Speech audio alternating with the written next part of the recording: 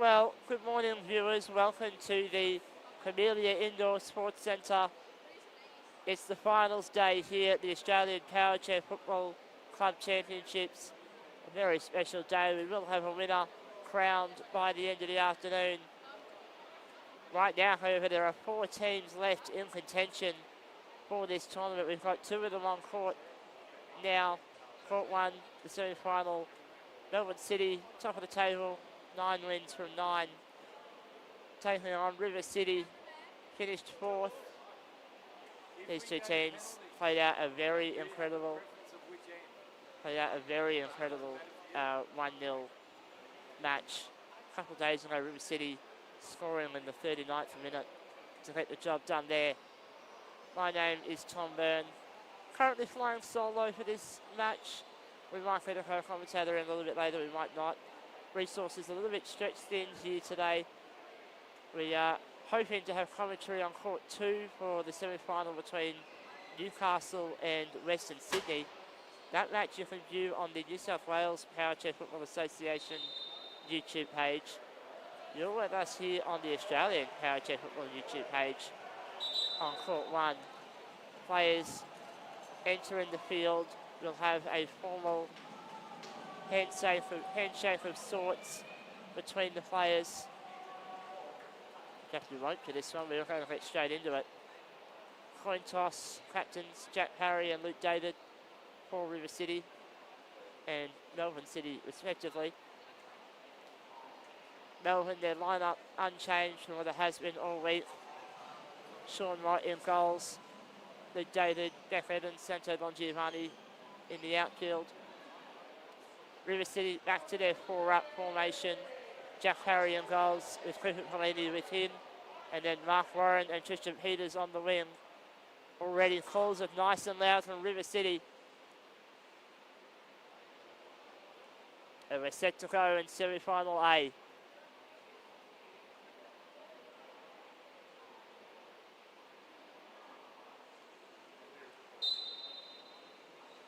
And we're underway in the first semi-final between the 2 teams here, Melbourne City, River City. This match, qualification for the final at 2:30 this afternoon. And that ball already out of play. River City with the first throw in the contest. Lots of noise here in the Camellia Indoor Sports Centre. This is a match you have to leave everything on the table. You miss this here, you miss out on the spot in the final. Melbourne City, of course, the reigning champions of Australia. They'll be doing everything they can to defend their title. River City, of course, in their former name of Lions FC, 2 wooden spoons in a row. They have turned it around this year. Pelini looking to go wide and goes out of play.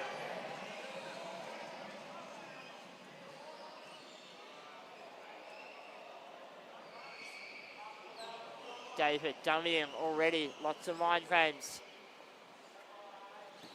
Goes for Evans. Upfield, beating Peters. Pelini, Evans. Looking to go wide to Bongiovanni. Pelini shutting that down. David on the ball now. Battling Pelini. All the way to the wing. And that ball will roll out of play. It will be a goal kick. Now it's a throw in, a little bit hard to see on this side of the court. Our commentary position this week, it's been wonderful to be on the court side. However, with it being so low, we are in amongst all of the officials. It's Bongiovanni shooting. Jack Parry with a save. Bongiovanni can't get through Tristan Peters this time. And just like that, 2 minutes have gone in the semi.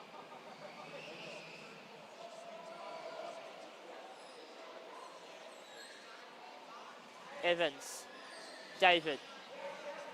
Evans again, can't get through the wall. David once more on the ball. Patience from Melbourne City, trying to dummy out Tristan Peters. Tristan will know this game plan well. He was part of the squad that lifted the Australian title last year. And River City now win the throw-in.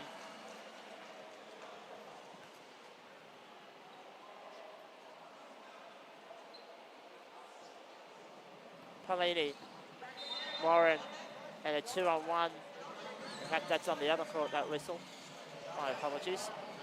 Pelini all the way back to his own byline. This is a decision. And Evans just punches it out. River City with the goal kick.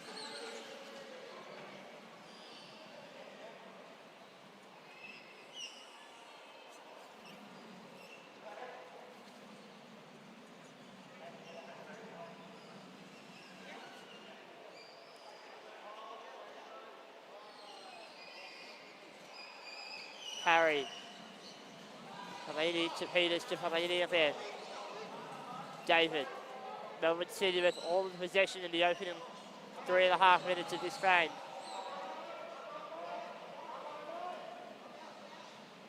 Pelini and David continue with Jack Parry joining in at the top of the box. David trying to bust through. This is very patient stuff. Pelini now breaking free. Trying to get the run on Luke David.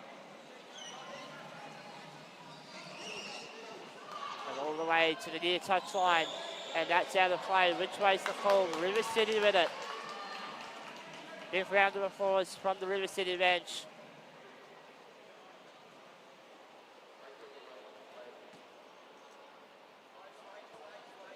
The ball is now set.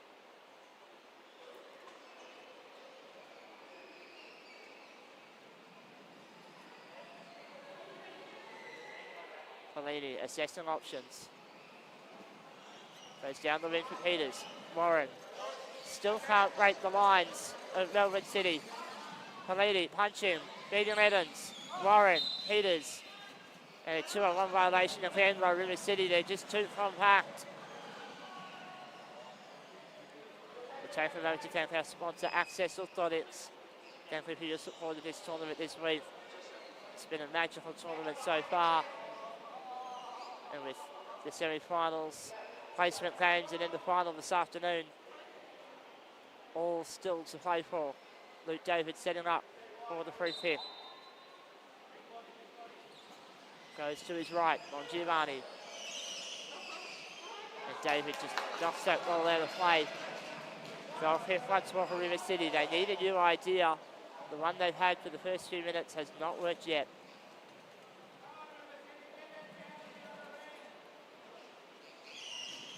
Parry. Pelini now in the middle. Peters.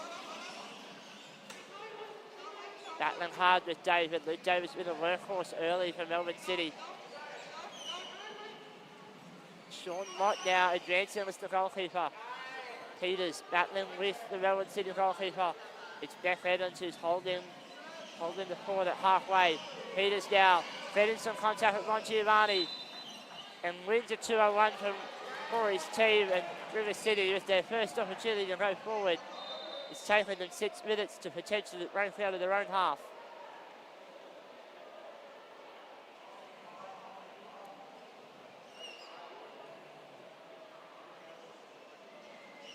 Pelini. Evans picking it off and immediately out for a throw.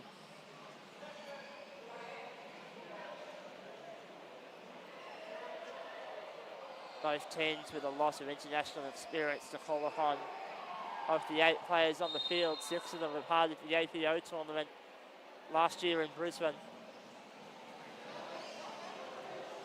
Pelini battling Evans to the left wing.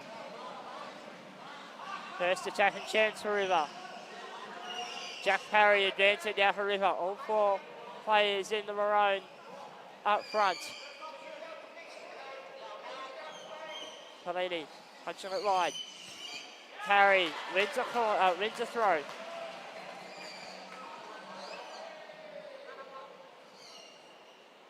Good crowd in attendance. I can see the Auckland FC team here to support New Zealand international Cooper Pelini.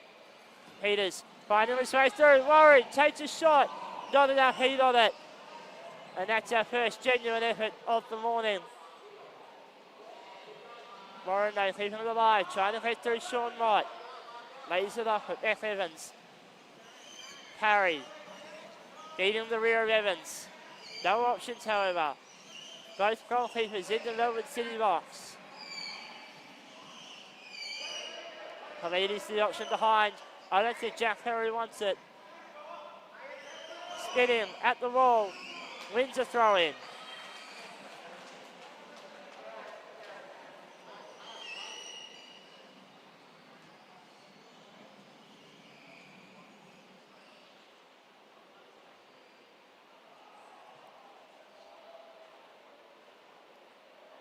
Peters the option at the near side. Pelini tries to get to him, but Sean Mott shuts it down. Only Jack Perry left back now as Jeff Evans runs forward.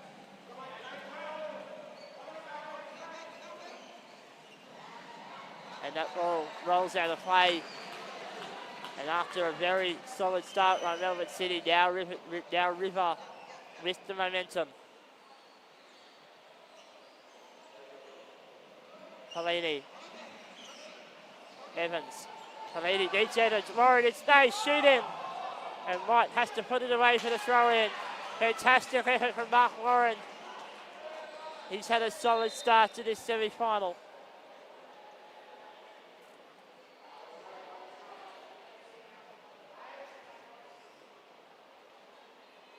Pelini goes direct. Mott. Down Warren. To the byline. And that ball gets knocked free. Parry can't beat Evans. Still battling these two. Ball gets put away. Warren is there. He can't quite fit it out. So he will now battle with Evans. To the sideline, and Melbourne City will get the throw in.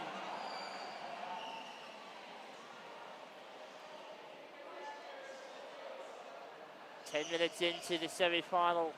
Both teams with good chances, plenty of possession upfield. And now Evans takes it all the way upfield. Can't handle the ball, however. River City with a throw in deep in their own half. As a passage of play about 5 minutes ago, where Melbourne City continuously kept the ball in one corner. River City look to do that again. Pelini, Evans punching. And it takes a touch up. Peters on the way through. Melbourne City now with a chance.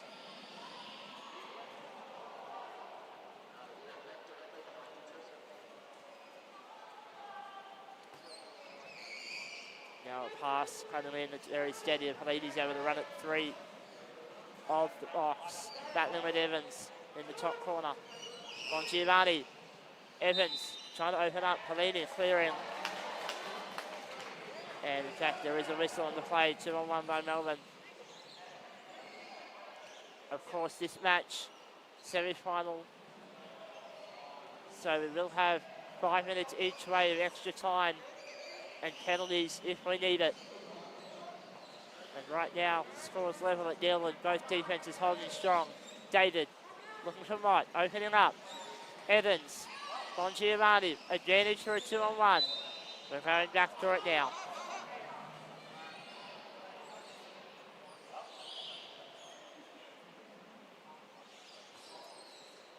And a chance to catch collective breaths.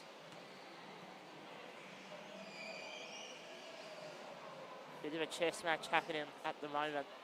Both teams trying to pick apart each other's defences.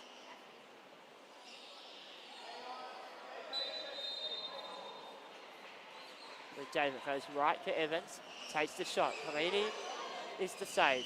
David, Bongiovanni, Parry, it's off of his chair awkwardly. That's a big spin.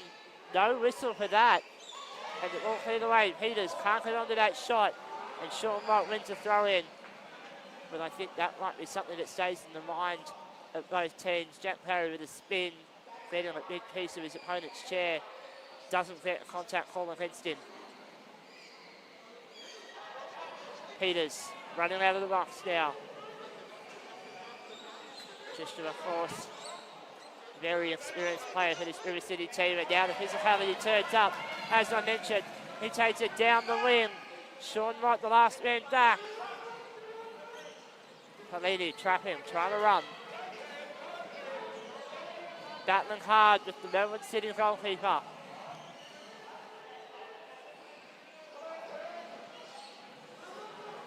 Now Sean Mott running forward. Now Parry is the opponent. Battling hard on both, on halfway, used both goalkeepers.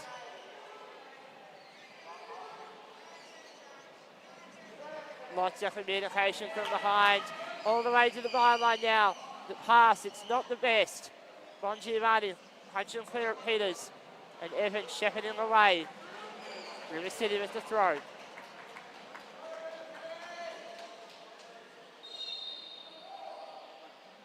Pelini. Peters trying to run it.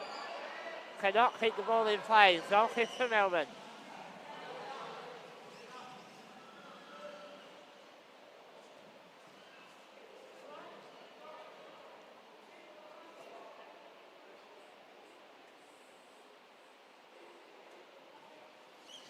Mott.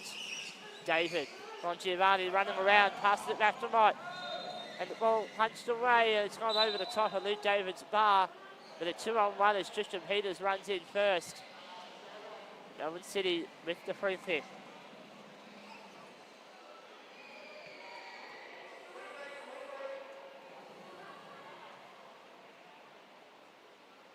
Mott setting up right. I think he'll face left. On Giovanni motion. David. Peters busted through. 1-on-1 with the keeper. Can't break through, but is able to retain possession. There's the front back. Evans shutting it down. Playing just between her and Mott. Pelini being shepherded away. And now Evans guarding out Peters so she can get the run. Cut back. Mott doesn't get the best of it. Now able to break free from Warren. Pelini. Beating out Mott. Peters. Pelini. Peters again. Nearly a spin into another player. David able to break free. Pelini has to move. To the right wing. No cross yet. Just dribbling it. And Pelini knocks it away. Peters retaining possession. 5 minutes to go in the semi. First half of the semi, I should say. Mott. David. Very compact play by Melbourne City. Peters. Leaving Santo Bongiovanni a little bit of elbow. And Bongiovanni has been penalised.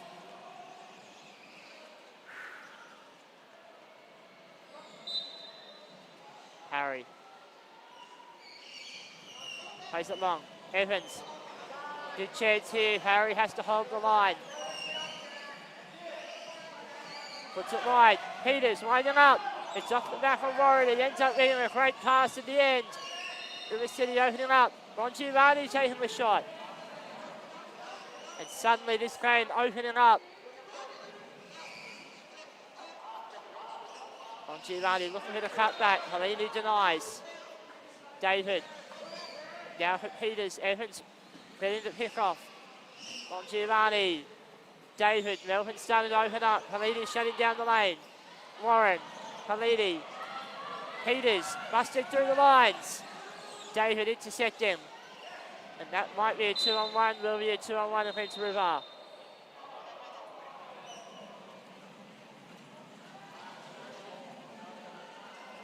Both teams will have very important discussions at half-time. I feel like this game dynamic starting to shift. We've gone from very cagey, chess match style, probe the holes. Now the game opening up. It's Melbourne City who appear to have gone to that style of play first. Pelini lets that one roll and we've hit from one goal kick to another. Melbourne City running over the bench. So Sean Millett will be injected with 3 minutes in the first half. And it's Santo Bongiovanni who'll get pulled off.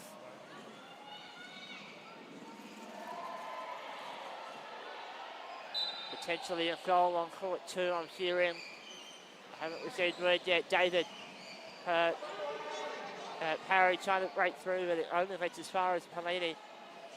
Giving David an opportunity to start dashing the ball. Looking to flick. Peters intercepting. Mott able to hang on to it at halfway. Peters. Harry punching through. Nobody there. It's going to roll. It will be wide. It's a goal kick by the narrowest of margins. But is that the first danger sign from Melbourne City? 2 minutes left in the first half.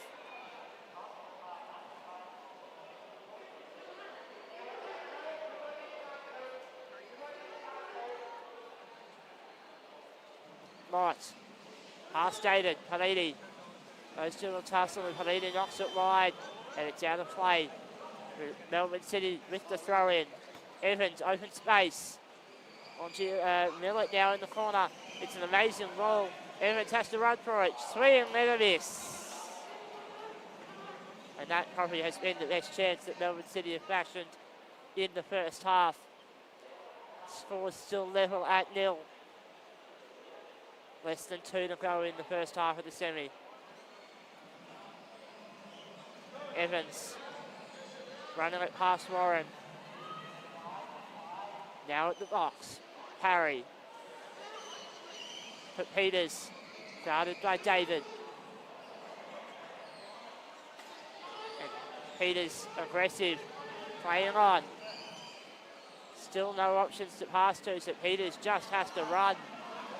And run he will. Over halfway. And a 2-on-1 given away by Melbourne. Maybe a minute to go. Good chance for River City to break the deadlock before half-time.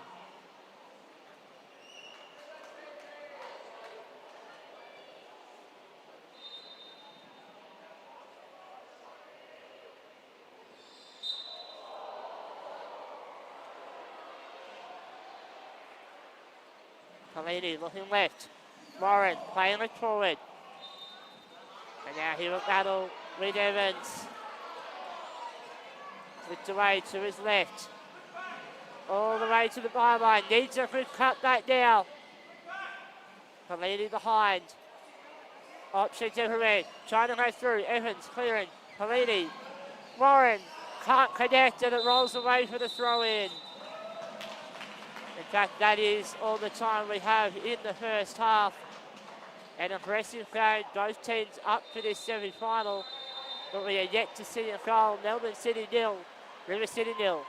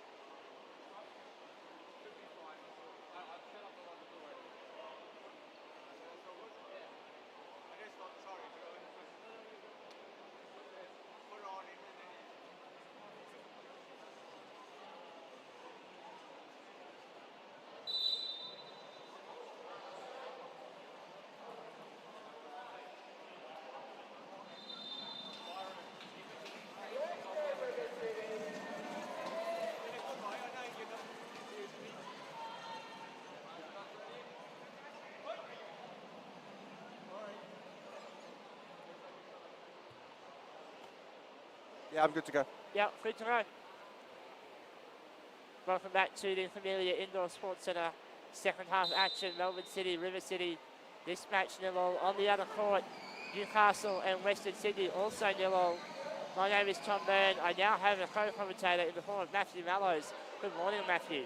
Good morning. I'm going to cut you off here as Hooper Pelini immediately with a chance. Here, trying to punch his way through the Melbourne City defence. This game has been typified. Melbourne City had 5 minutes at the start where they had all the ball, and then River had 5 minutes, and then from there it started opening up.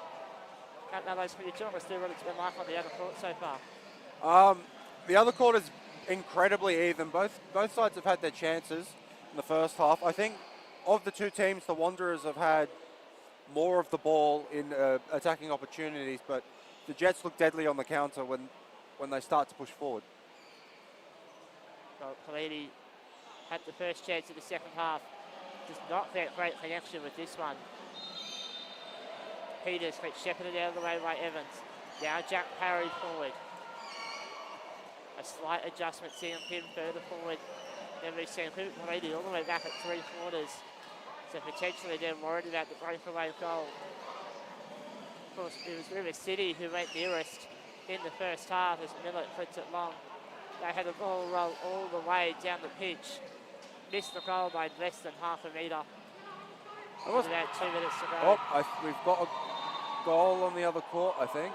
We do have big cheers. Unfortunately, I can't quite see who it is. Wanderers have scored. Sounds like it could be Western. No, it's a goal kick. It is 1-0 to Western Sydney. It is 1-0 to Western Sydney. Is what I am told. Millett shooting. David. Millett. David. Millett again. Off at Parry. Now to Peters. Back to Parry. Peters again. These two just knocking it about the top of the box. Yeah, smart play here, just trying to work it out of their own box. Unfortunately, Parry's going further backwards each time. Almost. And that'll be a goal kick. That will be a goal kick after Millett has a swing and a miss. Yeah, I believe it is still 0-0 on the other court. I think it was a goal kick. All right, we will endeavour to try and correct that. As time goes on, we don't have a great deal of the scoreboard for that court over here. Harry, Pelini letting it run through. Now Sean Mott.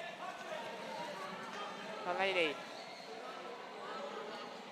Battling with Mott. Nearly busting through, and now it's out of play. He's done very well to win that. That he has. River City now throw in. Bryce Castles has been subbed on at half time for Mark Warren. He had a very good first half. Peters can't spin around it. Loses possession. Harry getting aggressive, trying to hang on to this ball. He's pushed very high here. That he has. And now it's Evans. I tell you what, River City aren't playing as high as I expected them to be. Whenever Parry pushes up, Pelini's in his goal box. Yeah, I'd love to see them try and be a bit more aggressive up front. That's a change from half-time. Half-time, they were more aggressive. Yeah, okay. So that's been a change at half-time. Yeah, I'd love to see them push forward a bit more and try and generate a bit more oomph up front, because at the moment, their passes aren't quite landing and they don't quite have the power behind them either. Pelini laying it off at Peters. Can't bust through. There'll be another throw in this time. Interesting set play there. They were very close there on the sideline, though. I think if Melbourne City had just run in there, it could have been a 2. Evans keeps that ball in play this time. No more set pieces for River City. Harry battling with Evans. This game has had a lot of physicality, not much whistle for it yet. And Jack Parry, in fact, asking the question of the assistant, where's the whistle, sir? Parry was just happy to put that out.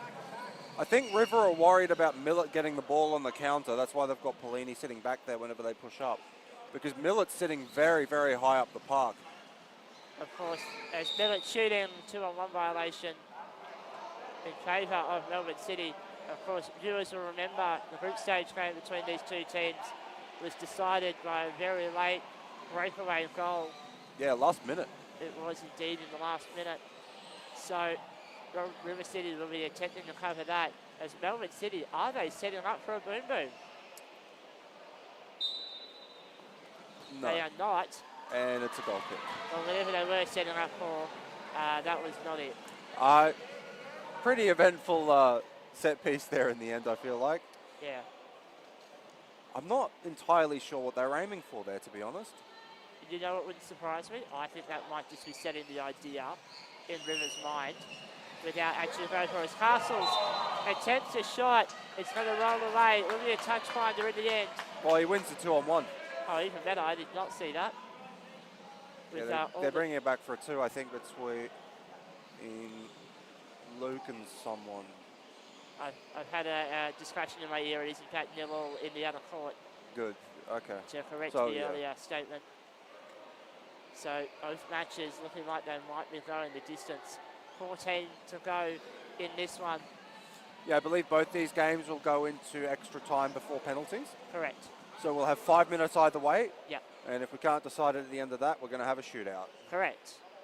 And if we do have a shootout today, Matthew, We'll be here all day. That was the question. On both courts. We'll be here all day.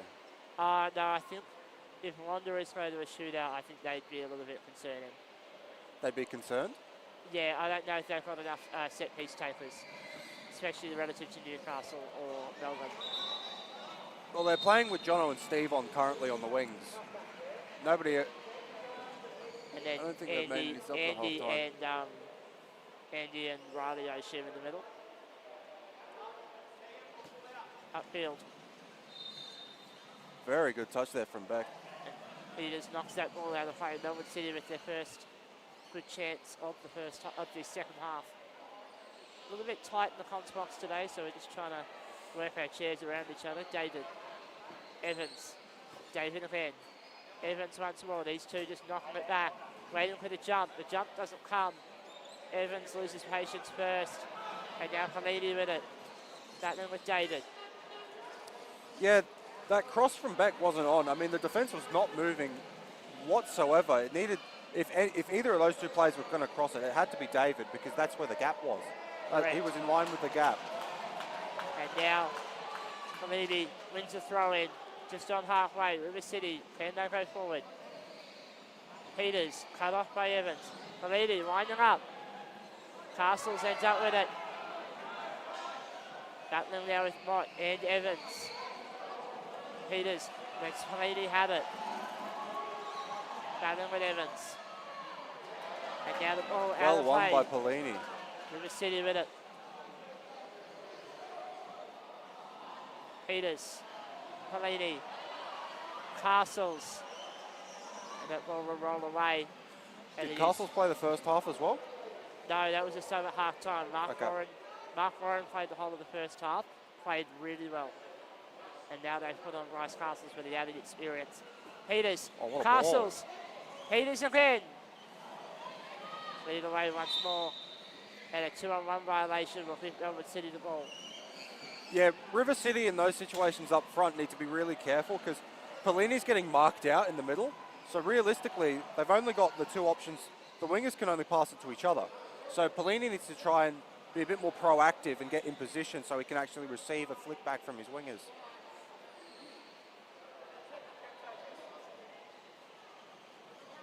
Mott. For Millet, swimming, missing.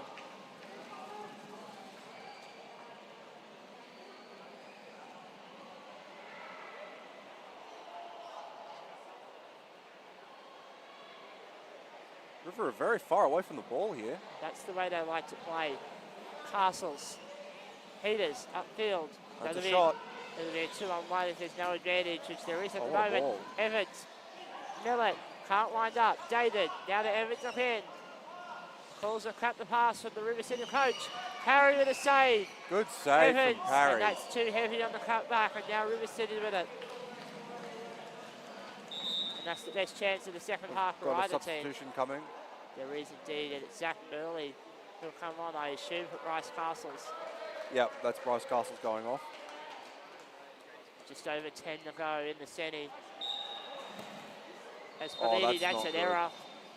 Parry, Well recycling. recovered. Evans, Parry, Peters, straight into Luke David, and that's going to be a flashpoint. Yep.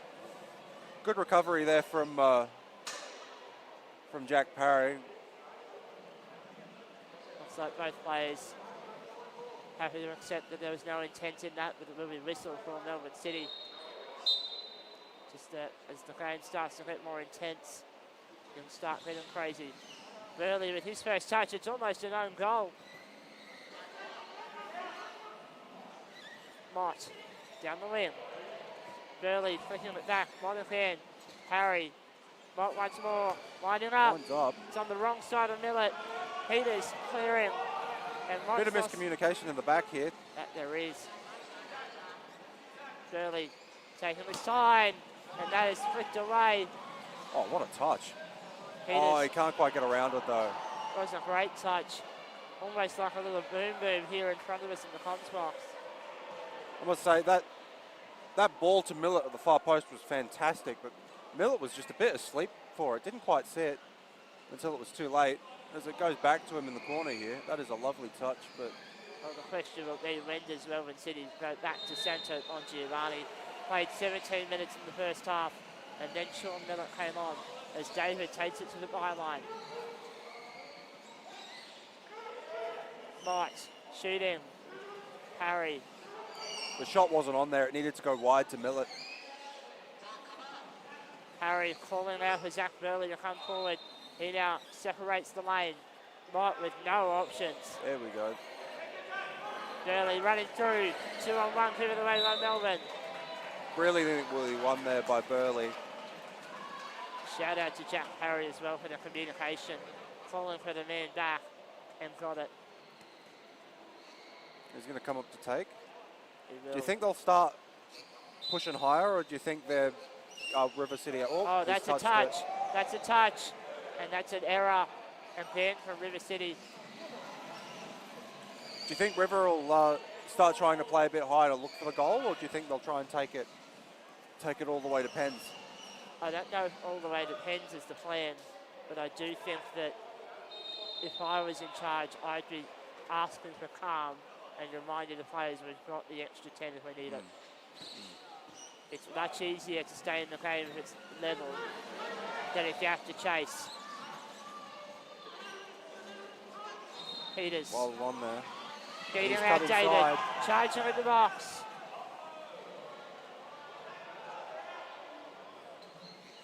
Beck Evans coming back to defend. Peters trying to charge at the goal. He's got no one to pass it to, Peters. Zach Burley has not had the pace that the rest of the players have had.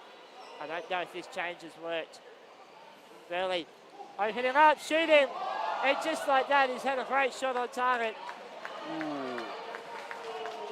I think he might have bombed that. I think he really needed to get it inside that post, because I don't think David had that covered if it went wide. I will say though, I'm not sure if Burley he's looked a little bit out of position compared to the previous two winners. Or River City's Palady trying to run through. It would not surprise me if Coach Brandon has to go back to that bench. Potentially bring Mark Warren back into the game. Palady nearly an opening. Cannot win the corner. Goal kick instead. But I think Mark Warren, the way he played in the first half, I'd be considering bringing him back on.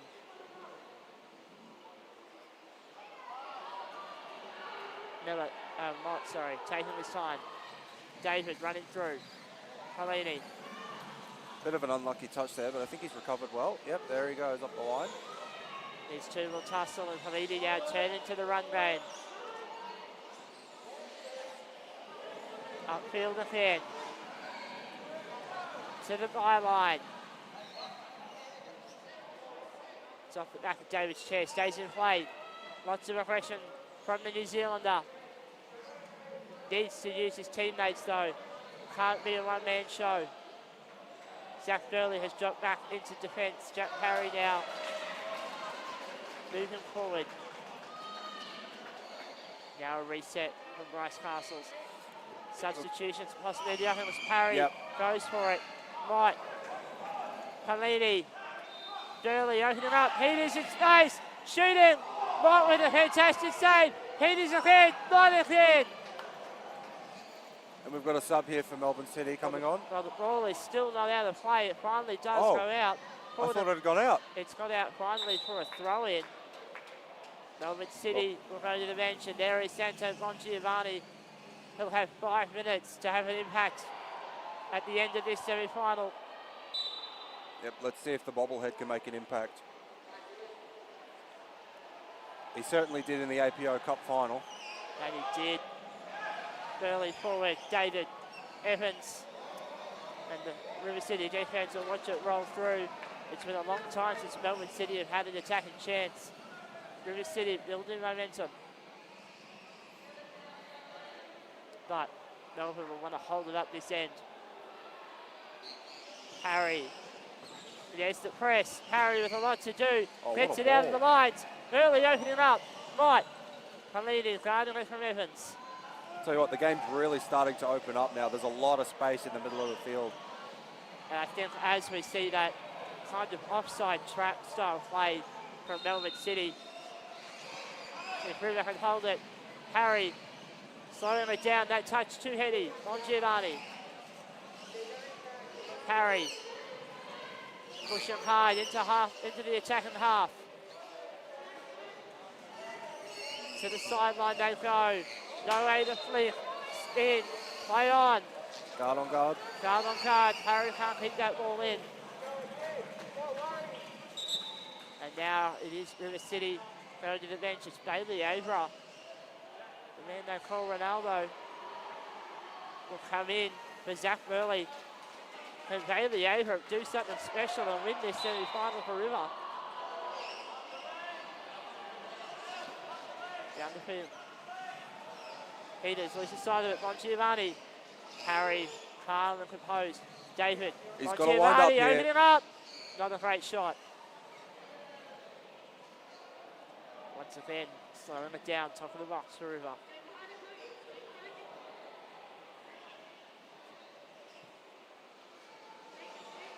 David trying to get past Peters now. And Peters needs to stay out of the box. It's already been done once this week. It was very close to entering it there. And now oh, that is smart work there by Peters. And that's what you want to see if you're River City. Smart plays like that. 2 3/4 to go. Extra time looming. On both courts by the looks of things. I believe it's still 0-0 on the other court. Giovanni cannot fell onto that ball, and yes, we do believe we have not received word of a goal on the other court. So both semi-finals may yet go the distance. I don't think I've ever seen both semis go into extra time here in the Club No, Fans. I don't think I have either, actually. Just over 2 minutes to go now. Melbourne City with the throw in. David. Bongiovanni open in space. Nobody cutting it off. Bongiovanni just cannot find the goal. Yeah, I don't think the shot was really on there. River had 2 people in the box, and there's just... Avra letting it run. Beaten by Evans, though. Evans running at Palini. Just the 2 back for River. Peter's doing well to block out any attempt on Luke to get the ball. Gives him a lot of paint as well. Palini trying to run past David.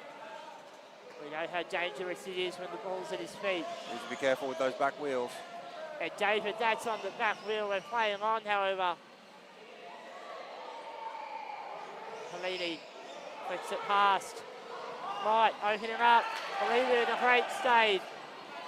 Avra battling with Evans. Avra showing a lot of his side for the sideline. Evans, though, in the tussle. Maybe a minute left in regulation. Palini, 2-on-1 against Melbourne. Big chance for River City. It is a long way out. They're going for, oh, are they going to go with the 4 up? I think they have to. It is a long way from the net. I think you got to play it safe, Tom. I think you just got to play it safe. Because the last thing you want is to concede a rebound with a minute to go.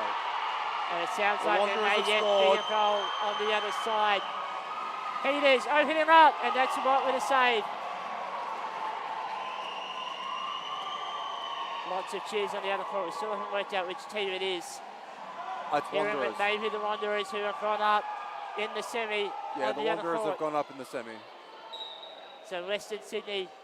They're up 1-0. Maybe a minute away from the final. This game still very much in the balance.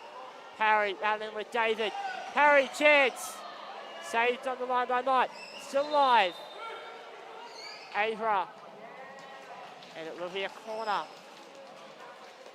First corner I think I've seen in this match with less than a minute to go. Both teams' defenses have been very disciplined. Christian Peters dropping back. Jack Parry, top of the box. Bailey over far side. Parry shooting off the wall. On Giovanni now. Parry tracking back. His chair with just a tiny bit more speed. Right. Evans. On Giovanni. He's done well to get around that. And has gone out of play. Full time on the other court. So I believe. No, full time here. Full time here. Full time here. So the other quarter's not quite yet gone to full time, but I imagine it'll be any second now. So we go to extra time in the semi-final between Melbourne and River. Matt, how do you think the teams will handle the pressure now? Look, I don't think either team needs to change anything. They've both been playing some outstanding football. I would like to see River get a little bit more aggressive and play a... Because whenever one of their guys drops back, they're in the goal box. I'd love to just see them sit closer to halfway to try and generate a bit more. As we see, that's full time on the other court. And looks like the Wanderers have gotten up 1-0. Well, that's heartbreak once again for Newcastle. They've gone so close so many years in a row now. Once again, the championship will not be returning to Newcastle. Western Sydney through to the final. Still one ticket up for grabs. Yeah, back to my point. Yeah, I'd just like to see River play a little bit more aggressively. And I think now that there's, well, we've got 10 minutes on the clock. We, for those who aren't football followers, extra time. We play out the full 10 minutes, even if there is a goal. I think we will see the aggression now. And yes, final score confirmed as 1-0 Wanderers on the other court. And subs have been called here by River City. Melbourne with the 4 they finished regulation time with. And it looks like Mark Warren will return. He had an excellent first half.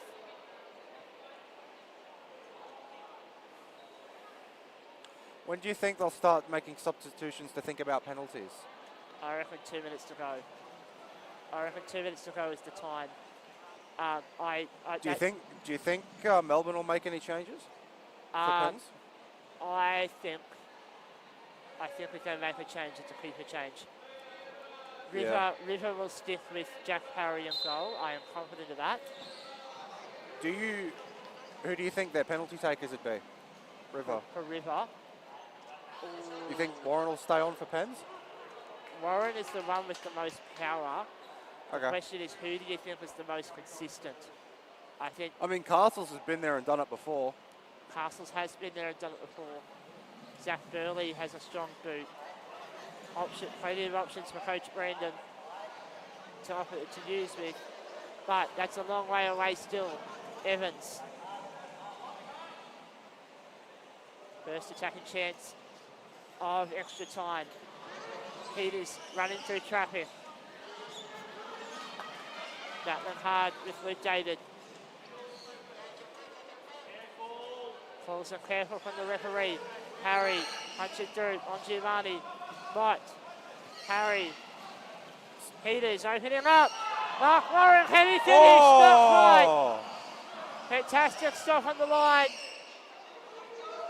Morning side to Melbourne City. That's probably River's best chance of the game just then. Jack Parry coming through. The goalkeeper for River all the way advanced. Paulini has got the back covered. Peters in position. That's not the ball they wanted. Peters has to knock it away. Yeah, Peters needed to be more line for a ball like that. Yeah.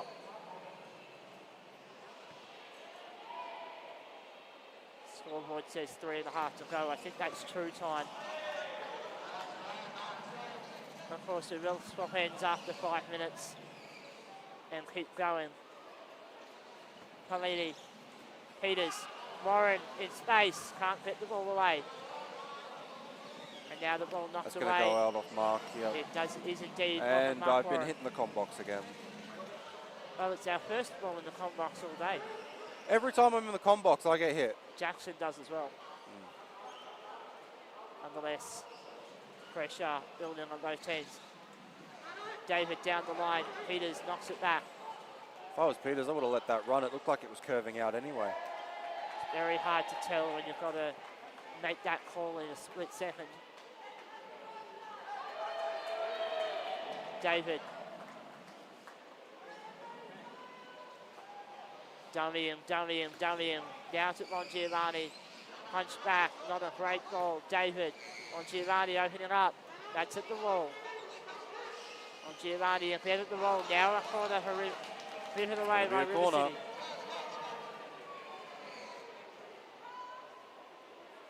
2 minutes in the first half of extra time.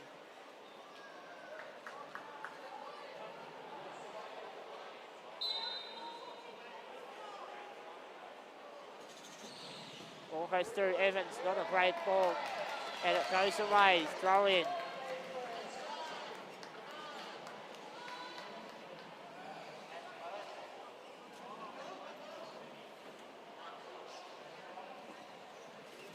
Peters.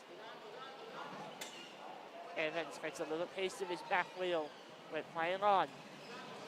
Peters on the run.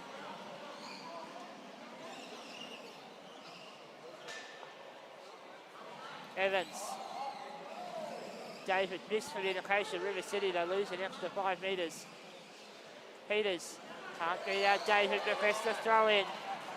1 minute 15 in the half.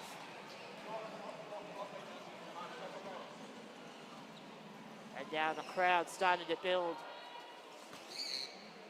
Peters, Parry, Peters, ball through, Warren can't get the shot away. I must say, in this first half of extra time, River have definitely had the better of the two chances. Or better chances of the two teams. In fact, we are now possibly pausing the clock. As that touch is long, Evans, it's going to go wide, goal kick. So we're stopping the clock at 30 seconds to go.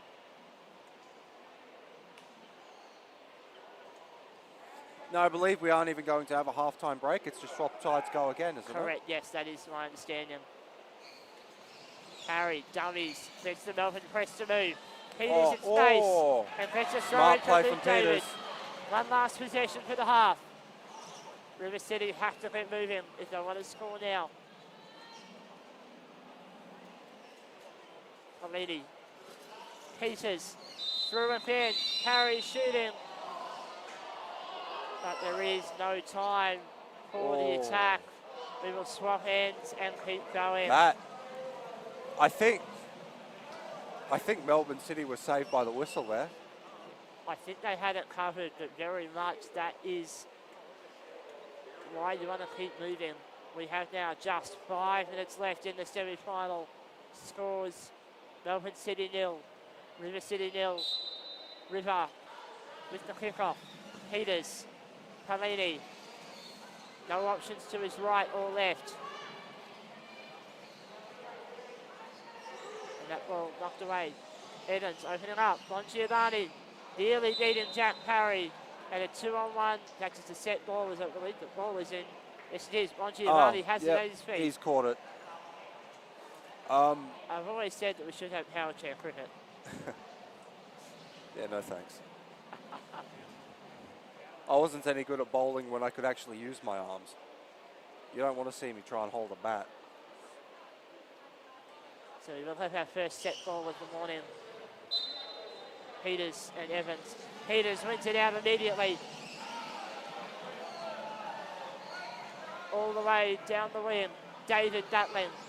Peters can't get the spin. Harry now involved.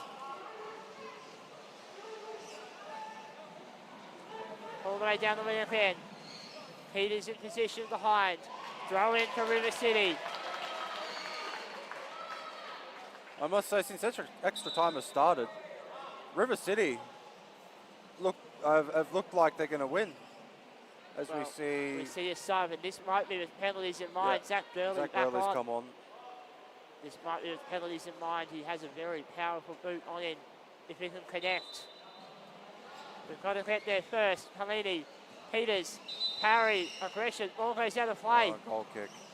Peters just left it too long before he swung on it. But we're now seeing pull up from River. They want to win this in the regulation. Well, in extra time, in fact, not so much regulation. That was finished ages ago. Right. David, Pelini, looking long, Burley. Good ball. Knocks it on There's one along target. with the keeper. Aggressive. Right, still in the box. No two. Evans. Off the back of Pelini's chair. Looking wide. All the way to the byline. David now. Right. This is Ferry from Melbourne City. Pelini, can he find a way through? He's got to make that ball roll. And he does, but the hole is a lot more open than normal. Pelini nearly gets a spin away. This is River are just happy to let him try and drive it contact here. in the box for playing on. Burley. Harry battling with Bongiovanni. 2.5 to go. Knocked around, the ball stays in play. Harry getting super aggressive now. Both goalkeepers. Harry opening up, ball goes wide. Burley can't get the shot. Evans a clearance. Peters out of play. Smart there from Peters. Bang it out, don't let Melbourne attempt to counter. 2 to go. Peters can't almost get the got touch. Pelini. Right, guarded by Peters. Burley needs to move. No 2-on-1. Peters can't handle the ball, however. Throw in for Melbourne.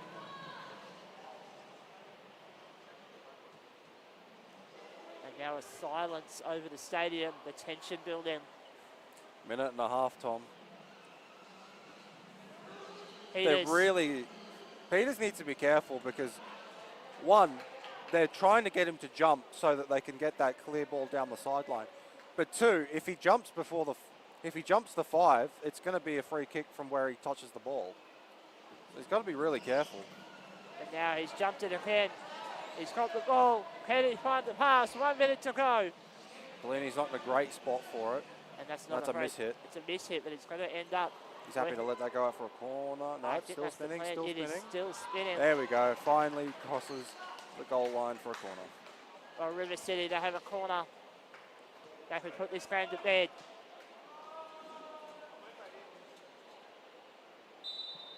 Peters. Harry, it's blocked away by David. Evans 1-on-1 with Pelini. Evans beating out Pelini. Harry may have to rip away the 2. He's back to the box. They're playing on. Very well done there from Parry to get in his box. That there is. And now we're at the point where you have to decide. Win the game now or take it to pens. Pelini. And that ball rolls away. Melbourne City with a chance late. River City, they've had all the ball in extra time. They haven't been able to put it away. Can Melbourne City get their second snatch and grab against this team this week? Evans, David. They cannot get the snatch and grab. We're going to pens. To be pens. And it looks like we're taking them up this end. Oh. Right in front of the crowd. Well, this is going to be a long shootout, I reckon. Sean Wright will be the man between the sticks for Melbourne City. Jack Parry, the young captain from River. And he's going to tap Melbourne City on the shoulder and wish them good luck. Incredible sportsmanship in such a pressure moment. In fact, I think we're choosing the other end to be away from the crowd. A little bit harder for us to see, but I think that might be the right call. I can see. Give the referees good space to work with. So, penalty shootout, best of 4, and then we'll go to sudden death. Goalkeepers may not move until the ball is in motion. Those who have viewed Power J football here in Australia over the years, you'll know Matt and my opinions on these rules quite well. It always comes up. Yep.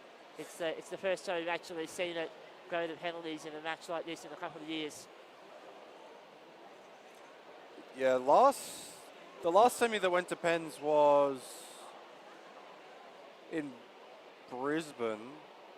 It was the Jets and Wanderers. It was the Wanderers semi. Which ultimately ended up being the final that year as well. Yes, that final also went to pens. You'll know this stat better than me.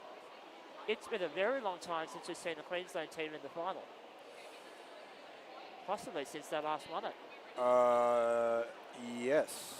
That sounds like a Brisbane. We've seen strikers in the semis a couple of times. Strikers were in the not semis. The finals. 2 years ago they came third, but I think the last Brisbane team in the final may have been Brisbane Raw, all the way well before COVID. It was 2017. I don't think I've played in a championship where a Queensland team has been in a final.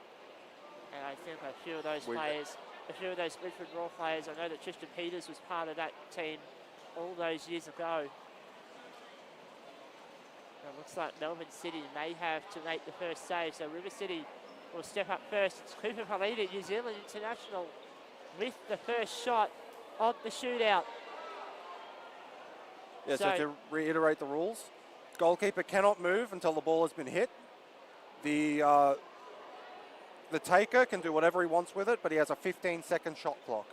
So we have had 50 minutes of football. No goal can split these teams, so we'll go down to the lottery that is the penalty shootout. Cooper Palini with the first kick.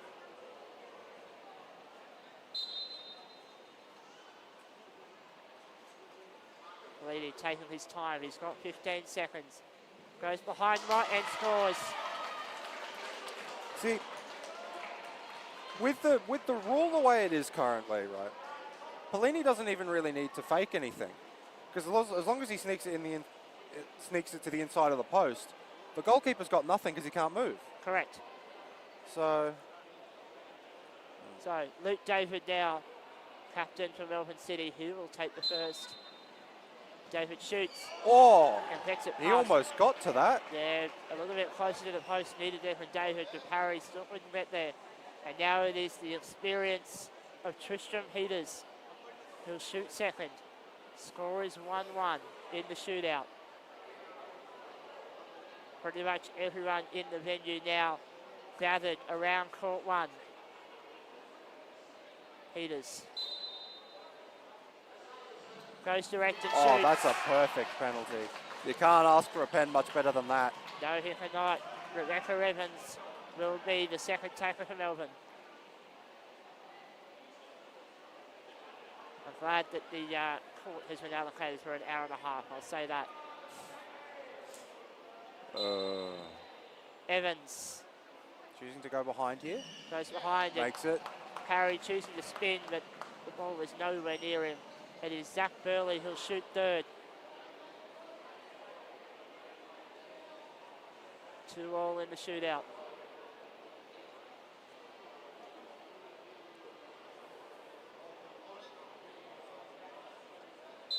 Burley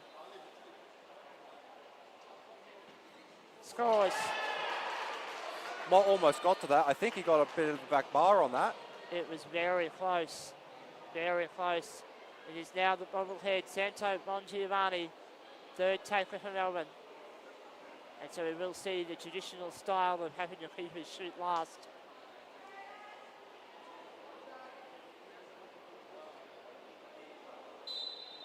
Bongiovanni scores. Nice and simple penalty from him. And now we're Jack up to the Parry, goalkeepers. Jack Parry,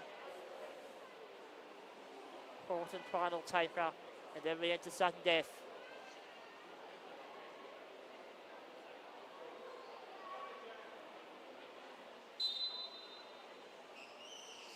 Parry finishes his penalty. We might be here a while, Tom. Well, we still have one left Hope. in the regulation. If Sean Mott does miss this penalty, then it's all over.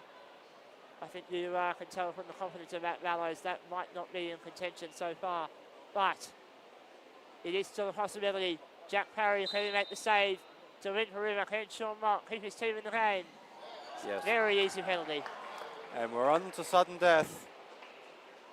So back to Cooper Polini. back to Polini at the top of the list. Of course, Matt, I don't know how many penalties you've been in. I've been in one where I've taken 3 shots in a shootout. I've been in one, but I only ever took 1 shot. No, I had 3 shots and missed the 3rd one to lose it. Polini collects spot moving. It's off the post and out! It's going to be a retake because Mott jumped. There is a retake. It's going to be a retake from the jump. And will we see a card? That might be the warning. But if it does it again, he'll be in the book. Polini needs to calm down. A second chance.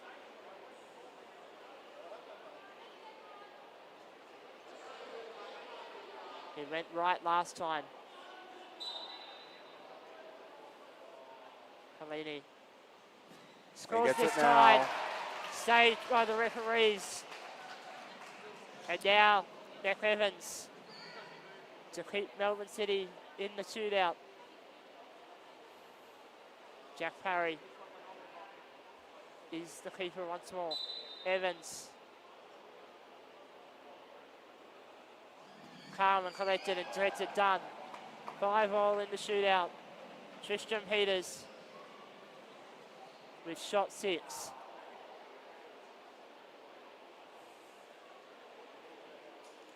What happens if the keeper gets a red in a shootout? I believe you Do they shoot against an empty net? No, I believe you can sub a new one on. Yeah, okay. Peters. I like the idea of having shots at an empty net, I must say. I mean, would you be far off saying that we're pretty close to that with these current rules? Yes. David now, once again, to keep Melbourne alive.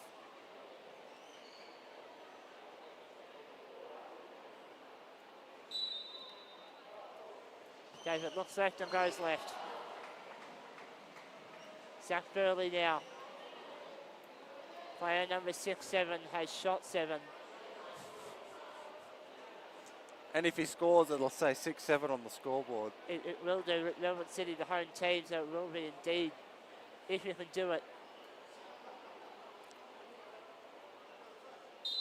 Burley. Oh, he saved it. It's a save. And Melbourne City one shot away. Oh, okay. The save has been confirmed. Santo Bongiovanni to potentially put his team into the final. Jack Parry with it all to do. He's resetting, he's choosing the middle.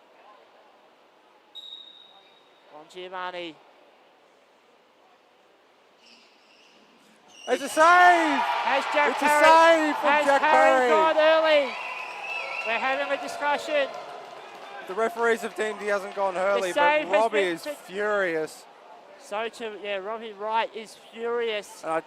Honestly, I think he might have a bit of a case there. He does have a case here, but we play on. Jack Parry makes a crucial save and finishes his penalty. And now the score does read 6-7. Both teams with a miss, and Sean Mott. Look at him, he looks a bit stressed. How could you not be? Has to keep his team in the game. The 8th round, the 8th set of shots. Mott has scored. 7 apiece. 7 apiece. Back We to are the top back of the to list. square one. Cooper Polini with the 9th shot for his team. 3rd lap of the players on court. Polini gets it done. Do we get points if our fantasy players score in the shootout? That'll be something we'll discuss on the podcast later. Because Bongiovanni's my goal scorer. Well, I've got Tristram in mind. And Beck. But yes, if you haven't heard Power Football Podcast, we did a draft last week. Evans to keep her team in the game. Parry it's a save!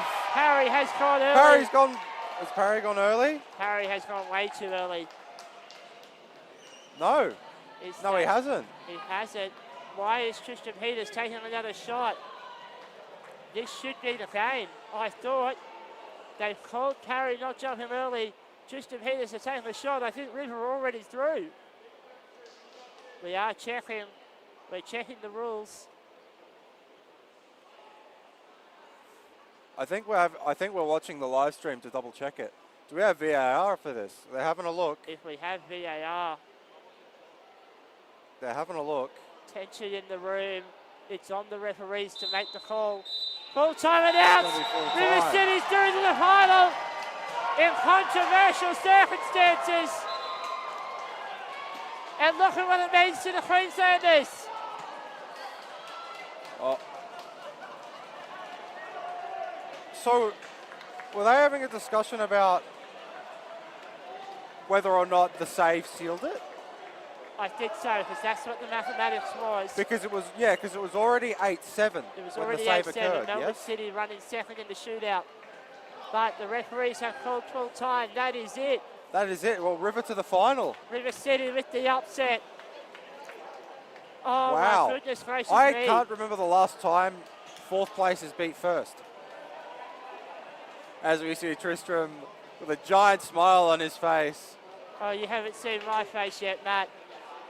I try to keep my biases Well, clean. we're going to have a hell of a final to call tonight, aren't we, Tom? That we are. I try and keep my biases clean, but I am a proud Queenslander, formerly part of this team. And oh, my goodness gracious me. Jack Parry, wow. Right, we are going to wrap up this broadcast. Yeah. We'll see you after And the I got to break. get ready. Yeah, Matt Mathers, you've got to get ready for a 5th, 6th playoff. Fun. Stay with us for this call. We'll have 9th versus 10th. I cannot remember who that match is, sorry. I don't We'll know. catch you later on. Until then, farewell.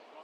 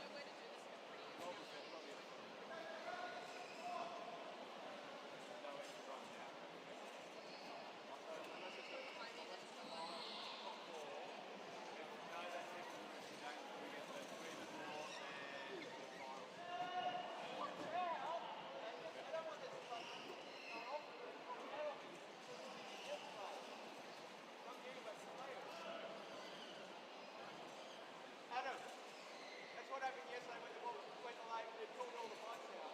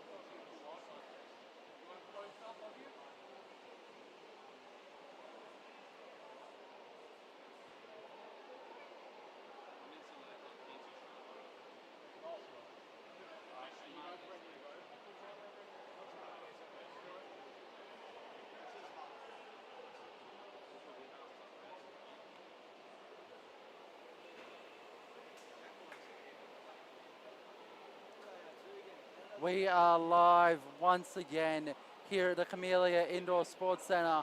It has been a big day of action already. We've had the two semi-finals this morning. We've had the Western Sydney Wanderers and the Newcastle Jets play. They won in the last seconds of that match with a Steve Webb goal on his birthday. Melbourne City and River City went to penalties on this court. They won that 8-7. They will face each other, River and the Wanderers, in the final. My name is Jackson Taylor. In the commentary box today with me is Elle Potts. Elle, how you doing? Not too bad, Jax. This will be an interesting game. We've got Auckland and Adelaide coming up. Don't know if you said that already. We're just waiting for everyone to get ready onto the court. Do you have any thoughts going into this game? Yeah, definitely. I think it'll be quite interesting. We've seen some promise. I've commentated my fair share of Adelaide games, especially this week, and it's going to be a fun game between these two as Luke O'Brien puts the ball in the centre of the court, waiting for the players to come out. We've got probably about until his whistle for the players to come out, and it will be a tight affair. This, of course, being between 9th and 10th place in this year's APFA Club Championships.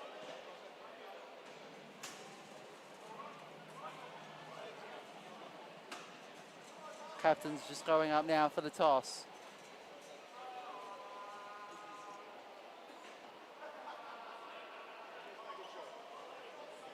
It looks like we have McCall in the goalkeeper's jersey today on Auckland's side. Yesterday we had Shaw and Vermeulen in goals, so it'll be interesting to see how this goes. Yeah, definitely. It's a nice sense of fluidity from the Auckland side, and to be a bit light-hearted. I also do quite like the goalkeeper jersey from Auckland as the ball gets touched out of play for an Adelaide sideline. Jaden Stewart lining up to take this one. Yeah, the pink jersey is definitely a bit of fun.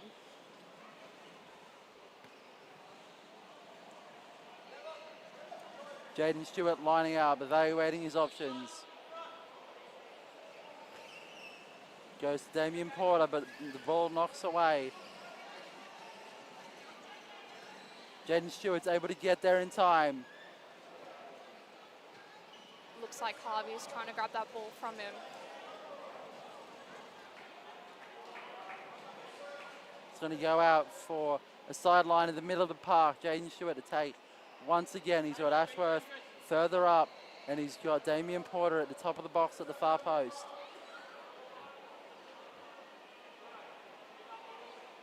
Porter's moving closer to Emmett Shah in the middle.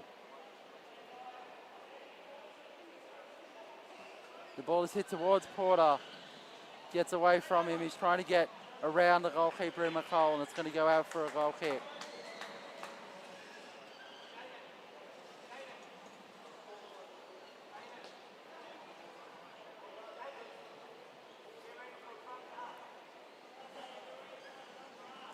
Some calls from the from the coach's pardon of Adelaide, coaching Jaden Stewart to poach the front guard from this goal kick, which he's unable to do. Rolling all the way from goalkeeper to goalkeeper. Jonathan Ewan on the ball now. It's up. Jaden Stewart and Sean Harvey. Reese Vermeulen sends the ball, but Jaden Stewart's there to intercept. Travis Ashworth is there. Trying to force a corner. He's applying pressure. It's going to go out for a sideline to Adelaide. Any thoughts so far, Al? Not particularly. I will say, I think I do like the choice of McCall in goals. His defense was quite good yesterday in the River City game that I commentated. They put up quite a valiant fight despite coming out with no goals in that game. I'll be interested to see how this goes. McCall lining up, taking a swing. Jaden Stewart meets it, and it's going to go out for an Adelaide ball. Oh, no, it's not. Oh.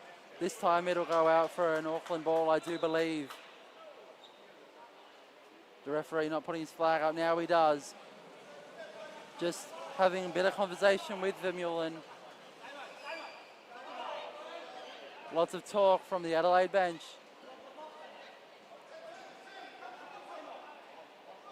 Vermeulen evaluating his options. Damien Porter, though, there to cut it out.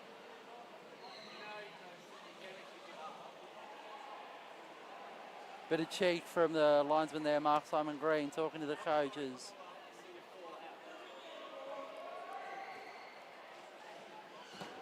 Harvey trying to swing that one in. Got it blocked there. A good save there from Jonathan Ewan. That ball, that return ball there, however, is not going to go anywhere. Jaden Stewart once again on the ball. Some communication here, setting up the court.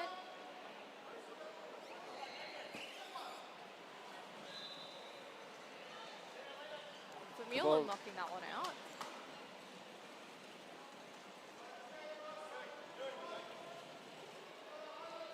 It's been very impressive to see Jaden Stewart this week, Al. Not sure how much of Adelaide you've been able to commentate, but at such a young age to be put in charge of so many set pieces, so many opportunities, it's a good sign for the future in that kid. Oh, good on him. I haven't seen him play, I think, at all this weekend, so it's really great to hear that. Damien Porter cracking through that defense, trying to get past McCall, leaves the ball to flick, and it's going to be flicked out, I believe. I believe that is I get the ball out now.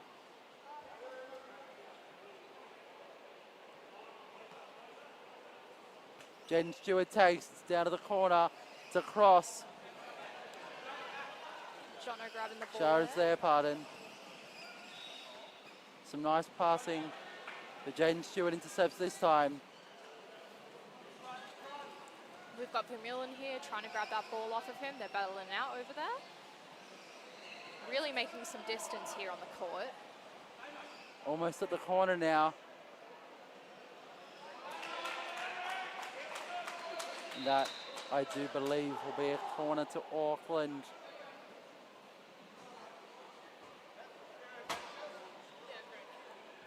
Travis Ashworth just in the centre there, but it's going to go across a nice ball, but Well blocked by Stewart there. Stewart just there, faster. Not sure what's going on here with the talk between players and the referee here, but looks like it's all good and plays to be resumed fairly shortly.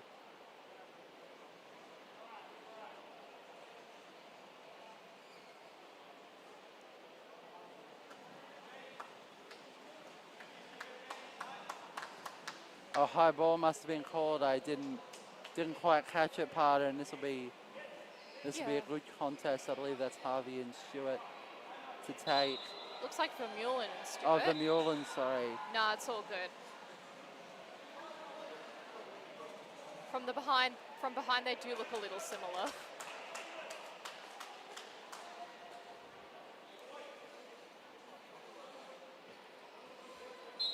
Looks like a corner here. Yeah, it does look like a corner here. Vermeulen to take, sends the ball in. Big old swing. Goes towards Harvey, but the ball's going to roll out for a goal kick. Just the wrong angles there from the team. Ball blocked by Nguyen there.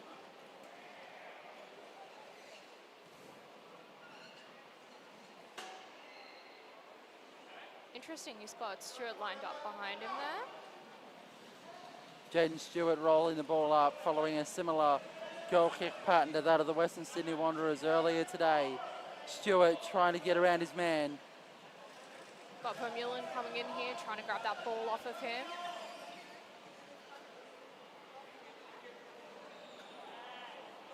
Very well won by Stewart. Grin on his face, he gets the sideline.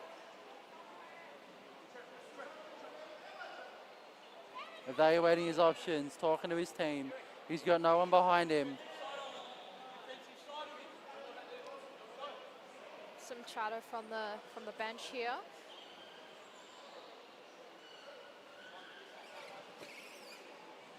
That ball's still in. That's going to go out Porter chasing it. for a goal kick. Very well spotted by Stewart and very well from him to keep the ball in. And that is going to give the ball back to Auckland.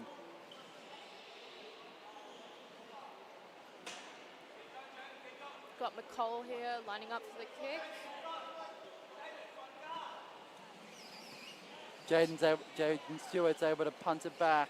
Beautiful. Almost able to pounce on that, but Ball- isn't. Yep. Got Ball's Harvey with trying Sean to Harvey. intercept. The ball just advancing more into Adelaide, into Auckland's attack. Vermeulen sends the ball over. Smith Shah, advantage calls the referee. The ball goes out, and that is an Adelaide sideline in their defensive third.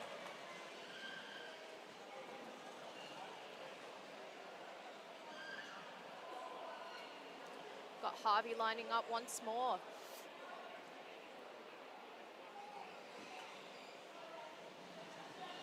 Vermeulen does well. Shah's there.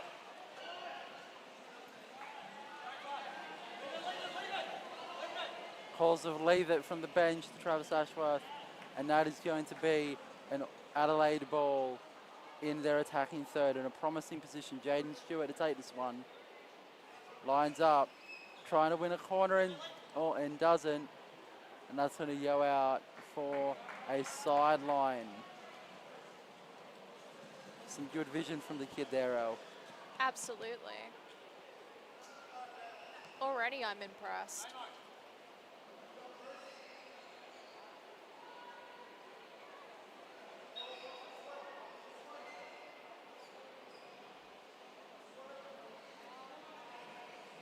Stewart swinging out that corner.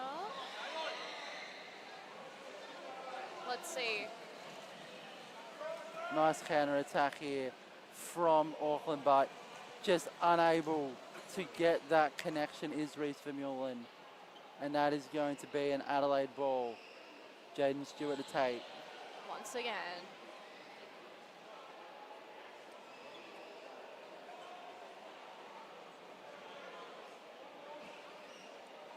Reece like- Vermeulen passes it. Can't quite get it to Emmett Shah. He didn't make the run. He looks upset and the ball's going to go out for a goal kick. Well caught by Vermeulen though.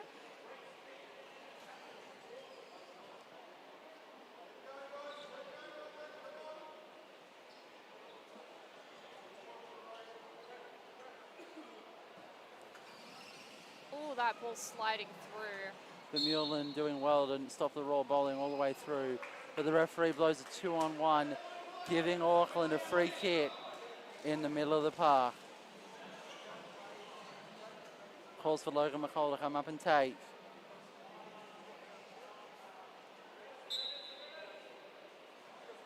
Taking his time. Lets the ball roll slowly. Ooh. Emmett Shah's just able to tussle now with Jonathan Ewan.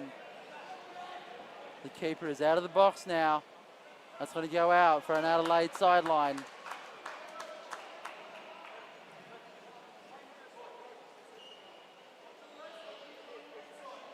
Superstar Stewart lining up once more.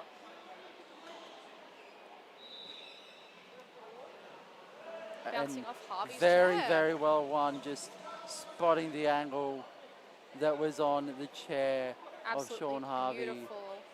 Jaden Stewart just talking to his team. Amazing to see communication from a young lad like that. Absolutely. Communication is absolutely crucial here. Ball going to Reese Vermeulen. He punts the ball up on the side of his chair. Gets some pressure from Jaden Stewart. Damien Porter's quite close. He's going to have to get out of there. No 2-on-1, says the referee. Vermeulen and Stewart tussle. The ball remains in. Vermeulen running. We're into the attacking third.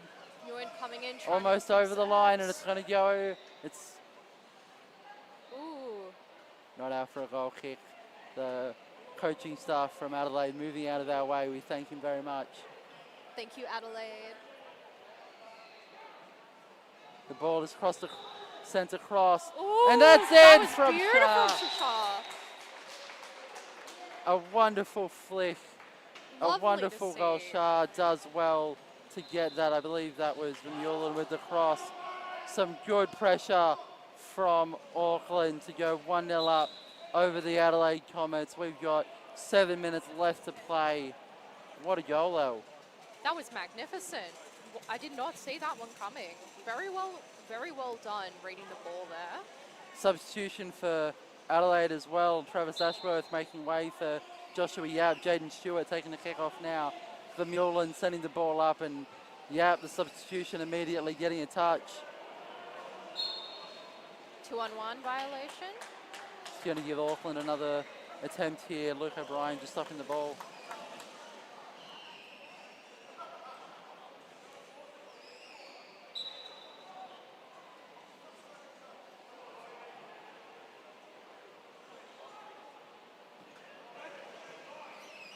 Nice ball. Nice ball over to... Beautiful passing here that Shah just wasn't able to finish off, but the entire Auckland team working really well. Some really good development from them this week, and a goal that almost happened that would have summed it all up, Al. Absolutely.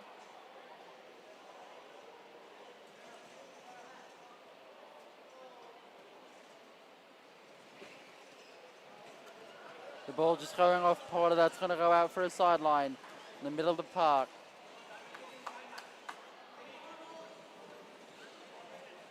Despite being a team I wasn't initially super familiar with, Auckland has just been wonderful to watch this week. Yeah, definitely. They're a good team. I've commentated them both here, and a lot of these players have commentated at the APO with Matthew Mallows and Thomas Byrne last October. The ball advancing further into the court. Ooh. Nice shot, but Damien Porter's going to touch that, and that's going to go out for an Auckland sideline. Some good defense there from Yuan. Looks like we've got Vermeulen here. He's going to take it. Sends it over, but Joshua Yap's going to be there to counter. Speeding Sends the over. ball straight to McCall. McCall's there to stop it, though. Beautiful. Damien Porter trying to keep the pressure up. Vermeulen and him tussle. Vermeulen just running the ball up. Shah's at the far post, Harvey in the middle. Ball's going to go out for a corner.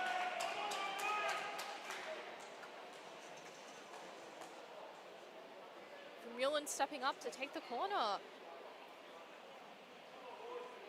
Some tricky maneuvering here to be done. Harvey running the block. We've got a wonderful set piece that's Slightly mishit, and that is going to roll directly out of play. Unlucky.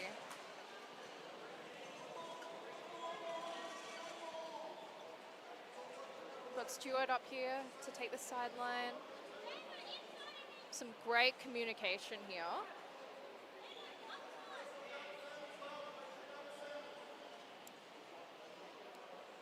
Stewart just patiently waiting to take the sideline.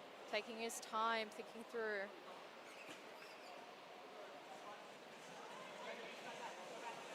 Jonathan Ewan tries to beat his man, doesn't. Him and Reese Vermeulen tussle. Ball goes out for an Adelaide sideline. Valiant effort there. I thought Jonathan Ewan was staying up. He is. Oh, interesting. Ewan staying quite advanced here. All 8 players in Adelaide's attacking half. The ball's just going to roll and no one's going to get there, giving the ball back to Auckland.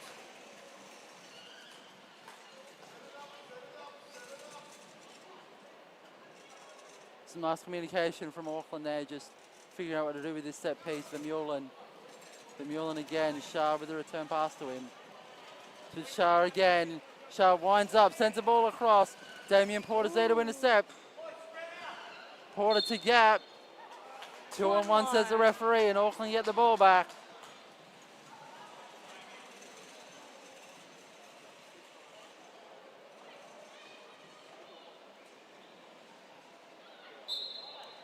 Logan McCall to take this goal, to take this set piece. Just behind the halfway line, he sends it. My view slightly obstructed by the referee. Reese Vermeulen though. He's running with it. He's almost at the bar line. Sean Harvey's there to meet it. Goes for the flick, but doesn't get the power. Jaden Stewart is trying to run against him. Joshua Yap gets out. Some good fight from Sean Harvey. Wins the sideline for Auckland. Less than 2 minutes left to play in this half. Auckland are 1-0 up.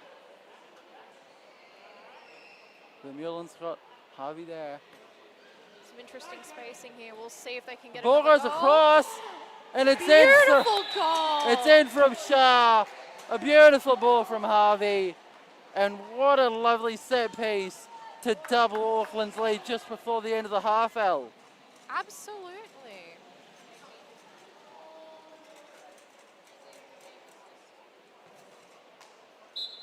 They say 2-0 is the most dangerous lead in football, and Adelaide will be hoping that that's true. Joshua Yap with the ball now. Reese Vermeulen to intercept.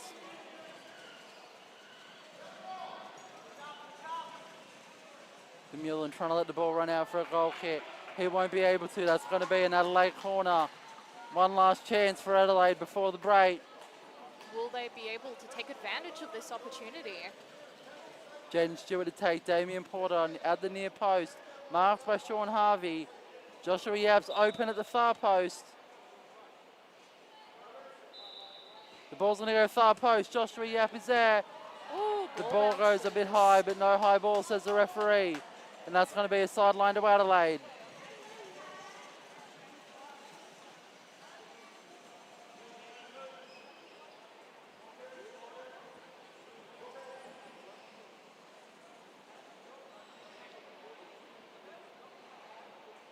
Jaden Stewart takes, Ooh, some good defense. touches the there. ball, but it's going to go out for a goal kick. And that will be half time here in this 9th v 10th game between the Adelaide Comets and Auckland FC. Al, what have you made of that first half? Well, that was rather exciting. Some beautiful goals there from Auckland. We'll see if Adelaide will be able to match that. Well, yeah, it was definitely an interesting first half of football. We've got 20 minutes left of this game. It's been some fun action, and we will see you in the second half. Thank you for joining us.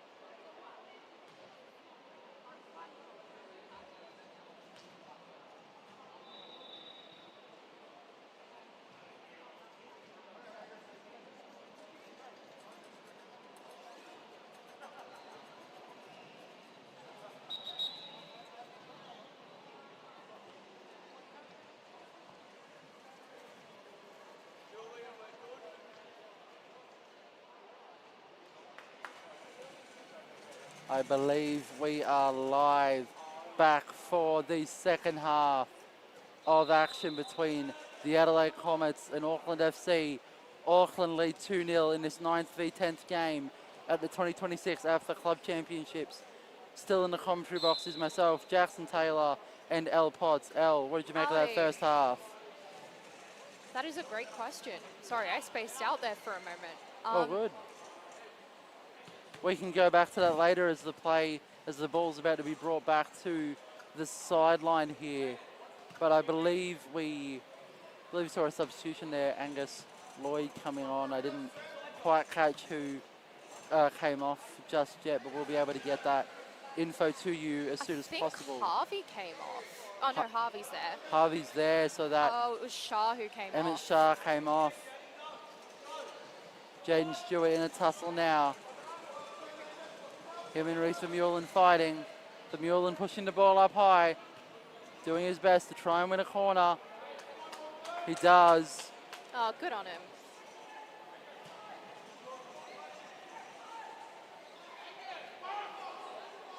Some direction now from Adelaide once more.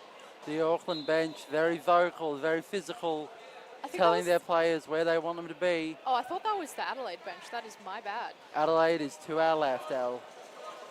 Jaden Stewart running up. Battling with Vermeulen for that ball. The ball goes out. This will be a part of an Auckland sideline.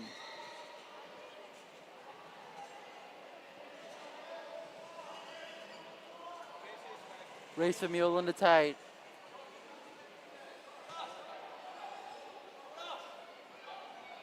Slow ball to Harvey. Back to Vermeulen. Harvey gets almost, Vermeulen gets there in time at the halfway line. Him and Porter on the ball now.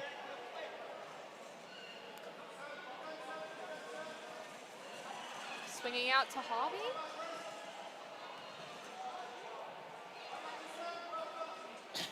Looks like that will be an Adelaide ball.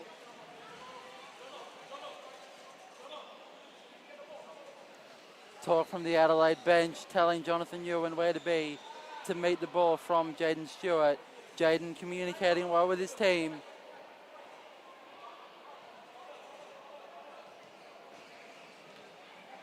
Joshua Yap with a nice shot.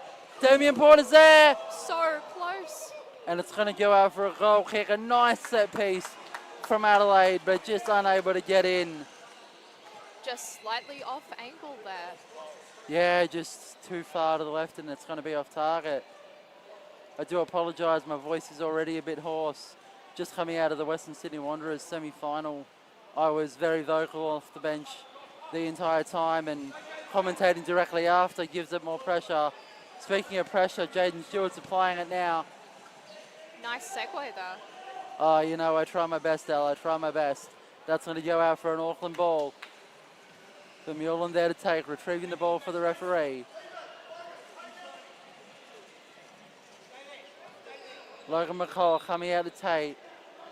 There's no one in the box. If he mishits this, hits it. Jaden Stewart meets it. Vermeulen's there. McCall retreats to his box. Hits it out fast for a sideline. Adelaide just evaluating their options. Some more communication here between Adelaide. Damien Porter just evaluating where he's best off. Joshua Yap at the far post. Jonathan Ewan can't quite get there because of an Angus Lloyd interception. Scored his first goal yesterday, I hear, at the APFA Club Championship, so good on him. A nice effort as he retreats to the attacking half, waiting for a counter-attack. Good on him for his goal. A nice ball over to Damien Porter, but straight into Logan McCall, and that's going to go out for an Auckland ball in the middle of the park. Great Jaden defense Stewart there. coming up to Tate. Some talk between Stewart and the coaching staff from Adelaide, almost hitting the commentary table as he takes it. Jonathan Ewan with a strong ball. Oh, And it's just wide. A nice hit from Jonathan Ewan there. lovely swing. Unfortunately, once again, the angle was just not quite there. Logan McCall takes this goal kick and it's going to go over to Vermeulen. He's going to just touch it out of play there. We've got an Adelaide ball here. Jaden Stewart, how many sidelines has he taken today? He's got Jonathan Ewan in the middle of the park. He's got Joshua Yap to his front. Ewan's getting ready to hit it. Over to Damien Porter. But it's going to go backwards. And the touch probably sends it off target. A substitution there. Beautiful swing. Shame it went in the wrong direction there. Yeah, I think if Angus Lloyd had just gotten out of the way of that, I think that would have been on target.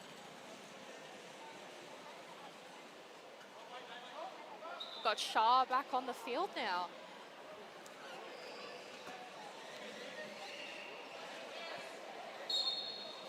Two-on-one violation from Adelaide.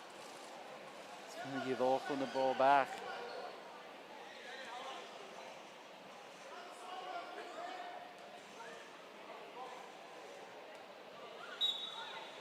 Some more direction from Stewart here as he lines up.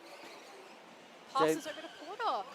Some nice passing, but Damien Porter's ball just unable to get to Jonathan Ewan. That's going to give Auckland another attempt in the middle of the park, trying to get the ball up their end. The Vermeulen to take. Shah near him.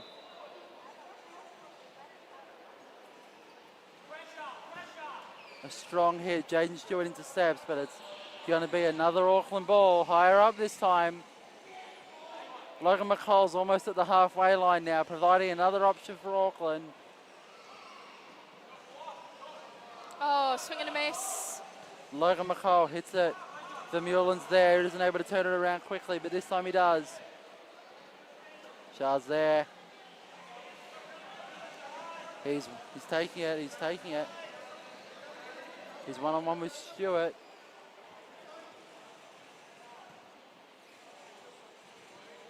Doing well to keep the pressure up that end, Shah is. Good rotation by Angus Lloyd.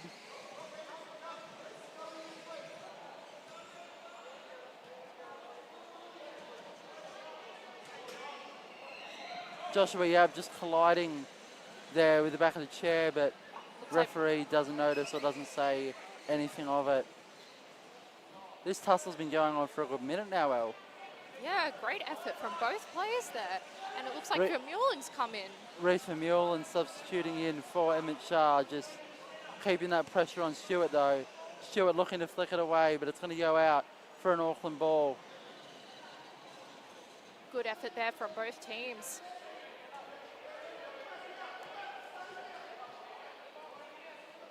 Vermeulen to take.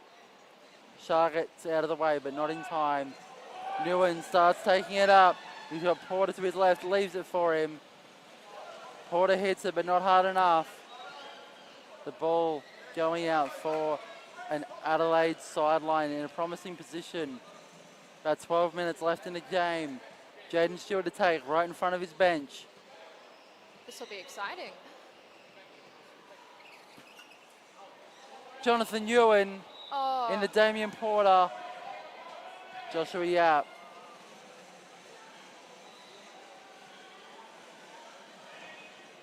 Battling with Vermeulen over there. A lot of this game has been spent in one-on-one battles, El, hasn't it? Absolutely, and looks like they're traversing to the other side of the court now.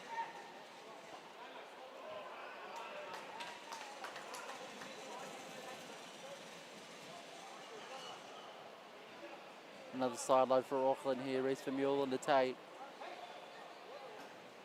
The ball not able to get through to Angus Lloyd, and that's going to go out for another Auckland ball in the middle of the park. Looks like Ewan knocked that ball off path there. We got a substitution here. I believe this is for Adelaide. Yes, it is. Damien Porter coming off. And we've got Travis Harmer coming on.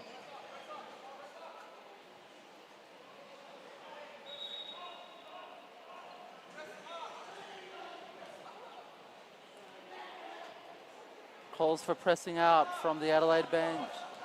A Beautiful. strong hit that Jonathan Ewan rebounds. Reese Vermeulen, Joshua Yap.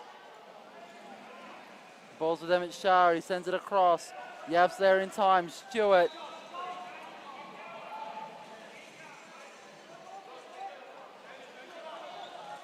Looks like Shah and Stewart there. 2-on-1 violation. It was Vermeulen, sorry, not Shah. My bad.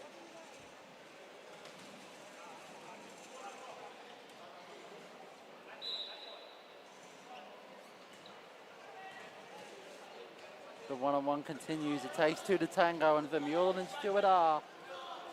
Stewart sending it out of play. It's going to be an Auckland ball. Another substitution. Coming off is Reese Vermeulen. Coming on is Sean Harvey.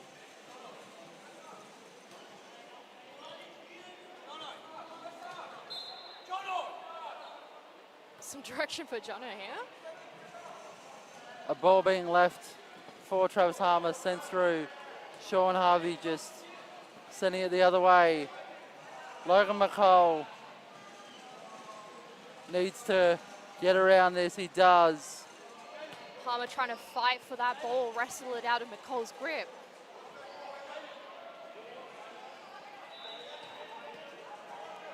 Harmer looking to get a flick. Does get it, but not enough pace. Jaden Stewart's on the ball now. Him and McCall are tussling. The goalkeeper's past the halfway line almost. Now he is. McCall still running with it.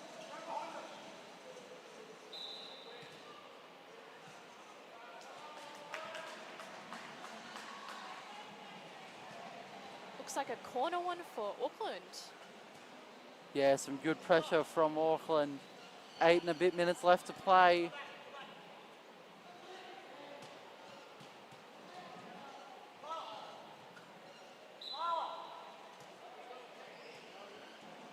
Harvey to take.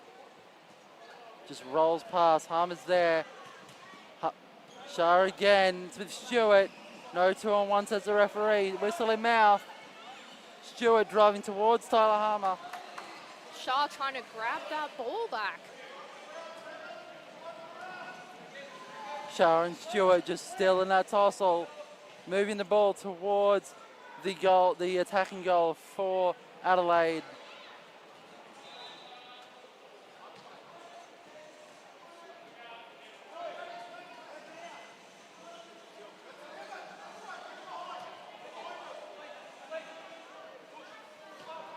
The hustle. Joshua Yap moving out of the way for that tussle. Tussle continuing with Stewart and Harvey there. Like you said, a lot of one-on-ones here. Yeah, definitely. It's a thing that Australian power chair footballers are very prominent at, and that must extend on to Auckland, of course. Jaden Stewart to take this. Jonathan Ewan in the middle, goes to him. Ewan with a spin, but not quite the power that he would have wanted. Ewan meets it, slows the ball down for Emmett Shah not to pounce. And that's going to go out for an Auckland ball.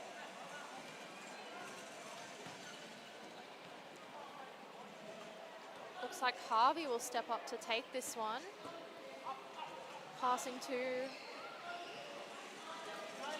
Not exactly how he would have planned that sideline, Sean Harvey, but he made it work now. Advancing against Jaden Stewart, but Jaden's fighting back well. He's a Shah in the middle to flick to if he wants it. Stewart wins the ball, however. Jonathan Ewan in the middle this time. Moving up further. The ball sent cross field. That's going to get to Harmer. Back to Yap. He sends it out for a goal kick.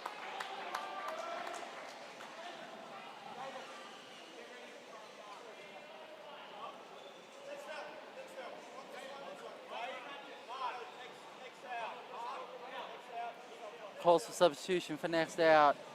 I believe that is on the Auckland side. And that out is now. The ball bumping into the ref's table. And here's our substitution. Coming on is Reefer Mullen, coming off. Angus Lloyd. No one there to take the sideline yet. Looks like Mullen might take it.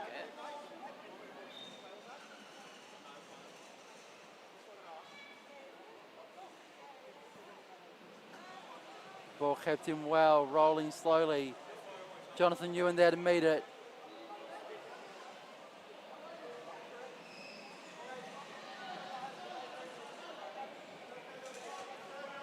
Ewan with pressure. It's going to go out for an Adelaide ball.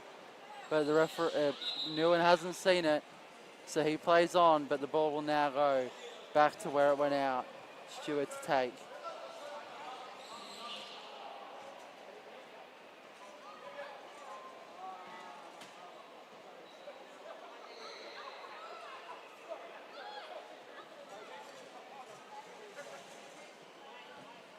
Communication from Stewart, telling his team where he wants them, where he needs them. Not long now, 4 and a bit minutes. Shah just unable to connect with it. Vermeulen runs. Vermeulen tries to send it back to Shah, but Harvey's there to meet. Him and Stewart now on the ball. On the ball. That's going to go out for an Auckland ball. Mullen once again coming to take the ball from the sideline. Harvey trying to come to receive, but looks like Stewart grabbed that one. Jaden Stewart and Joshua Yap. The whole Adelaide team very close together. Pandemonium on the bench. Shouts of confusion from the coaching staff. They're not happy, and with the result being 2-0 down with 3.5 to go, I can understand why. Logan McCall to take this.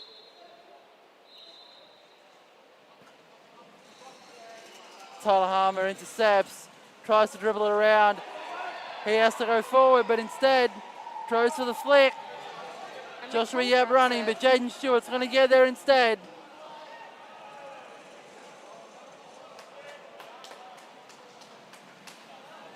Looks like an Auckland ball. Mullen lining up once again. Some discussion from the Auckland bench there on strategy. Looks like Vermeulen's going to pass to Harvey. The ball bouncing off the back of Joshua Yap there, and Jonathan Ewan receiving. That's going to go out for a corner. Another chance for Auckland before the end of this game. 2.5 left in the game. Got to love a good corner. Of course, Reese Vermeulen to take. Emmett Shah at the near post. Sean Harvey at the far. And that's going to roll through. And that's in. Oh, A lovely corner from Auckland. Emmett Shah there to finish it. And Reese Vermeulen, the taker of the corner, just slowly rolling through that Adelaide defence. And that is surely the game if it wasn't before. 2 minutes left to play. Auckland 3, Adelaide 0. El, what a goal. absolutely. I didn't even fully see that one. I'm in a bit of an awkward position here. Jaden Stewart with pressure from the goal kick. Sends it up fast again. There's not much time. If he wants to get something, he has to do it now. Him and Tyler Harmer are close, and the referee agrees. The pressure is on. Just a bit of passion from him, a bit of anger after his team is 3-0 down in the last game for them in this competition. Logan McCall to take. Sean Harvey with a big spin, but the hit isn't quite, the power isn't quite there for him. It's going to be an Adelaide ball, a substitution 2 for Adelaide. Coming off is Off Tyler from Harmer. Adelaide. Coming on is Damien Porter. A little bit of time waste, or not time wasting, pardon. Yeah. Just a bit of change in the tactic. Just a bit of inspiration maybe for a consolation. Surely no comeback is on for them. We got to love a Jaden bit Stewart of inspo. sends a ball, but it'll go out for another sideline. Smart from the kid. Got Stewart lining up here once again for another sideline. A strong hit for him over to Damien Porter, intercepted well by Harvey. Jonathan Ewan with a shot, also intercepted well by Harvey. Doing well there. Adelaide ball once more.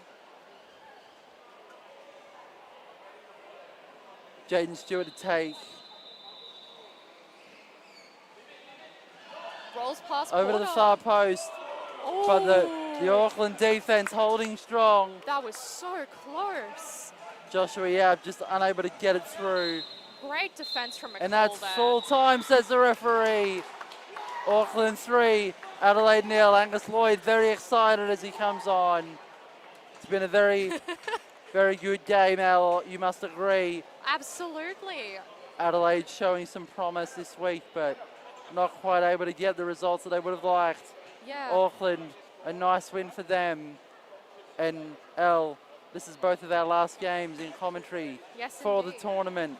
I know I had my spiel at the end of the round robin yesterday, but I must say it's been a very fun week. And Al, this is our first time together in the Yes. commentary booth. It was very fun to do it with you. Yes, it was absolutely. Thank you so much for having me on.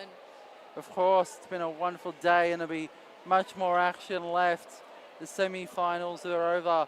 We have third place playoff on court 1. That is going to be between the Newcastle Jets and Melbourne City, a replay of the final last year.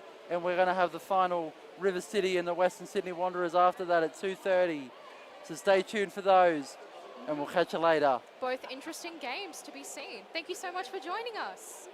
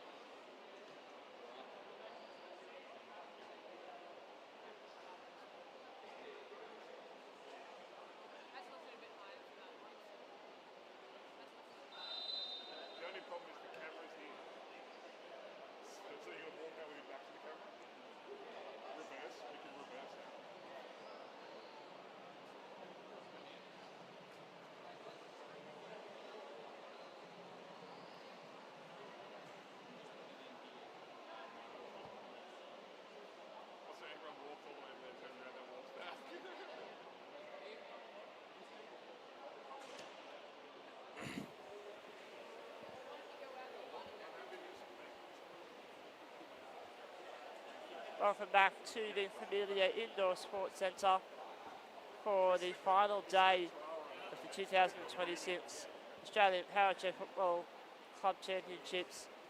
My name is Tom Byrne. I'm joined in the box for this third place playoff by Jet Taylor. Hey, very happy to be here. Two teams probably not expecting to be in the third place playoff here among their own expectations, but nonetheless, it's going to be a great game here. Newcastle and Melbourne. Tom, what do you think? Well, I think a lot of people might have thought that this matchup would happen today. I think a lot of them would have thought that this would have happened in another hour and a half's time. Yeah. I'm not 100% sure how to split these teams. Possibly Melbourne will enter the match as the favourites. They won in the grand final last year, which this fixture was. But I think this could go either way. Newcastle losing semi-finalists against the Wanderers 1-0, and Melbourne City going down in that penalty shootout to River City. We will see a formal walkout of the players, which will be followed by a tap of the bars from each player as they go past.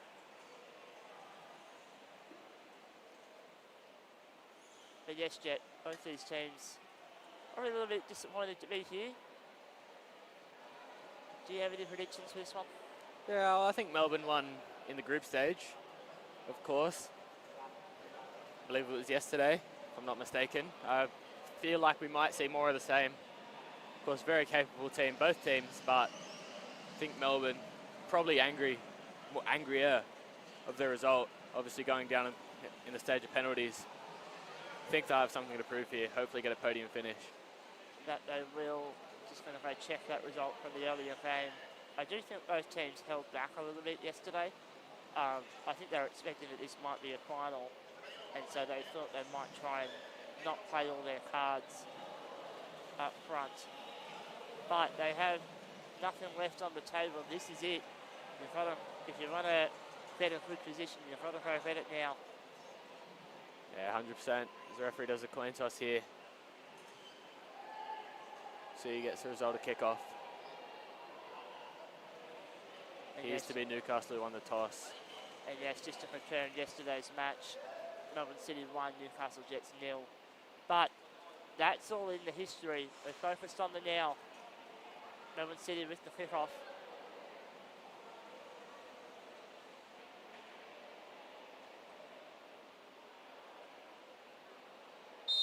And we're underway in the third place playoff. Beck Evans to the Olio Davis, battling with Luke David. Big progression early. David, Evans, guarded by Ryan Seth. These two tussling just on the edge of the box. No real changes from either team formation-wise. Shannon Amlazak, the keeper for Newcastle. Sean Light, the keeper for Melbourne. Santo Mongiovanni, a hard shot. Amlazak on the very edge of the box. David, Edens. Bongiovanni puts that one wide. Wow, very fast start there from both teams. Exactly what you'd expect from teams of this calibre. Very fast start there, especially from Melbourne. Putting the pressure on early here. We'll see if they can keep Newcastle in their own half here. Something else for these players to keep in mind is that even if the championship is not available to them, spots in the Australian squad for the World Cup later this year still yet to be determined. This will be pretty much the last major audition to be in the coach's squad later this year. And so a good performance here might help seal your ticket to Argentina. Yeah, I would argue every player on the field here definitely eyeing up a spot in that Australian side. Well, 6 of the players on the field already in that squad. And then the other 2, I think, have to be knocking on the door. Being Anlazak and Mott? Yeah. Yes. Yeah, both those players I can certainly give very high praise for. They played well this week. As now the Olio Davis. Back pass to Ryan Seth. And goes across, and it will be watched out of play by Santo Bongiovanni. David, cross field, finding Olio Davis. Down the wing, Edens, Bongiovanni, attempted shot, Amazak, Bongiovanni again. Seth with a good save, and it will be a throw-in for Melbourne City. Yeah, early pressure from Melbourne here. Looking to convert, come out the gates early. And we're going to have position called by Shannon Amazak. And a little discussion between referee Dave Levy and Ryan Seth. David tries to go direct. Second effort, cleared away again. Hastis behind Evans. Lelio Davis wanted to reverse, couldn't get round to it. Contact between Bongiovanni and Lelio Davis playing on. And no advantage to be found.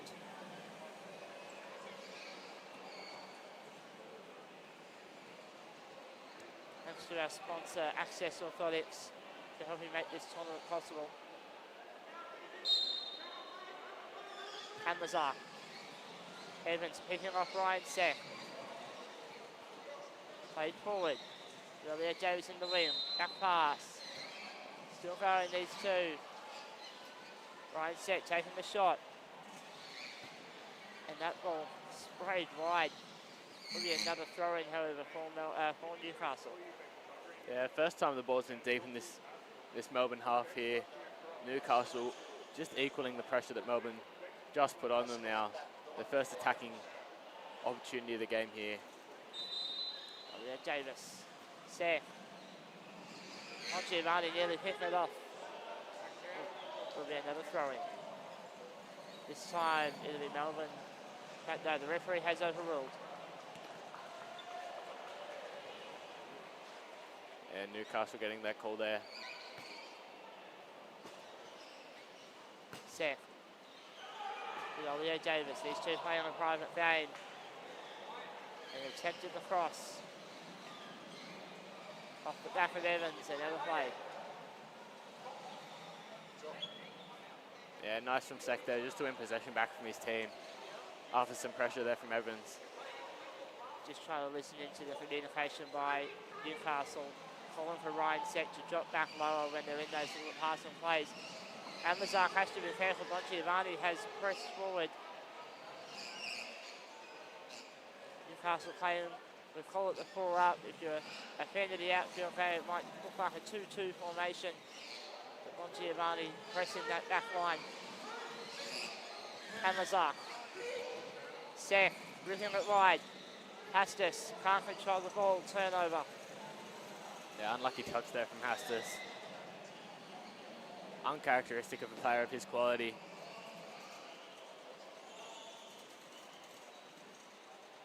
David. Bongiovanni.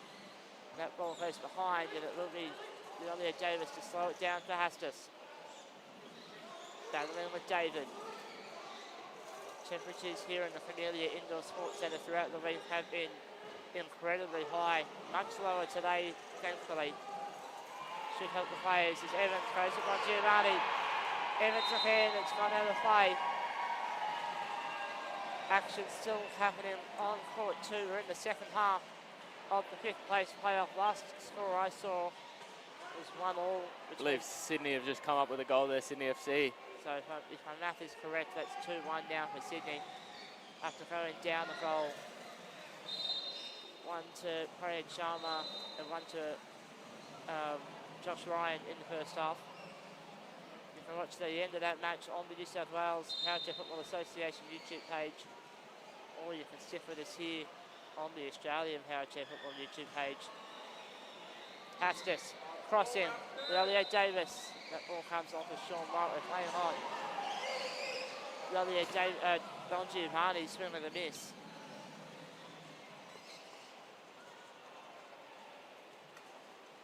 And Mike Suffield just moving the scoring table a little bit. Ryan Seth has already caused a lot of damage to that table this week.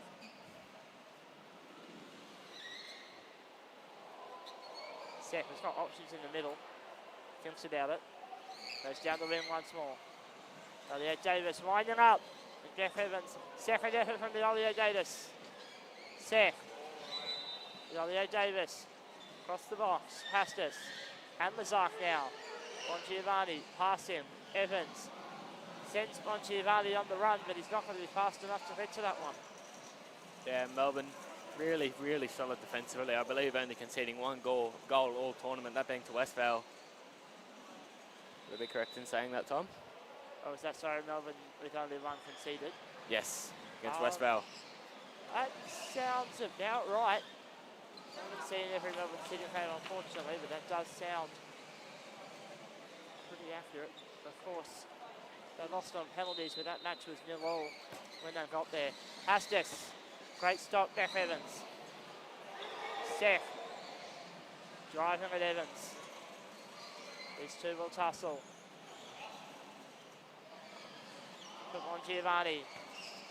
That pass a bit misplaced once again, and turnover once more. I'm not sure if that was Sek just mishitting the ball there or just getting possession back from his team. I'm not sure, but regardless.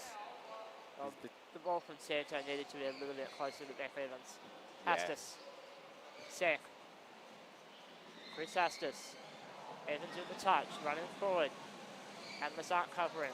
The only man back for Newcastle. Lays it off, looking for the Olio Davis, finds him. Bongiovanni, Evans, David in traffic. Bongiovanni winding up, it's across, it's cleared. David. Bongiovanni guarded by the Olio Davis. The two number 5s on the wing. Back pass, David. Bongiovanni, not enough heat on that. Newcastle looking to roll it out. David. Battling for the Olio Davis, top of the box. David, options. Bongiovanni, Evans in space, winding up.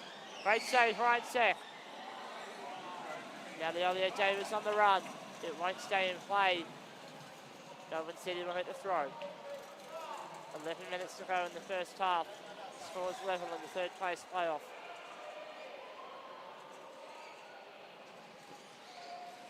Sek, picking off the ball from David. Down for the Olio Davis, no one to be impeded. Sek winding up, big shot. And that ball goes to the sky. I think we'll play on from a throw in. Yeah, just incredible the power he's able to generate there. Of course, going airborne at the end there. Newcastle with possession back of the ball now.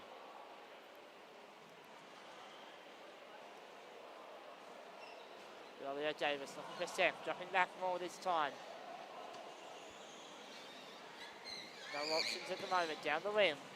Olio Davis has to shoot him, right at the post. Great passage of play there from Newcastle. Knocking at the door now after that early storm from Melbourne. Yeah, momentum very much in the favour of the Jets right now. Melbourne City needs to break the lines and hit the ball back into the attacking half.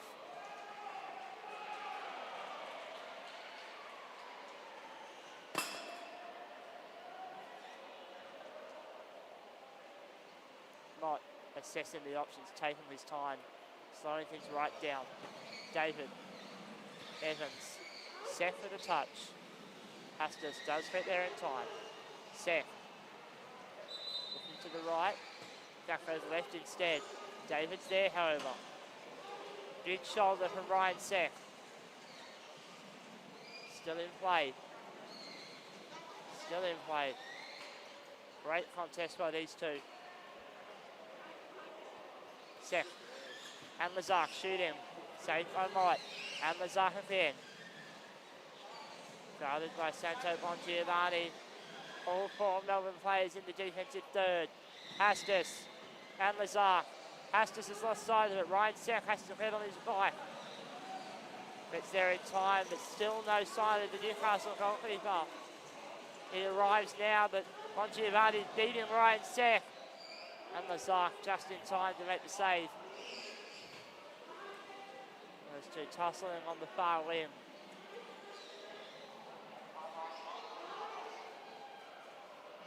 And the ball does roll out of play. Melbourne City with a good opportunity. Yeah. 8 minutes to go. Bit of a shift there. Back in Newcastle's half, Melbourne with the attacking set piece. Bongiovanni at the far post. Doesn't go through the line, and Lazar, great clearance. The other Davis thinks about the spin. Sean Mark cuts him off. And a 2-on-1 violation. Will give Newcastle another set piece chance. Yeah, a bit eager there from Leolio Davis, maybe just coming in too far. It was probably Seck's ball. Gives away the 2-on-1. Almost at the edge of the box now. Discussions between Luke David and Sean Mott. And Lazar in space as the goalkeeper. Giovanni move him. Is this a boom boom?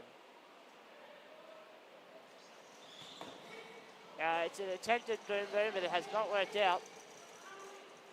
David. Off of Adlazar's back wheel. Mott tries to flip. Evans. Giovanni. Evans swimming. Mott. Surely 2-on-1. Referees disagree with me.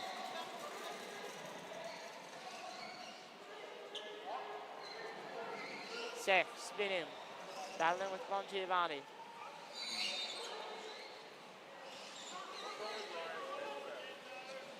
Now Giovanni breaking free. Overload. And Lazar, has he realised there's no one back? Doesn't matter, he's got the ball. Now the battle of the two keepers on halfway.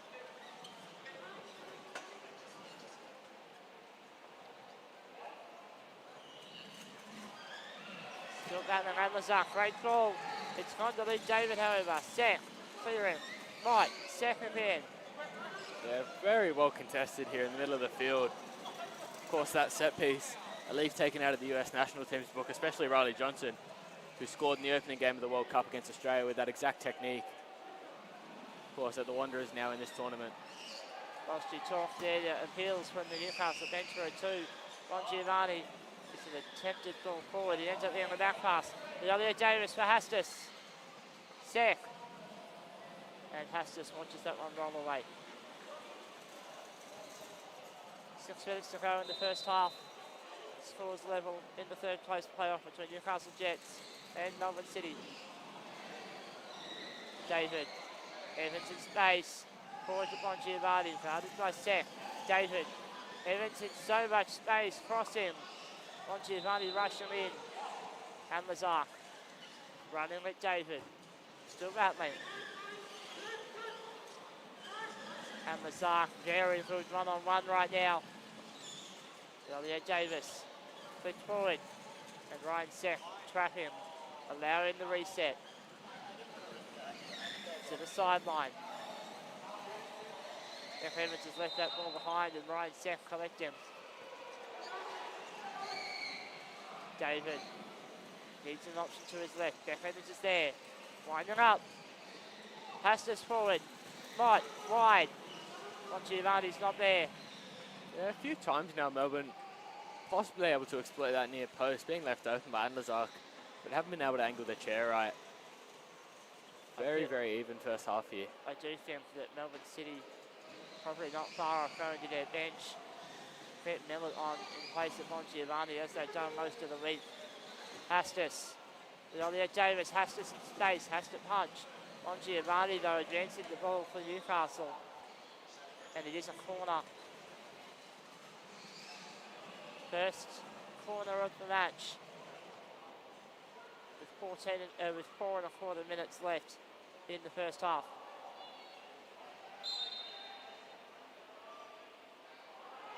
And Lazar, Hastis does get a touch. David running it out. Battling with Ryan Seck. Tapping it away. Hastis now. Ryan Seck opening up. Leolio Davis off his rear. Mott. Now it's Seck. And it will be a throw in favour of Melbourne.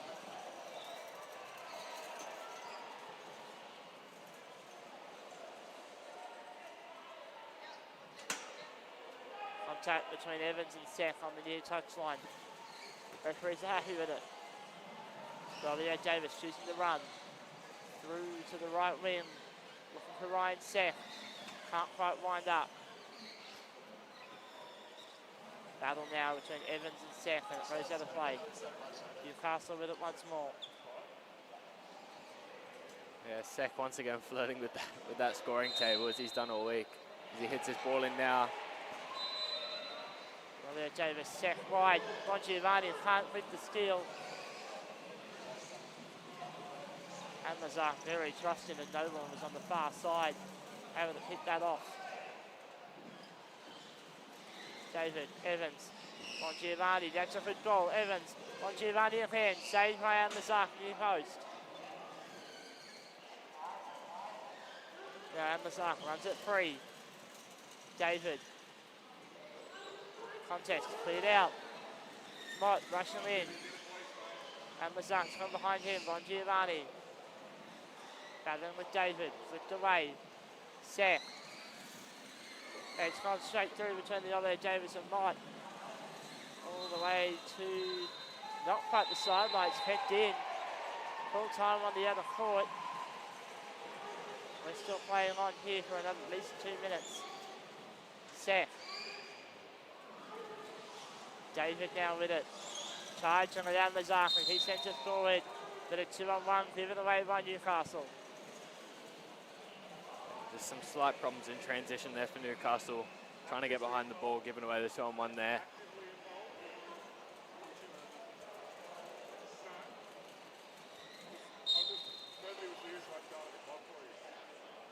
Now Mott.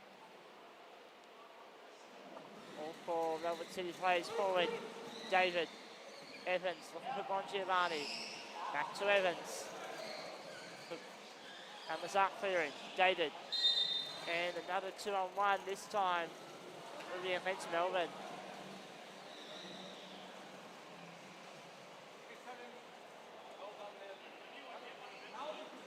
A little bit of a chuckle share between the Newcastle bench and the referees.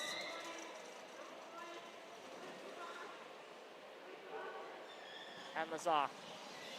David to Bongiovanni, another 2-on-1 again. Newcastle finding their way upfield thanks to the whistle.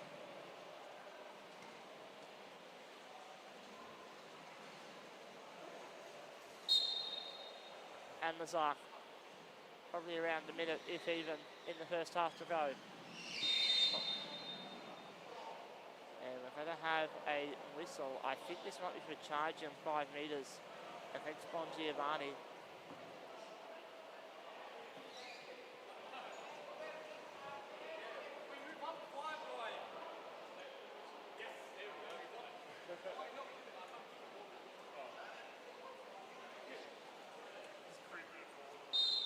This is the third set piece of the row. And Mazak almost on the edge of the attacking third. Goes long for Hastis, and that's very nearly put through the Melbourne defence. Mott battling with Ryan Sek inside the box.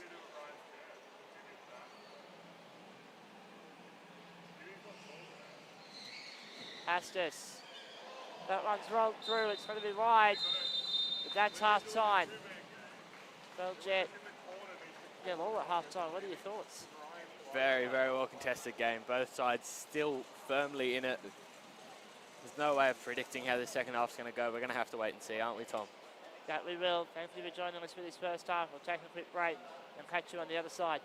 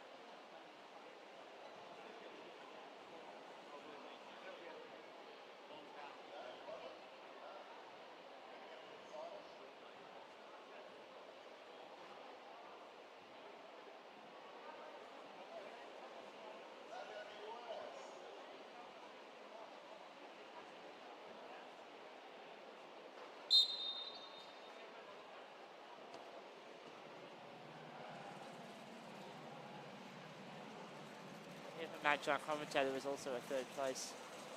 Yeah, national champs 2018. Oh, yeah. Welcome back to the Camellia Indoor Sports Centre. Second half in the third place playoff. Scores currently level, 0-0 between Newcastle Jets and Melbourne City. My name is Tom Burns. Still got Jet Taylor with me in the box. Yes, you have, Tom. Now, Jet, you mentioned that this would be a very hard match to predict heading into this second half. What do you predict is going to happen? It's just a great question you've issued me there, Tom. If I had to pick a side, I would probably go with Melbourne. I think they're a very capable side. And I think they have their shapes and their tactics worked out very, very well. Just be open out here. That we do. Substitution. No substitution at half-time. Bon Giovanni still in the field. Great ball through from Ryan Seth. And it rolls away.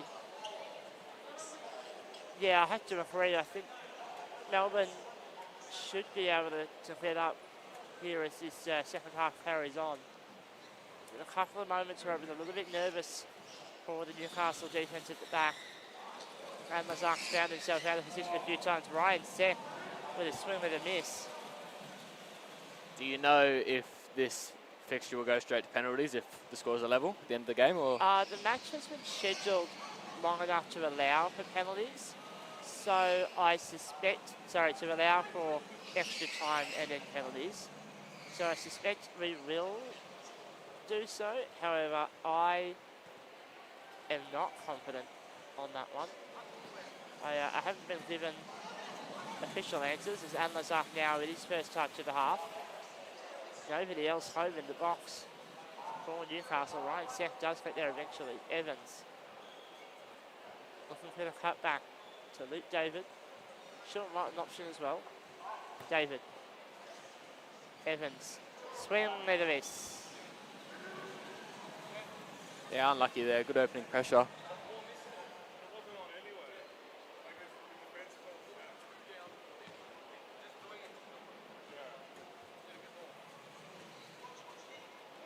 Now Shannon Amazar setting up. Evans swims. Ollie Davis, great ball. Bon Giovanni. David, great stop, Ryan Seth. Second chance, Ollie Davis gets onto it. And it will mean a throw in difficult position for Melbourne City. Yeah, deep within Melbourne's half here. We'll see what they result to work their way out of their own half here and get some field position about this. Bon Giovanni in the middle can reverse with this ball. Opts not to. And gives away possession in doing so. I think it is surely time that Melbourne City go to the bench. Try something different. Ollie Davis. Seth. Beats out Evans. Mott. Newcastle first time they've entered the box this half. Seth. Astus. Ryan Seth across to Shannon and Lazar. Bon Giovanni heading onto that ball. Not quite. Astus. And a 2-on-1 given away by Melbourne. Wow, very good chance for Melbourne there. And Lazark just in time to stop that one. Very good reaction save from him. But also a slight bit of being in the right place at the right time. But he would tell you it's a save. Ryan Seth just calling for his team to get in the right spot. Ollie Davis off of Bon Giovanni. Seth wide for Astus. Spinning. Astus through and away for the corner. Great play there from Newcastle. Already a crowd starting to build here on court one. No other matches left on the other court, so this just the primary court now as the corner comes in. Ollie Davis off of Sean Mott. Seth wide for Astus, he was not ready for that. Just a lapse in communication there for a split second between Seth and Astus. Gives Melbourne that little bit of breathing room now, the goal kick. Of course, the grand final just 1 hour away, 2:30 local time here in Sydney. That match, Western Sydney Wanderers featuring American captain Riley Johnson and River City Power Chair Football Club, who got in on that very long penalty shootout. Ball back in motion. Evans forced to defend the ball at the top of the box. Seth finds his way through. The Ollie Davis shooting. Luke David's there. Mott with the clearance. Seth, attempted pass across, throws possession away. Great ball there from Ryan Seth. Just to poke the Melbourne defence there.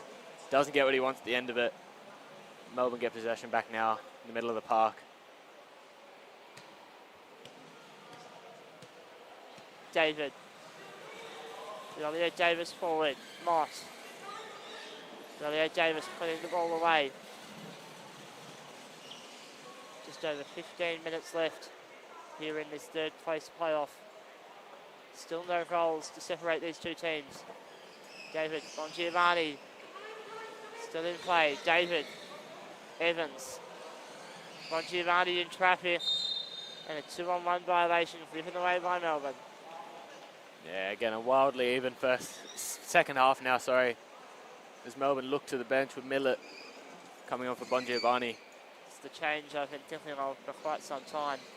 I'm glad they finally did it. They need to do something different.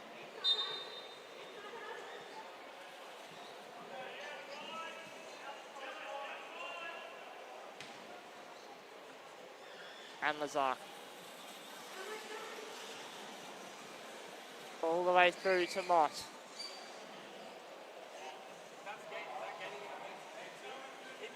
Towards Dimitru with the Ollie Davis. Looking wide. Towards Ryan Seth. No pace on that ball. It's on his rear wheel. He slows it right down. Still just toying with this ball. Wants Melbourne to jump. Like what we've seen from Riley Johnson throughout the week. Eventually opts for the back pass. And Lazar. Ollie Davis needs options. Splits it. Hastis choosing to trap and run. Now back past him. Ollie Davis. Hastis winding up. Not a great hit. Touch at bars on the way through to Evans. Battling now and Lazar. Ollie Davis is the man defending the net. Evans still in this contest. And Lazar back pass. Ollie Davis. Battling with David. Running through.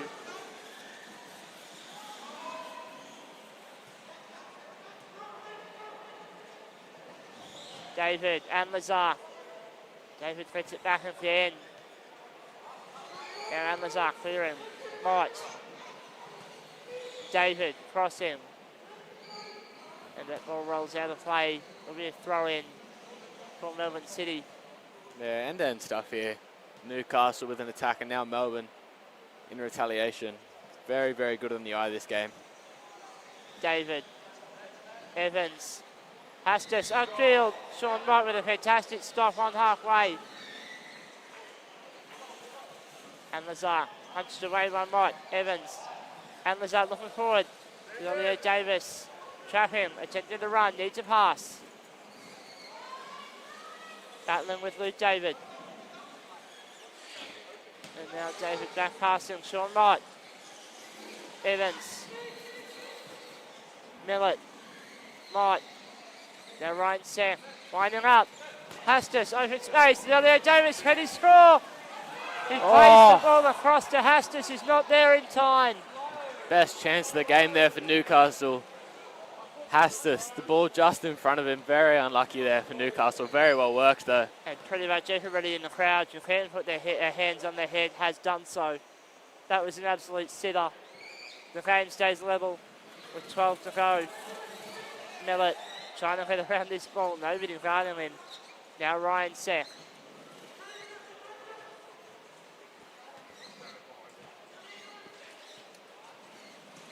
And Lazar taking his time. Forward. David. Millett. David. Wide for Evans. Forward. Can Millett get on the end of it? No, his pace just not quite there.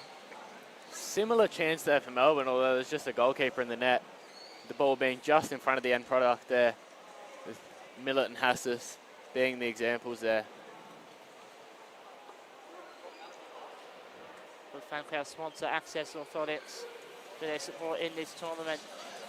As all goes forward, Mott with pass. Ryan Seck picking it off. Hastis. Elliot Davis looking for Hastis again, winding up. Elliot Davis knocks it forward. It's a save by Sean Mott in the box. He runs it out himself and concedes the throw in for Newcastle.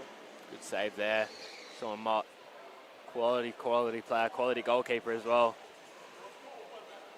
All up football for the Jets. Elliot Davis. Seck. Elliot Davis. Seck again. These two playing by themselves. Seck. Different option. And Lazar trying to go around. Evans shuts down the lane. Millett. Attempted back pass. Newcastle pick it off. Evans now. Millett behind and Lazar. Ryan Seck. Great coverage. Eyes on Hastis to the left. Doesn't get connection. Nearly a 2-on-1 violation. We're playing on. And no advantage to be found. Yeah, Hastis is trying to get his involvement as minimal as possible there. Unable to sway the referee's decision of 2-on-1.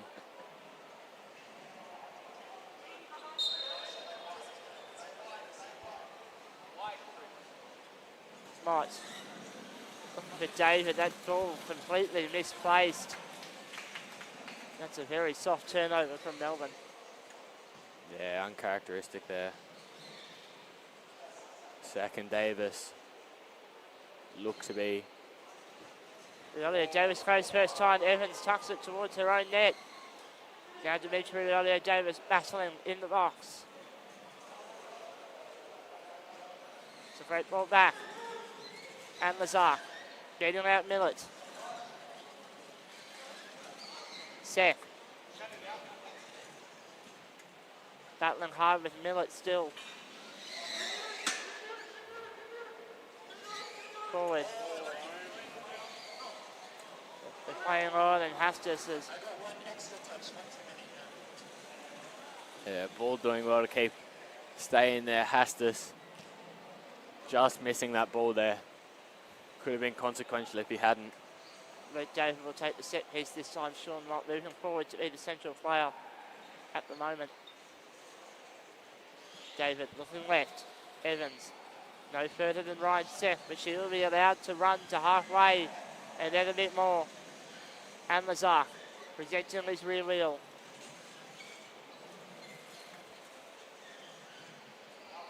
Still battling now with Evans inside the final 10 minutes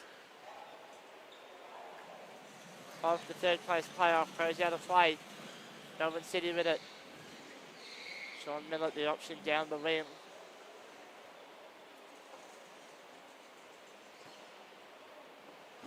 Back pass. David Millett through ball behind Evans. And Mott now picking the ball off. Back pass for David. Can he wind up? Millett's there. Swings and it's off of Anlazak and over the top of Millett and away for a throw. Yeah, about all Millett could have done there. Solid from him. Solid shave from Anlazak as well. Just quality all over this pitch. And I believe we've requested position.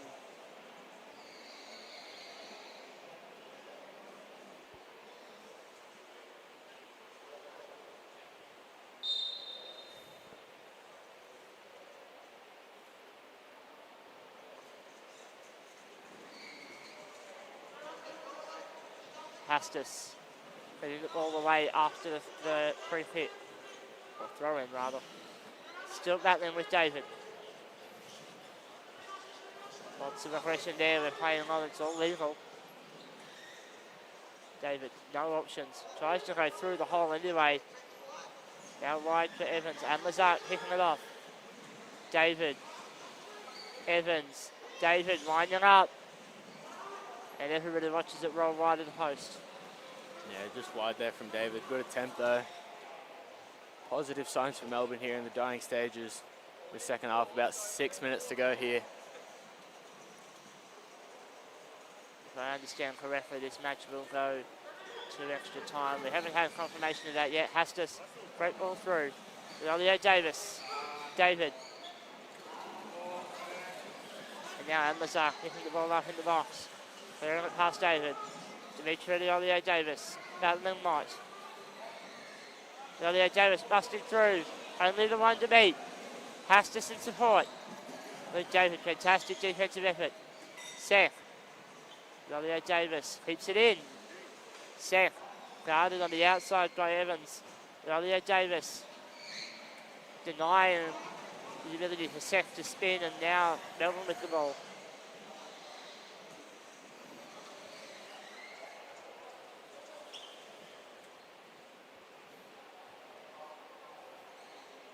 But David taking his time.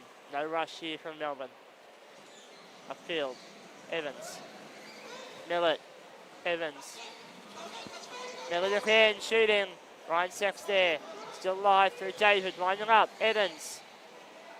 Has to slowing it down, but Melbourne's starting to get their offense rolling. Now Ryan Sachs takes the ball all the way outfield. From the defensive third to the attacking third.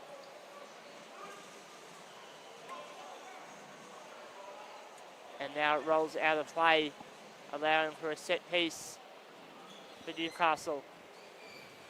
Has just thought about dropping deep. Elliot Davis goes first time, and it's come off his chair a little bit awkwardly. To the sideline, Ryan Senk lets that ball roll out and wins the throw-in. So Elliot Davis with the set piece this time. Eyes only for his teammates behind. Senk. And Evans knocks it away. And we have a substitution called. It'll be Bongiovanni returning to this game. Millett coming off. So Bongiovanni 4 minutes to potentially find a winner. Is that possibly with the in the mindset of penalties being a possibility there? Substitute of Bongiovanni. Of course, very strong hit. Well, I think either way, even if you do have Millett on the field for penalties, I think he's suitable to take one if you want him to. Oh, of course, more than competent. But Bongiovanni as well. That indeed. Melbourne blessed with players who can take a set ball. Or a set piece rather. Seth has the ball in space. Now guarded by Evans. And Lazar rushing forward. Almost past David. To the edge of the box. To the sideline. David battling hard with Lazar. 3 minutes 10 to go. David laying it off for Evans. Shiva look for the pass. David gets blocked out by Hastis. Lots of aggression from him. David. Needing an option. Back pass, Mott. And Hastis puts it away. Throw in for Melbourne. Yeah, probable to be one of the last sustained attacks here from Melbourne. About 2.5 minutes to play here. And once again, we're getting position being called. Melbourne thought that whistle was play on.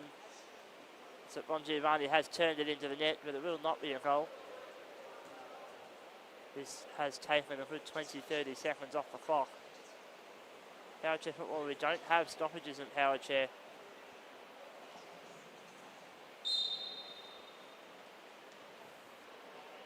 David. Spinning. It's off the wrong side of Rebecca Evans.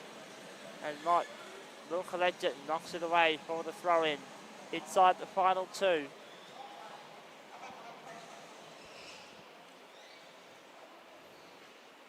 Set.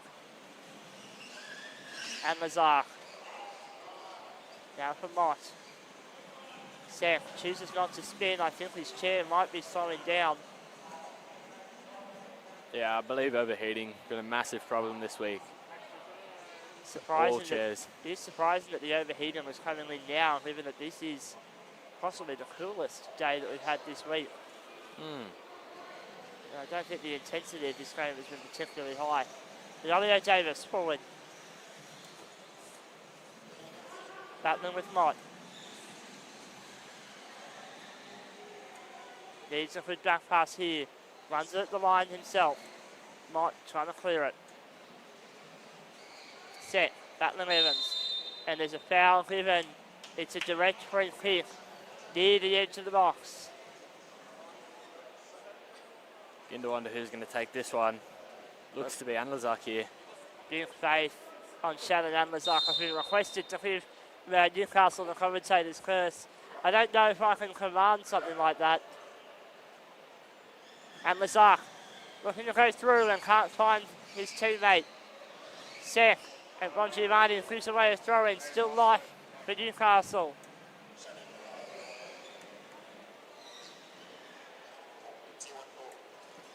Hastis.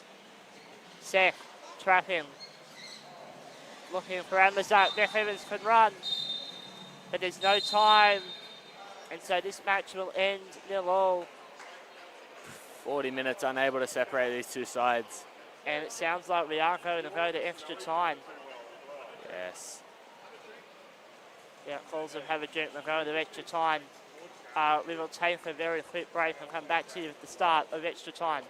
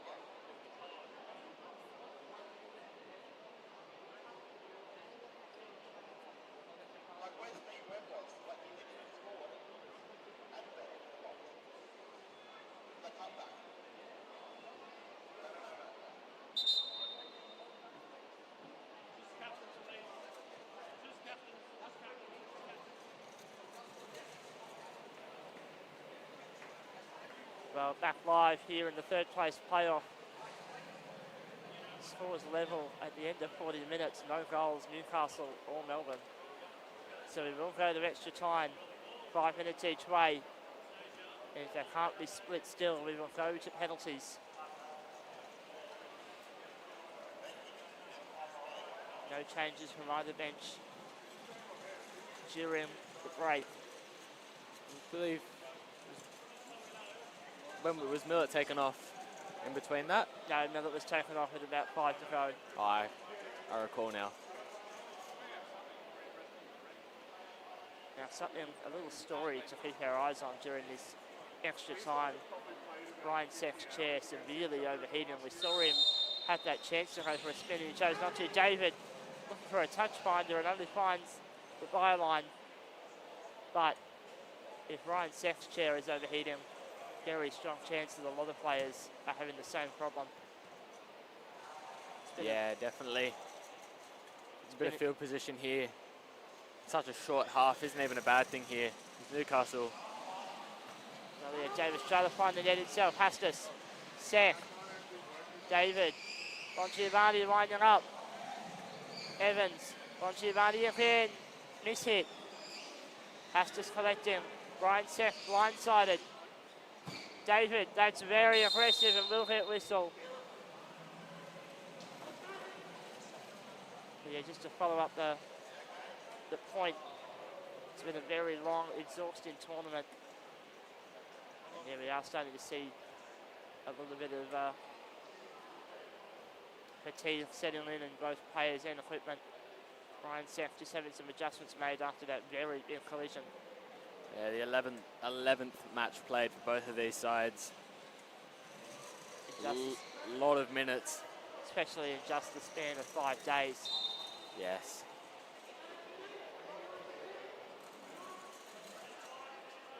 And Lazar. Looking for Sek, he just misses it. Don Giovanni, he can't get round it either. The team settling in on all these chairs and players. This is the first portion of extra time. We'll thank our sponsor, Access Orthotics. As Evans tries to get it forward, goal kick again. Melbourne City, they've already been through one round of extra time and penalties today. Newcastle. Going to be a very cagey extra time here. Both teams not willing to give up an inch. Now I think we can, as Evans try to rush at the net. And Lazar with work to do. Ryan Sek covering the far post. Evans. Newcastle setting up into their 3-man wall. Now the other Davis running at Mott. Back pass. And it goes out of play. Now Jet, I'm going to throw an open question to you. Given how tired these players are now, do you think that either Newcastle or Melbourne should have elected at the start of this tournament to take more than one player on the bench? I think it was a point I was going to make earlier in the game. I wasn't able to. I think it's a big detriment. Sorry, I cut myself off there. Evans, and we look at a 3 in the box for Chris Hastis. It's been a missed call. We'll go to a set goal. Dave Levy, the referee, has thought that Chris Hastis has entered the box, and Hastis has said, "Sir, there's 2 blue lines. I'm not over the one that's actually the one we're using." And Levy has realised his mistake. Yeah, good from David Weeb there, able to accept he's made the wrong call and let play go in the most professional way possible there. And it's unfortunate that he's made the wrong call, but it's good that he's corrected it. As that's aggressive from Mac Evans on the back wheel of Ryan Sek and gives away a free kick. Just to finish our earlier conversation, Newcastle, of course, a New South Wales team, so they have reserve players they could call upon. And even though Melbourne City have made the trek north from Victoria, they have 2 players from their club on loan at other clubs at this tournament that could well have been part of this squad. Yes, definitely. It's definitely something to think about for the future. Mott, Battler now is Sek.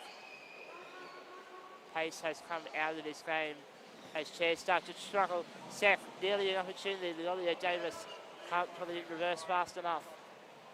Yeah, but a theme we see with both teams, the grand final, Wanderers and River, both having many rotation options. I think both submitting 8 players. Maybe River City submitted 7. Both these teams only submitting 5. It does begin to be a detriment for that lack of rotation in both sides.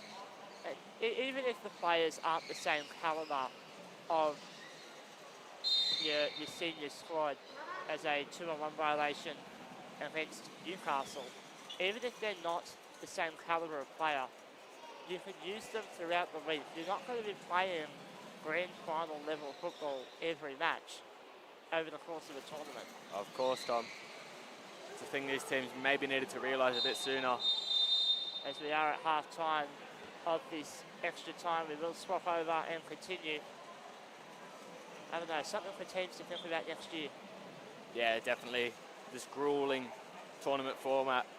At most 11 games played, at least 9. Especially, you never know the conditions you're going to get. We're in April, you look at the forecast, mid-20s, you think it might be easy football. And then you get here to Camellia and a few days ago, 35 in the venue. Needed both these teams to see a different edge. On Giovanni goes forward, Hastis. Ryan Sek now on the ball. Battling hard with Bon Giovanni. Bon Giovanni showing his rear to Sek. Does well to avoid. Hastis beating outdated. Evans shooting. It's wide.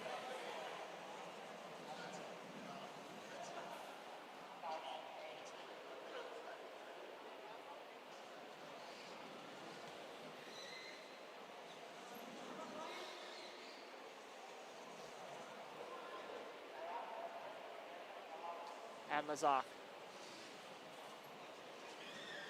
Wide ball, Hastis. Seth now. Hastis again for Seth. And that ball rolls out of play. Yeah, Melbourne here could be dangerous from this position. Newcastle yet to go to their bench in this match whilst we are on that topic. It was Amazat nearly leading that ball through behind him. Bongiovanni. Can't find the cliff. Now he does. It's only as far as Hastis. Brian Seth running, using what little is left in his chair. Lays it off for Hastis. Seth can't get the turn. 2-on-1 violation though. Couple of minutes left in the third place playoff. We are deep into extra time.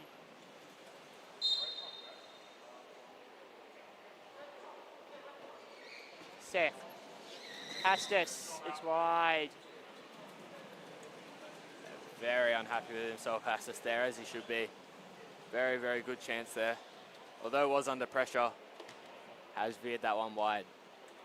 Just looking at the faces of some of the players, there is a lot of fatigue out there right now. That is why the intensity of this match has dropped so much. Mott laying it off. Through ball, Beth Evans. She gets there. Can she get around it? To the byline, keeps it in. Newcastle defense must hold. It's away, David.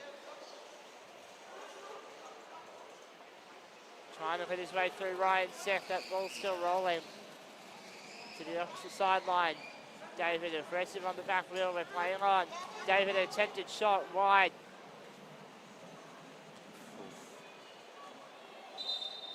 And now a substitution. Bongiovanni off, and it will be Sean Miller on. This is a substitution with penalties in mind, I have to think. A minute left on the clock in the venue. Hastis. Ollie Davis nearly finding his way through. David. Seth spinning 2-on-1 against Melbourne. Oh, Time expiring, but one last chance for Newcastle to win it on their own terms.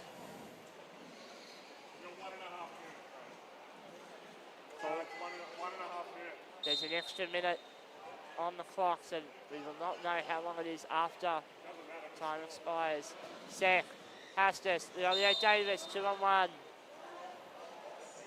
oh, Hastis and Davis just a touch close there. Referee David Weeb's liking. Cameron Wade, Newcastle head coach, has got his head buried in his shirt right now after that miss.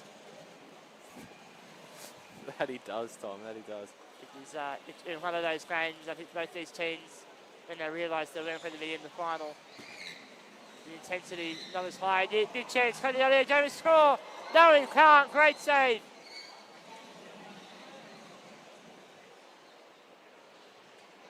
Evans, battling with Seth. Third place on the line for these two teams. And Lazar winding up.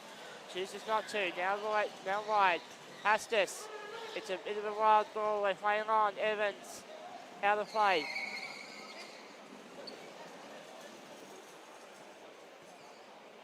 Perhaps the last chance here. The game in regular in play for Newcastle here. Ryan Seth with it. One last time. He has to be way too close to that referee to scorekeeper's table. Hastis nearly a through ball. Evans nearly tucking it back on her own net. Hastis again. Drop it back a Mott. A corner. Very, very late pressure here from Newcastle. Last player signalled. Yeah, we're hearing from the scoring bench. This is the last play of the game. And then we will go to penalties if this is not a goal. Melbourne have to hold the line. Seth. Ollie Davis winding up, and David with the save, and that's it. Full time in the match. Third place playoff, Newcastle and Melbourne. So we go to the shootout once again. Yeah, staggering 50 minutes, unable to separate these two sides. Melbourne City have played 100 minutes of football today. plus the penalty shootout earlier. You have to wonder how many miles are left in those chairs. Newcastle 2, 40 minutes in their semi-final, going down 1-0 earlier. This one feels like it might be a shootout of attrition. Jet, do you have any predictions on how this might go? Sorry? Do you have any predictions on how this shootout might go? With the penalty format, it's been established this national championships. It's more of a case of who slips up first, really. I will correct you there, Jet. This penalty system has been in place a few years now, in fact. But this is the first year we've actually seen the loss of it in use. Yeah, 100%. I believe the last nationals it was used, but the year before it was not. The one that the Wanderers did win on penalties against Newcastle. Yeah, last year's shootouts, there may have only been one shootout last year, and that was the one I was involved in, if I recall correctly. I lost that one. Wasn't fun. But already a third shootout of the day is back. In fact, as we had St George and Westvale. That one, St George got up. Jake Vinokovic with a heroic save and then scoring his own penalty to finish it. So, yeah, day riddled with shootouts today. This being the third of a possible 4 now. And the fact, I think that shows that this is a very competitive tournament and the closest one we've had possibly ever. The closest one I've ever seen in my 7 years as part of this wonderful sport. Yeah, very, very correct there, Tom. Testament as well with 3rd and 4th being in the grand final, definitely. Yeah, 3rd and 4th being last year's finalists. Well, 3rd and 4th in this year's grand final being Wanderers and River City. Yes. And 1st and 2nd being in the 3rd place playoff. Yes, both semi-finals being the upset according to the table. And we are having Mike Suffield just formalising the lineups before we start the shootout. And the decision has been made, I believe. We're once again going to the right-hand side of the park for this shootout. Looks like Melbourne City have either won the toss and elected to go first or lost the toss and been sent into bat. Shanahan Lazark, the man with all the pressure on him, he will be the keeper for Newcastle. Meanwhile, it is Sean Mott, the keeper for Melbourne. Yeah, see if he can replicate some of Jack Parry's heroics earlier in the day. Well, let's try not to mention that shootout too much. A lot of controversy around players jumping early. Not replicate that, hopefully. Yeah, fingers crossed we have a clean shootout. Luke David to take the first penalty of the 3rd place playoff. He finishes at the left-hand side, 1-0 Melbourne. Yeah, just right on the post there. It's Ryan Sek, the first for Newcastle.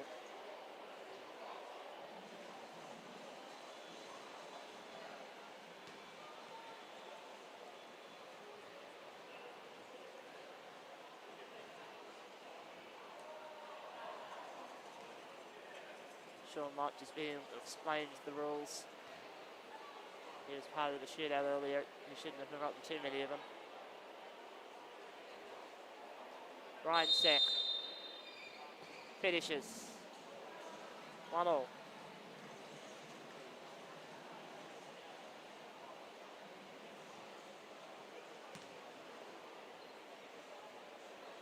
It'll be Rebecca Evans to take the second second penalty for Melbourne City.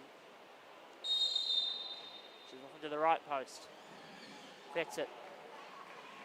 Yeah, they look to be going with the same order they elected for in the River City game, Melbourne.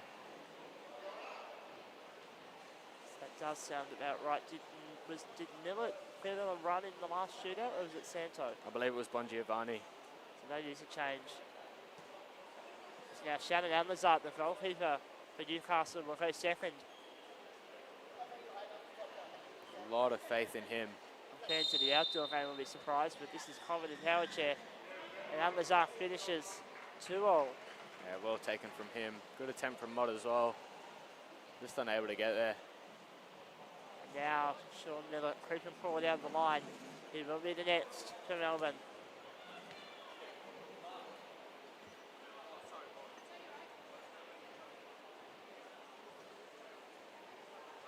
Miller setting up. Whistle. Shoots and scores. Yeah, well taken once more. Now, just waiting to see who steps up for Newcastle. It is the captain, Dimitri Leolio Davis.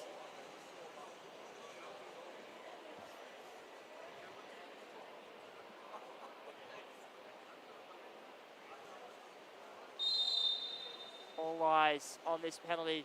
Leolio Davis gets it done, 3-all. And if my math is correct, it should mean that Sean Mott is the last for Melbourne before we enter sudden death.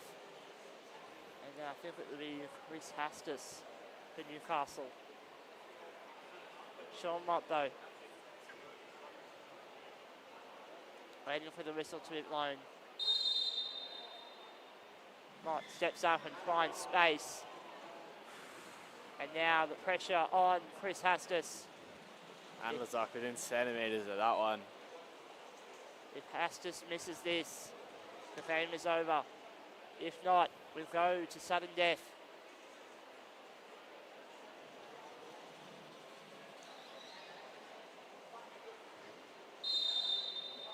Hastis, cool and calm, and gets it done.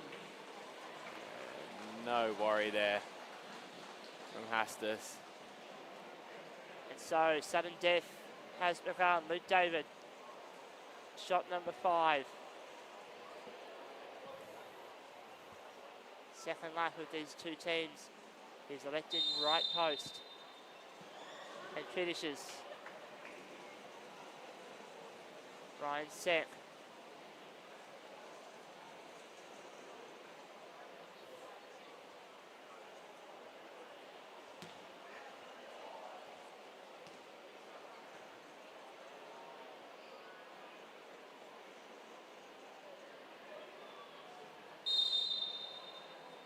Setting up, scores.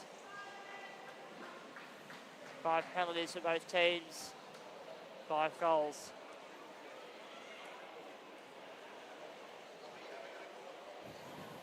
Tension starting to build now. How much battery is left in these chairs? Evans goes left, gets it. 6-5.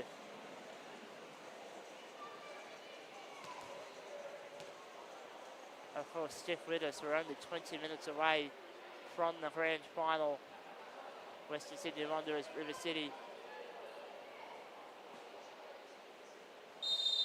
Dimitri Leolio Davis sets up and goes very close to the post. A good penalty, but you wouldn't want it any wider than that.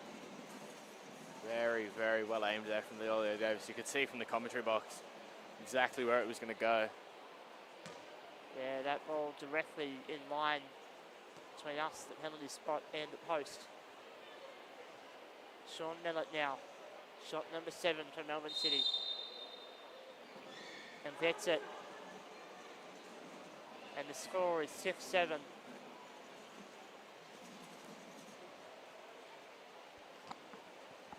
Jet Taylor's had to move the microphone. And Lazak to make it 7-all. If he misses this, it's all over. 15 seconds for him. The dummies, but Sean Mott moving. Mott returns and goes, and that is a goal. It's off the post and off of Mott's chair. Oof. I would have been interested to see if that was a call for jumping early. Yeah, Mott got close to that one. Also as a result of jumping slightly early there. But he takes his penalty now. Yeah, he will be the last of the second lap, and I'm hearing the earlier Davis saying something. I didn't quite hear what it said. Mott does finish. I think it struck the post on the way through. Sorry Tom, that was the earlier Davis saying if these next two take a score, it will be called a draw. I think that's a fair result. These two teams have been difficult to split. Astus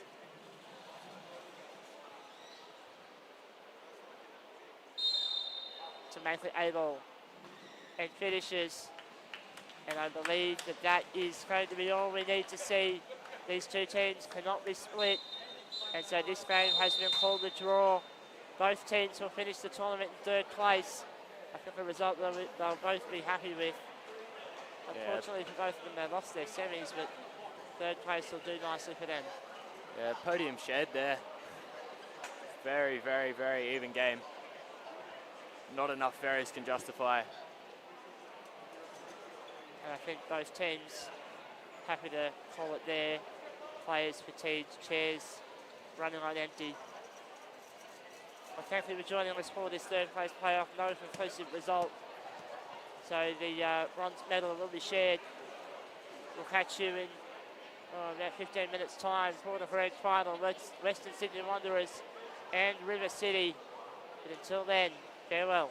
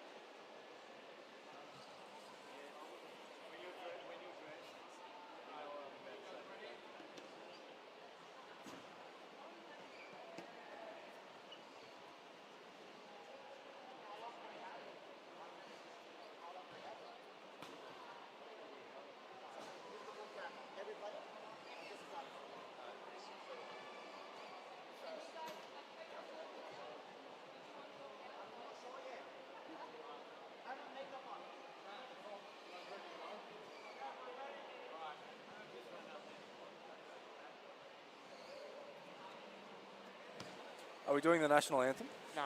Oh, yes, we are. And we're live. Well, welcome back to the Camellia Indoor Sports Centre. This is the one we have waited all week for. It is the grand final. My name is Tom Byrne. I'm joined in the box by Matthew Mallows. This match will have River City and the Western Sydney Wanderers. Yeah, we've got a hell of a crowd for this one. I think just about every player and spectator has waited around to watch this. And here's, we're going to do a formal walkout of players onto the field.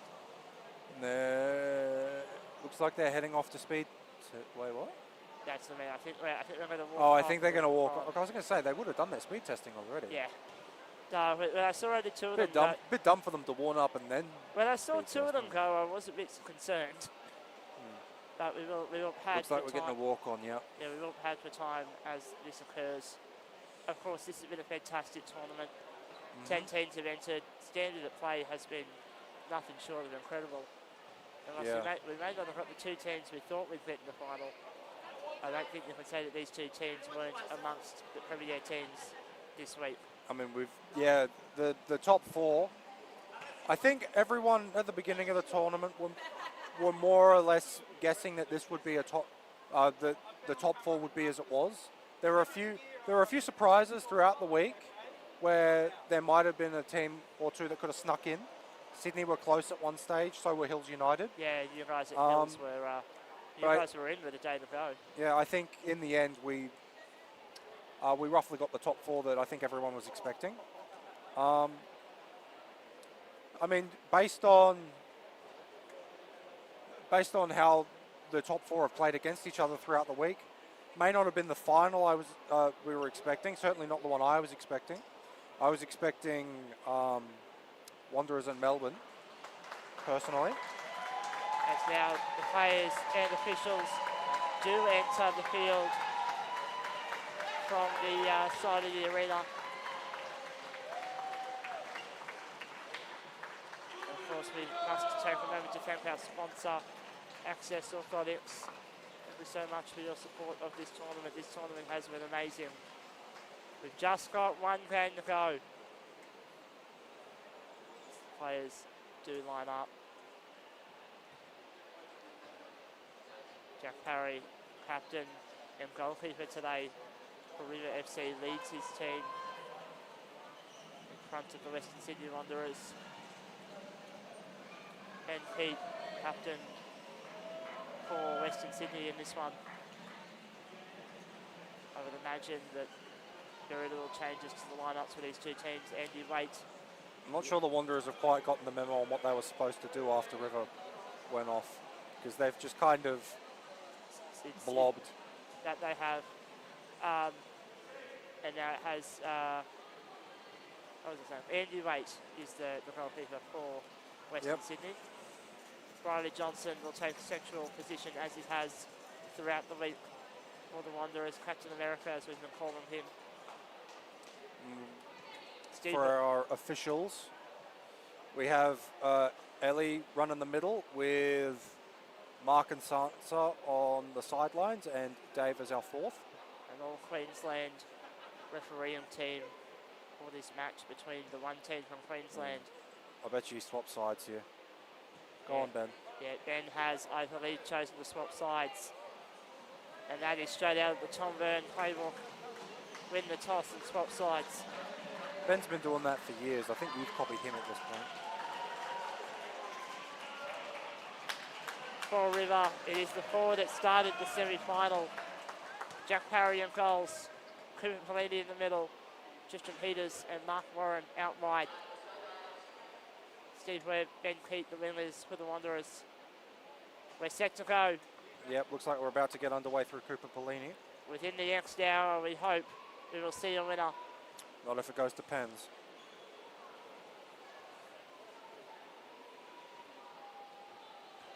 And we're just making sure this clock gets set up correctly.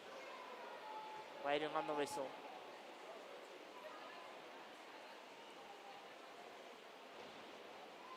Having a bit of a conversation around the scoreboard. We're going to get going. Pelini with first touch to Peters. And the 2-on-1 One already. violation immediately. Good start for Western Sydney. Yeah, I think River will be disappointed that they started with giving away a 2-on-1 off the kickoff. Touch of bars between Ben Pete and Tristan Peters. Ball wide to Johnson. Pete. Picked off by Peters. Upfield. River City bench happy with that. It looks like they're opting for Steve in the middle with Johnson on a wing. That is most definitely a decision that you could make. I don't know if it's the decision I would make, but that's an idea. Maybe Johnson with the ball. Johnson at Peters. Peters now with it. Two. And there's a 2. They're going to play on for the advantage. It's going to go out of play. And I suspect we might go back for the 2. But the referees have given the advantage. It's a throw in instead. River City need to calm things down. 2 2-on-1s with as many possessions. Peters. Touch from Webb. Johnson winding up. That is a lovely ball from Johnson. Would have been a much better ball if her teammate was out there. In regards to those sideline kicks, something Wanderers really have to be wary of is Peters is exceptional when it comes to jumping in and cutting off those balls. So Wanderers need to be really mindful of keeping the ball away from him so he can't jump to intercept. Harry, Palini, wide. And Webb knocks it out of play, and now River City into the attacking half for the first time. Of course, River City got here on penalties. And it rolls out of play. Western Sydney got the win against Newcastle 1-0 in regulation time earlier this morning. Yeah, one thing we also saw in the River game earlier was they didn't push up as far as they normally would, so it'll be interesting to see if they adopt a similar stance in this game. Webb looking long. Pete's there, but he can't get onto it. Palini, first time on the ball for him this afternoon. Battling now with the American captain, Riley Johnson. Johnson's got the better of him here. Johnson attacking the He's box. got no one to flick it to, though. Spinning. Peters, clearance. All the way upfield. And he's got to make a play at this. Goes Ooh. behind Johnson. Flash of bars. And we're getting a whistle. Riley Johnson giving away the contact call. Just 3 minutes in. That was a very brave ball up the middle from Andy Waite because Johnson really didn't know that it was coming to him. He didn't really have sight of where the ball was. As we turn to view this end of the park. Enormous crowd in now. This is the final, the match we've waited for. Palini.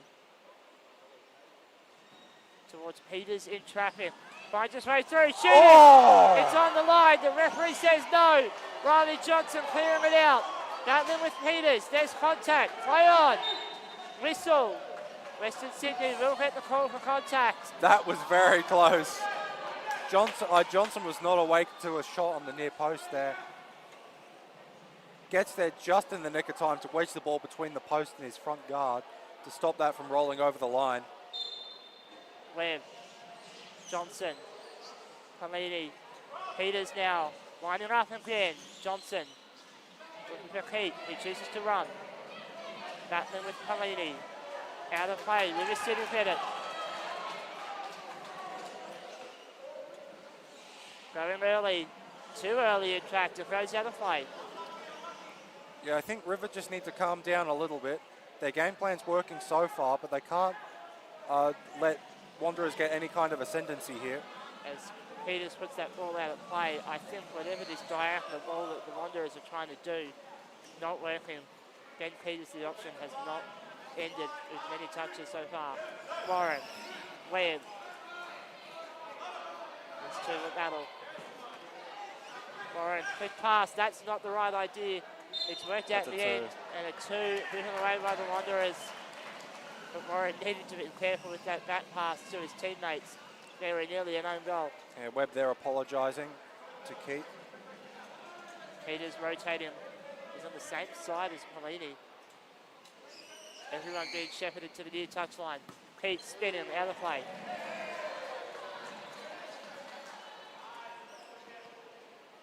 So something that Pellini in particular has been really good at this week, but also River City as a whole, is winning those sideline balls in the middle of the field.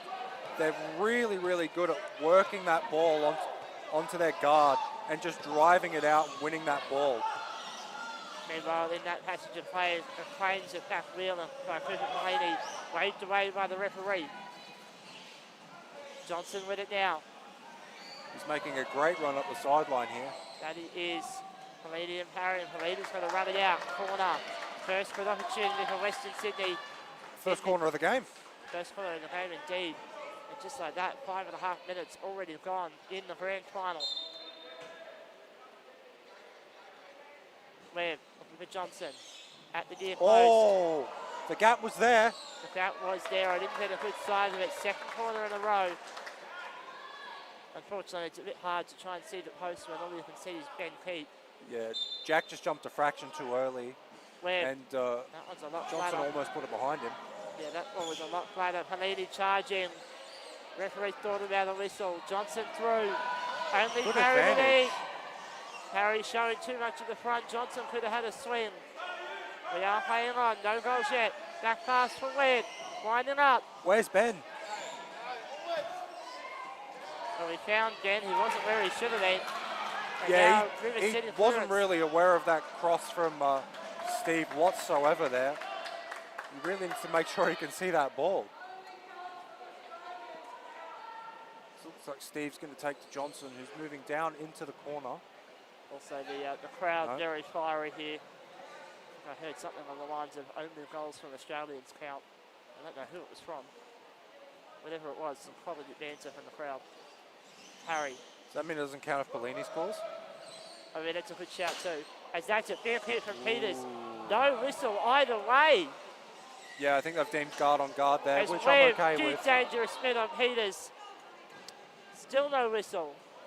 Both teams need to calm down a little bit. The last thing they want to do is get any cards.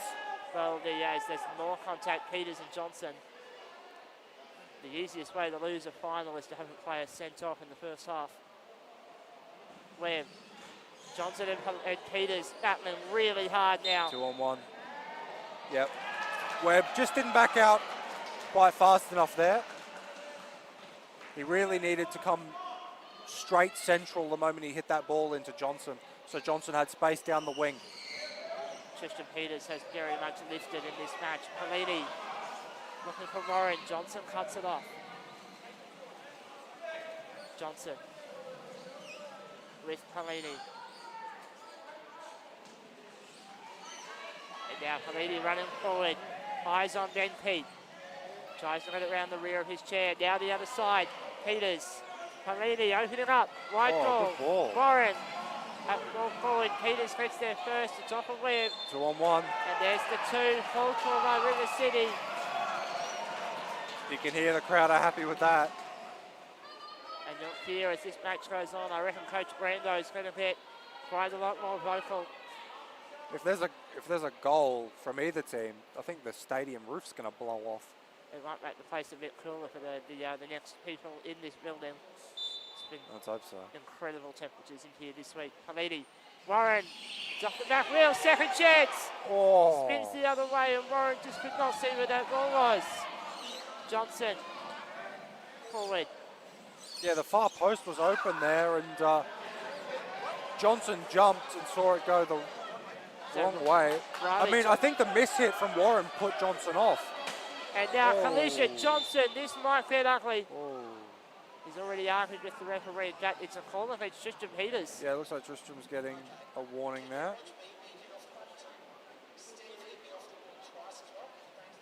And Tristan Peters reporting that Steve. There's a lot of feeling in this one, Tom, There's a lot of feeling.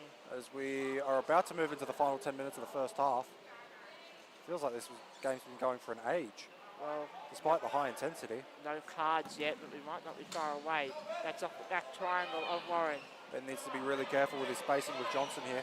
That is really well done from Ben there. He has busted through, and now Pellini with it. Flicks it around him. That only as far as Johnson. Webb cannot open up. There's Back only one pass. person in the box here. Johnson. Peters cutting it off. Out for a throw. But River need to be careful when they get caught on the counter because they start to panic and they all go towards the middle. There was almost a 2-on-1 there between Warren and Peters, I think, just at the top of the box. Now Webb, no options down the wing. Johnson, Webb again, trying to punch through. Parry, don't get the ball with pace to Johnson. Pete winding up, swing and a miss. Peters on the run. Johnson trying to play it through. These two have already been very physical. Parry, that ball goes in the air. I think it takes a piece of Johnson's leg on the way through. But we are playing on. One side of the box to the other. Needs an option. Johnson wants support. Halidi almost charging in on the blind side. Smart to recognise when Johnson might not have vision. He still has ears, however, and keeps it alive. They've got to be really careful of back wheel contact here. Especially now that we're in the box. And that's a big swing from Johnson. And Halidi can only watch it roll away. Throw That's in. taken a piece of Pelini. Let's thank our sponsor, Really Access good. Orthotics. Go on. Really good chance here. And it is Johnson looking to move. Motion play. Tristan Peters balks him a little bit. Parry, clearance. Well read from Parry. Didn't really have to move forward much. I think it was a bit of a miss hit from Webb there. Ooh. Peters needs to be careful on that back wheel. Yeah, a He's little been- bit of back wheel here. He's been warned now by two different referee officials. Well won there from Peters. Through Oh, the he's got middle, acres of room to move up the middle. and he does, and now finds the touchline, which makes the whistle still in play, in fact. Peters now with Webb at the box, to the byline. Battling now with Johnson, he steals. Parry, the goalkeeper, forward. Well, he's done really well. Oh, he's kept that in as well. Still battling, that's back wheel and cleared by Jack Parry. Parry needed to be careful there, driving into the box. He is the goalkeeper. River It City, could have easily been a 2-on-1. River City find their formation. Khalidi trying to lay it off at Peters. Johnson shepherds it out. And there's possibly a war of words happening on field as well. 7 minutes to go in the first. Webb, Johnson. And Wanderers it's are starting to get a bit frustrated. it's a goal here. And it looks like they're going to the bench. Yeah, Jonathan Reyes will come on. We'll see who is going to come off. It's probably going to be Ben Keat. I mean, I think that would be the case as well, but let's wait to see what the coaches call. And there is the call at Ben Keat. I wonder who's captain with Benny off. That's It'd have to be Riley, wouldn't That's it? a fantastic question. It'd have to be Riley, wouldn't it? Andy. Riley or Steve? Andy. Oh, Andy, actually, you know what? Yeah. If we haven't called Andy Waite's name in quite some time, Johnson trying to pick off the goal here. Pelini guarding well. To the sideline. Johnson trying to win a corner. That he is. Pelini's through. Webb. Reversing Ooh. into Pelini's back wheel. Referee says advantage. He's still going with it. That's really well done by Pelini, but Johnson's taken it. Harry. Calls of open net from the Wanderers bench. Pelini pulled out of position. Yeah, River are starting to push up. I reckon they think they've got a chance of scoring late in this second half. Peters battling hard with Johnson. These two have settled down a little bit since those contests earlier. Peters caution on the edge of the box. Johnson taking his time. Through ball. Well read there from Parry. Collision between Webb and Peters, and then we're playing on. Warren. Going to the Upfield. corner. Option central. Swing and Oh. a miss. He just lost sight of that ball briefly when he tried to swing it back. I think he needed to swing it back earlier, because by the time he got into a position to flick it, the ball had already gotten past him. And looks like we're going to the tap play. We are. It's an interesting decision. Johnson now on the run. Look, I don't mind it with Johnson's ability to just work his way up the field, because he's got the quality to beat any of these River players one-on-one. Well, he But the might problem do is, so. once Goes he out. gets up into the corner, the Wanderers aren't really in a position for him to flick it back. So he doesn't really have a lot once he works his way into that corner. And the counterpoint to that is we saw in the third place playoff, every chair had basically overheated. Johnson shooting, great save on the line, Jack Parry, fast break from Mark Warren. He won't get there in time. Yeah, I'm not sure that was quite the right option there. The near post was never open and they never looked like they were going to move. As we see a substitution, Mark Warren's coming off for Bryce Castles. I like this change. Bryce Castles, all the experience. He might not have the pace and power that he had, say, a decade ago.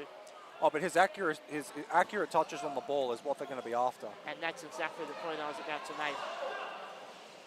Pelini with Johnson. Uh-oh. Uh-oh, indeed, it's wide. And now the Wanderers. Jono needed to go to a near post not far because Parry was racing across to cover that far post. If he dummied it and gone near, I think that was a goal. Now the Wanderers have had their fair share of chances now. River City under the pump. Peters, that's laid off towards Castles. Reyes gets there first. Now Pelini. I like this from the Wanderers. One thing that they were probably lacking is just taking shots, because it makes sure that River can't push up as far as they'd like to generate that kind of pressure up front. That indeed. And now the ball goes again to Johnson. Something else that I think might be worthwhile. Simply down, he goes himself and wins the throw in. We've seen for the first 20 minutes of this game, it's all been Riley Johnson. Do the Wanderers switch it up and knowing that River are only going to focus on the American import? I mean, the problem we're going to get into the longer the game goes on is other chairs going to start to overheat. And if Riley Johnson's running the ball the whole way, his chair's the first one to go.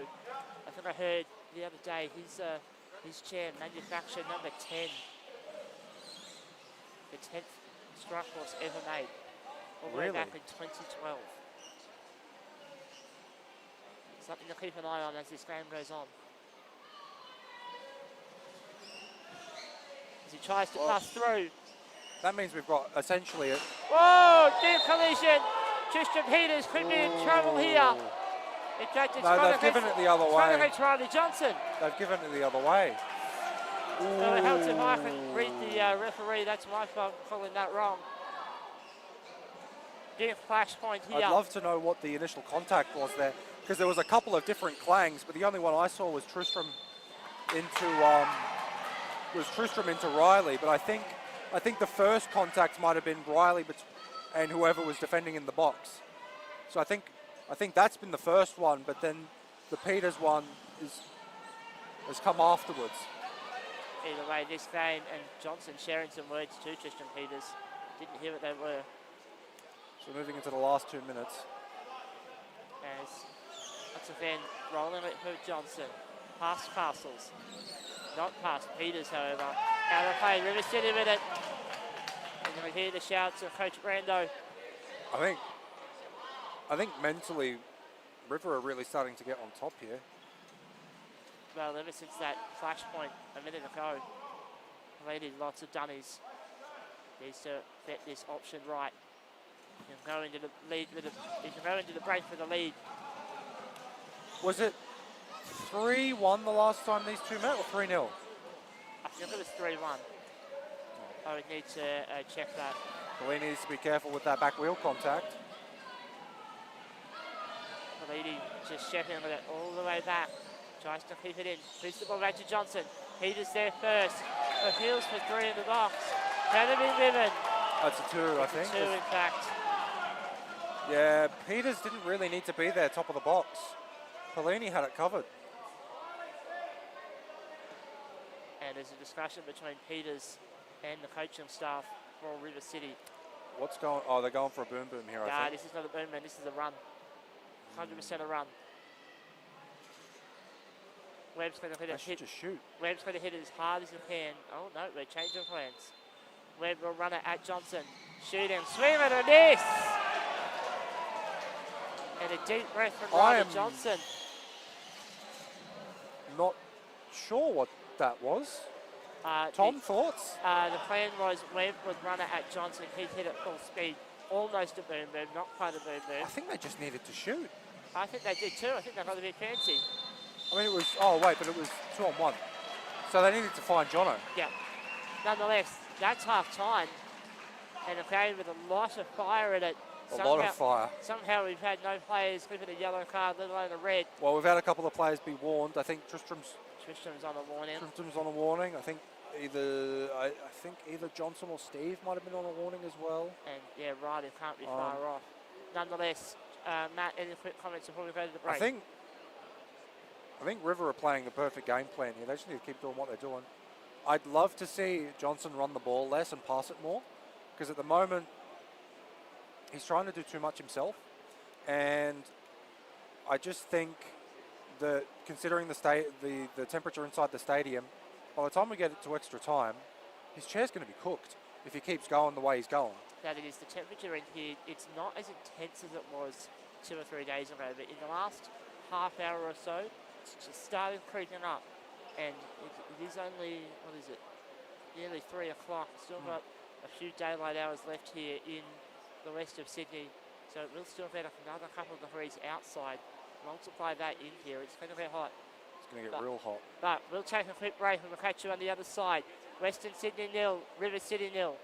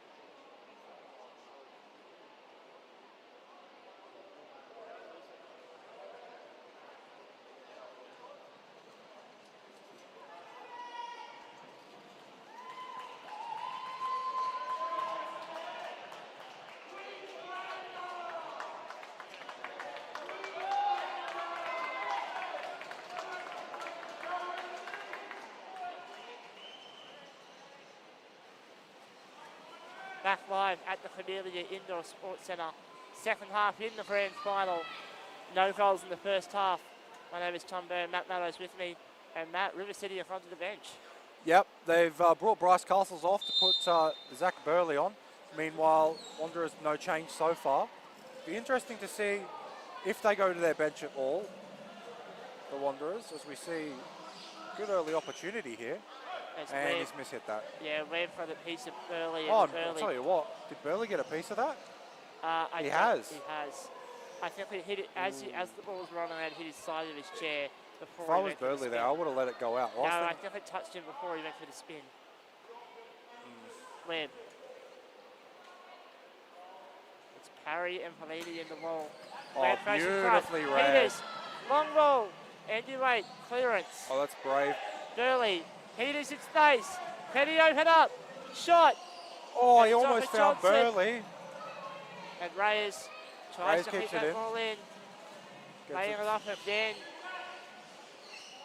Just the two back for the Wanderers. Harry beaten only Pelini in the defensive half for River City. This game opening up despite the contest on the ball between Johnson and Parry.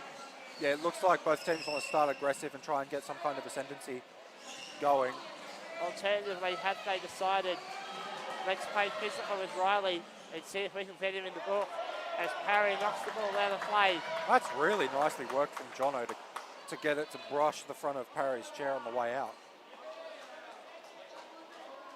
Western Sydney, of course, champions 2 years ago. No team from Queensland has won since 2018. Yeah, last team to win was the Brisbane Roar, I believe. Brisbane Roar 2018. No team even in the final from Queensland since that point. It's been a long, dry spell. Yeah, for those. Strikers have come close a couple of times. They've made a couple of semis. It's been a long, dry spell for those north of the Tweed. Webb. Back pass. Johnson. Looking forward. Harry. Webb again. And big contest in the box. Play on. In fact, actually, the most recent winner of the club championships for Queensland is Jack Parry. Jack Parry and He won it with Hills United. Josh Murphys. And Josh Ward currently playing, I mean. Josh is still a Queenslander, actually. I assume Josh might be watching. Shout out to you if you are. Jack. And now Johnson running forward. Battling with Parry to the post. Johnson can't push through two chairs. Jack Parry and Clifford Pelini must be careful. Do not lose this ball. Oh, that's really well done from Pelini. And he's won the sideline as well. 3 minutes gone in the Wanderers second not quite half. happy with that. 3 minutes gone in the second half. Scores remain level. Pelini upfield. Peters to Burley. Didn't quite get the spin off in time. And Weird gets a big piece of orange paint and hits it all the way upfield. We're going back for the contact. I'll tell you what, Burley needed to punch that back to the middle player there, who I think was Tristram at the time.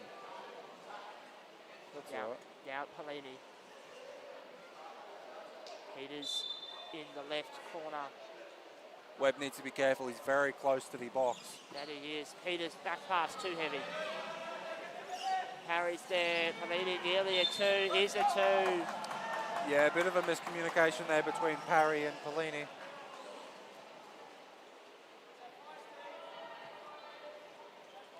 John O'Reyes on the far side of the field in open space. Johnson is moving around, but I don't think he's the play here. Webb goes direct. Peters punch him. Johnson collect him. To the sideline. Cleared away. Burley beating out Reyes. Contact. Play on. Johnson beating out Parry. Space on the left-hand side.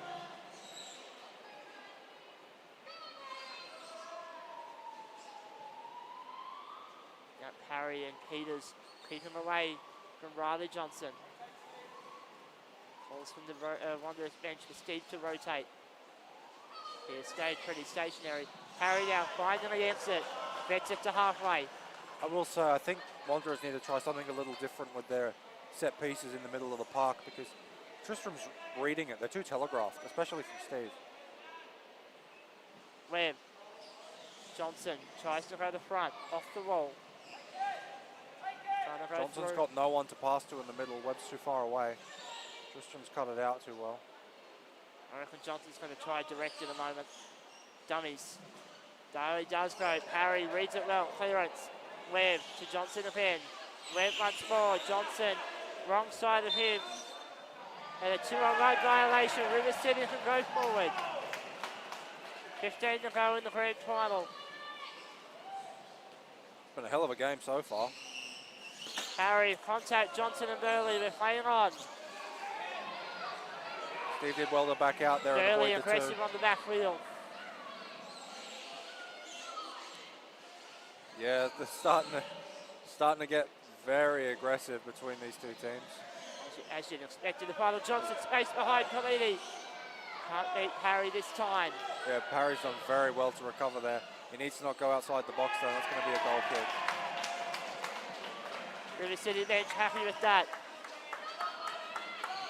Parry, Webb, looking for Reyes, upfield. Wanderers have had some sustained possession now. Peters thinks about a swim. 2-on-1 once again.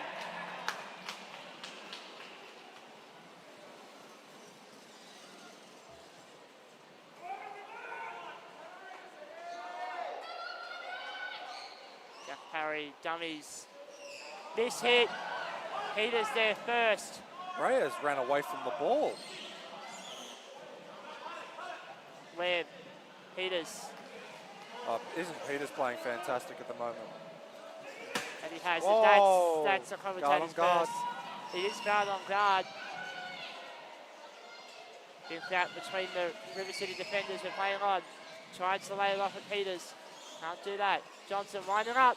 Parry with a great stop. It takes a touch on Peters on the way through. Throw in for Western Sydney. We'll thank our sponsor, Access Orthotics, during this throw-in. Thank you so much for your support. We've had a wonderful tournament and it's your contributions that have made it happen. Steve Webb with the throw-in. Down the line. Johnson in the corner. Taking his time. Goes for it this time. Webb, attempted pass. Well read from Tristram. That ball rolling away and Andy late. Andy's happy to let that go out for a goal kick. Andy thinks about, could have had his first touch in several minutes, chooses not to.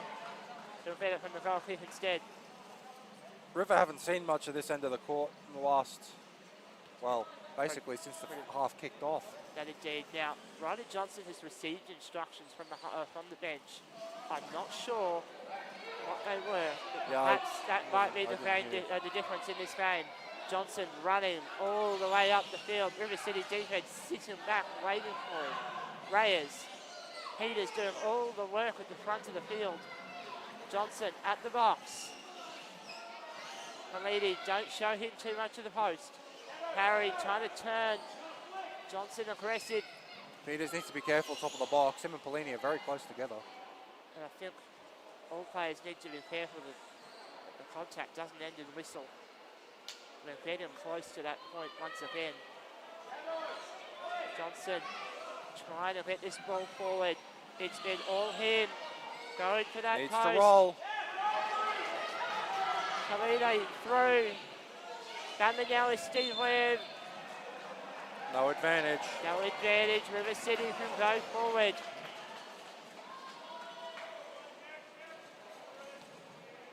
Oh, they're starting to be a bit more aggressive. They're getting Jack to take those. Going wide for Peters. Johnson there gets it first. Webb. Oh! In fact, it's Reyes who can't. John had a clear goal to shoot at there. That should have been 1-0. That 100% should have been 1-0. Polini, difficult throw in position now. Johnson trying to pick it off. Burley lets it through. Johnson checking him out. Peters, smart from him. That's Down going to with be a Webb. 2? No, I think we're playing on. I think the distance is big enough. Burley falls and let it roll from the bench. And That's going contact to be a call. direct. That's the second That's for second Steve warning. Webb. I think they should just shoot here. What do you think? Depends on what this formation is. Peters, look at where he is right now. He's doing nothing there. But he's got the eyes of Johnson, which is opening up the net. It's not so much that he wants to be the option, he wants to get rid of the defense. And look at it, look at the chaos. Malidi does end up just finding Andy Waite, so that play doesn't end. But I like that we're putting ideas in the mind of the defense. Peters can't shoot. That needed to go back to Pelini. He didn't have a winger to hit it to. Peters giving another elbow to Riley Johnson. Yeah, they're really. Oh, Johnson's Harry's lost it. pinched the ball off. Yeah, no. He almost pinched it off. He Johnson could- recovers. inside the final 10 minutes of regulation time in this final. No goals to separate Western Sydney or River City. Oh, that's smart from Jack Parry. That is very smart from Jack Parry. And we'll take a moment to breathe. Pelini with the throw. Goes down the wing. Johnson cuts it off. Pelini just toying with Johnson at the moment. And now it goes out of play. Western Sydney with it again.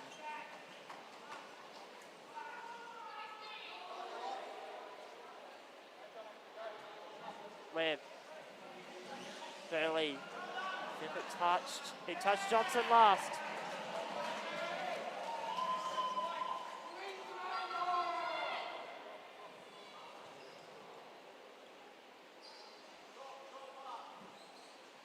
Pelini to Burley. Oh. Through ball. That's very nice from It's Burley. on target as well.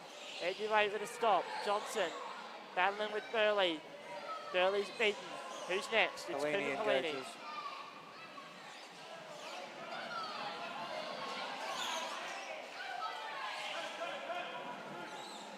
And Pelini let him collect to Reyes. Pelini outfield. Needs to hit it Peters now. on the left. Johnson swinging, missing. Attempted shot, didn't work out. Now with Johnson.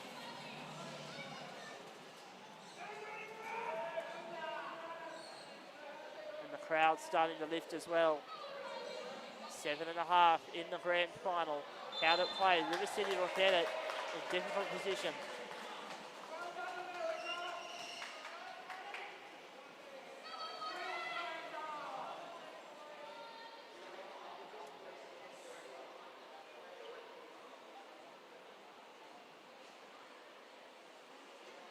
I like that teams are starting to slow it down for Team Featherby setting in. Pelini, Johnson, direct. Parry has to run it out. Pass Johnson first time. Peters outfield. Burley shoots. Finds Webb. And Peters hits it at Johnson, and now Johnson for break. Pelini walking. Pelini engages. And that's too aggressive. That's whistle. And in fact, That's second warning. it's a Got a second. lot of people on second warnings. I think the cards are going to start coming out soon. Yeah, this game set to blow in terms of the referee's book. Goals from the Wanderers bench just to slow it down. Johnson past Peters. Harry hits it at Peters, and that's not ideal. Wanderers now with a throw That's in. not good.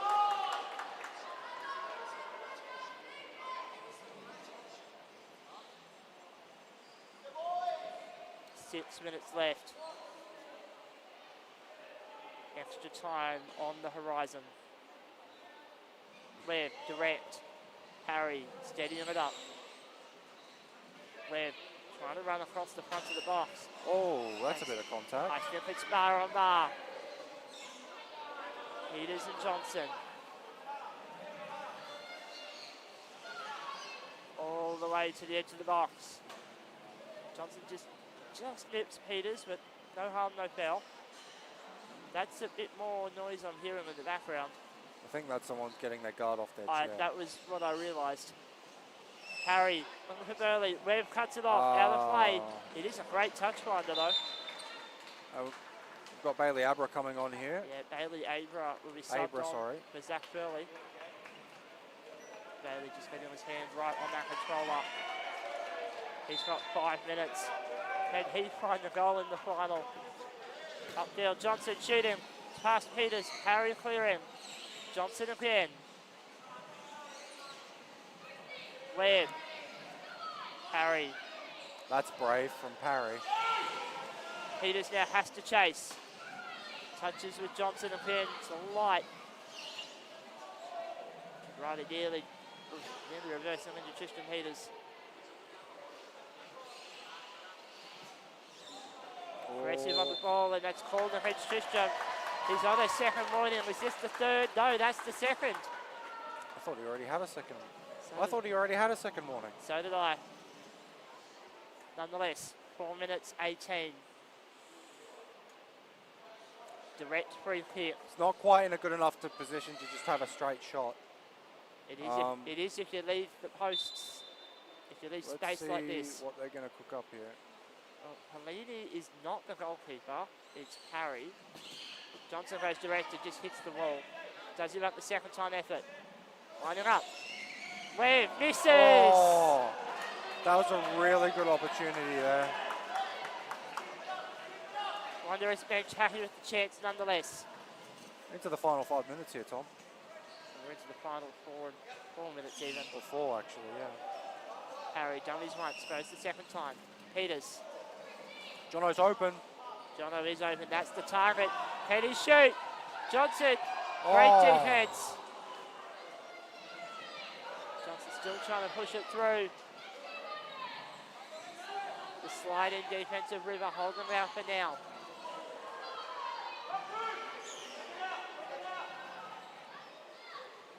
Helene guarding Johnson. Aggressive on the back of the Johnson, they're playing on. Earns a corner. 3 minutes to go.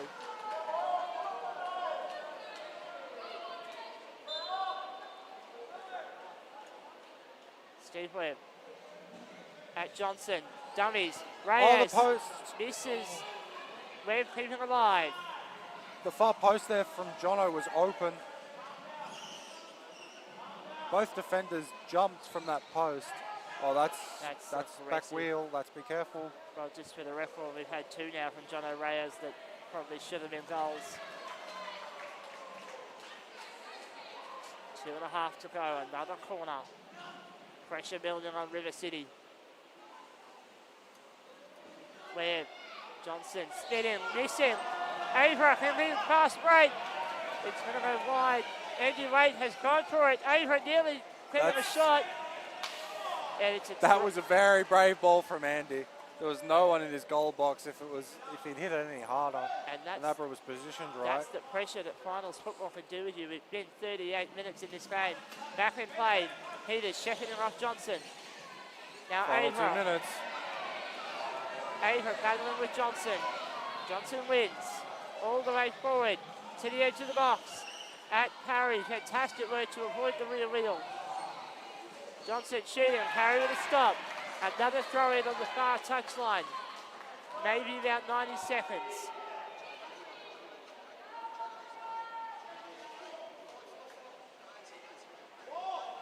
Webb. The ball holds. 2. Stephen Johnson both went for the same ball. Well, there was no communication. His communication's failing in the final minute of the final. You know, Jack Parry wants players a little closer. Goes for it. That's not a great hit. Johnson. Can he find something special? Chooses not to. He's only got Reyes to pass it to. Steve hasn't made his way into the corner yet. There he goes. So we get a 1 minute warning from the touch here. From the 40, in fact, as Johnson tries to go at the net. Parry needs to hold on to this ball. Helene runs it out. Gets getting dicey now for River City. Only Parry in the box. Johnson beats Pelini. Far post open.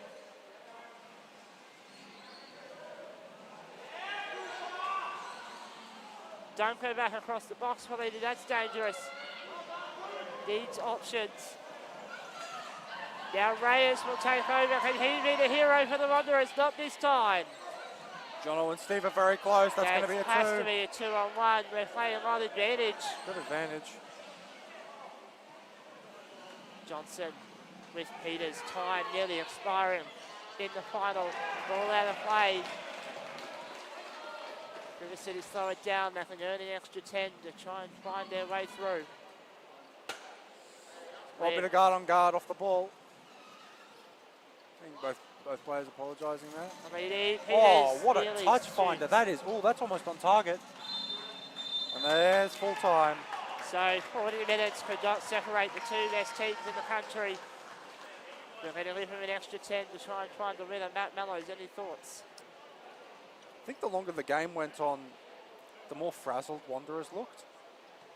They started to get really cramped. And River defended really, really well as well.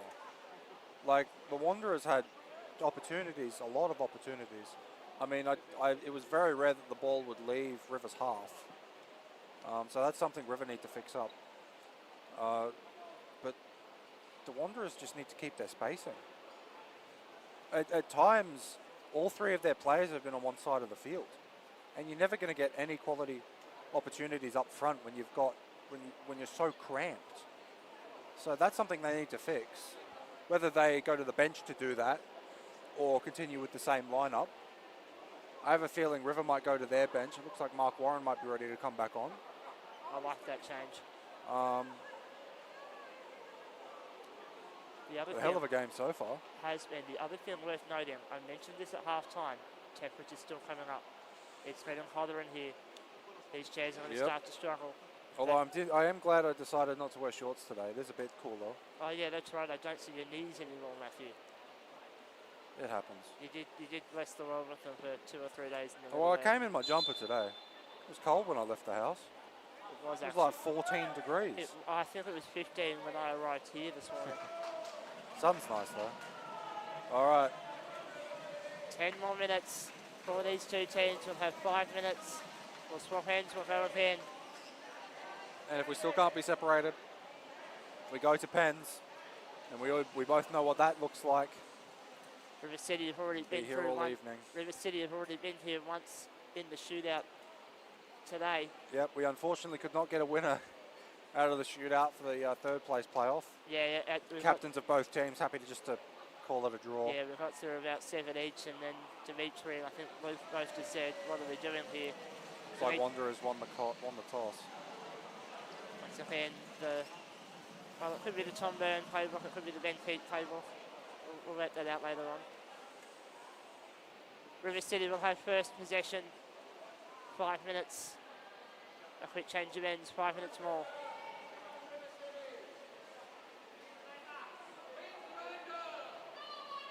And now the crowd starting to build. Extra time in the final is usually something special. Palidi, Peters. Palidi again, nearly a 2 by those two. Palidi's through.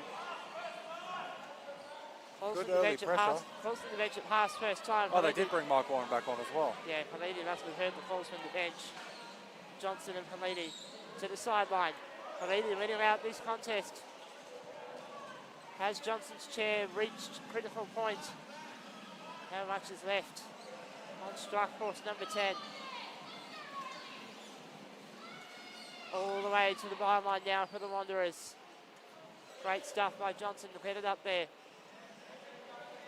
Palidi does not want that ball out. Johnson shooting. Parry's there for the clearance. Peters can run. Fast break opportunity. Peters needs to flick now. It does. Parry for Warren. Upfield at Johnson. Johnson thinks about spinning. Here's Parry behind him. Pulls out.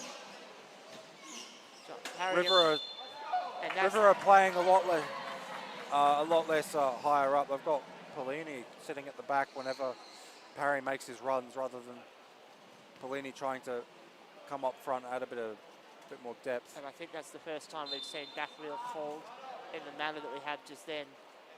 So that might need a little slight change from both teams. Parry. Peters knocks it past Johnson towards got away from him there a bit. That it has. Lots of aggression from Webb. Question now is who's going to Who's going to be the hero in extra time as Peters puts it forward. Johnson trap him. Peters lets Johnson run. Warren didn't get there in time. Now Parry has to engage. 2 minutes left in the first half here for extra time. 3 minutes left in the first half. Of extra No, they time. started it at 5. Oh, I thought they started at 4. They went to start it at 4 and then started it at 5. Okay, thank you for that You're fantastic welcome. information, Matthew. Yeah, I was. Yeah. Johnson with it in the corner. He's playing keep away. Wants somebody to run at him. Balls that rotate from Western Sydney's bench. Where's Jono? Jono's Yeah, on the near side. Steve and Jono are both on the same side of the field again. Well, the Wanderers have to turn to the bench to fix that formation. I think players are getting tired, chairs are getting tired, commentators are getting tired. I'm not that tired. Oh, I am. Pelini now on the byline. Johnson, can he find his way through? Not this time. Johnson still trying to find his way through. Nearly a hole between the two defenders. Near post open. Johnson, Parry. Oh. What a ball from where Johnson shoot him. Pelini with a save. Oh, what a save from Pelini. And that gets the noise from the crowd. Less than a minute in the first half of extra time. Ball in, Johnson. Where Reyes can't get the goal. Warren now on the run. Fast break, Needs to 30 flick quickly. seconds. Johnson gets the ball at the end. Pelini needs to defend the post. Harry holding at the post has moved a little bit.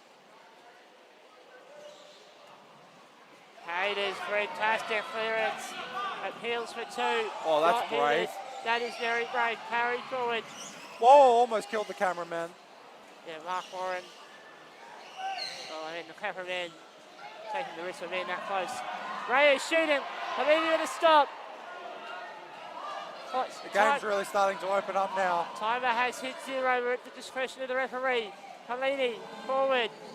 Battling with Laird to the sideline. And now that ball out of that's very play. smart River from City with a Pelini. throw.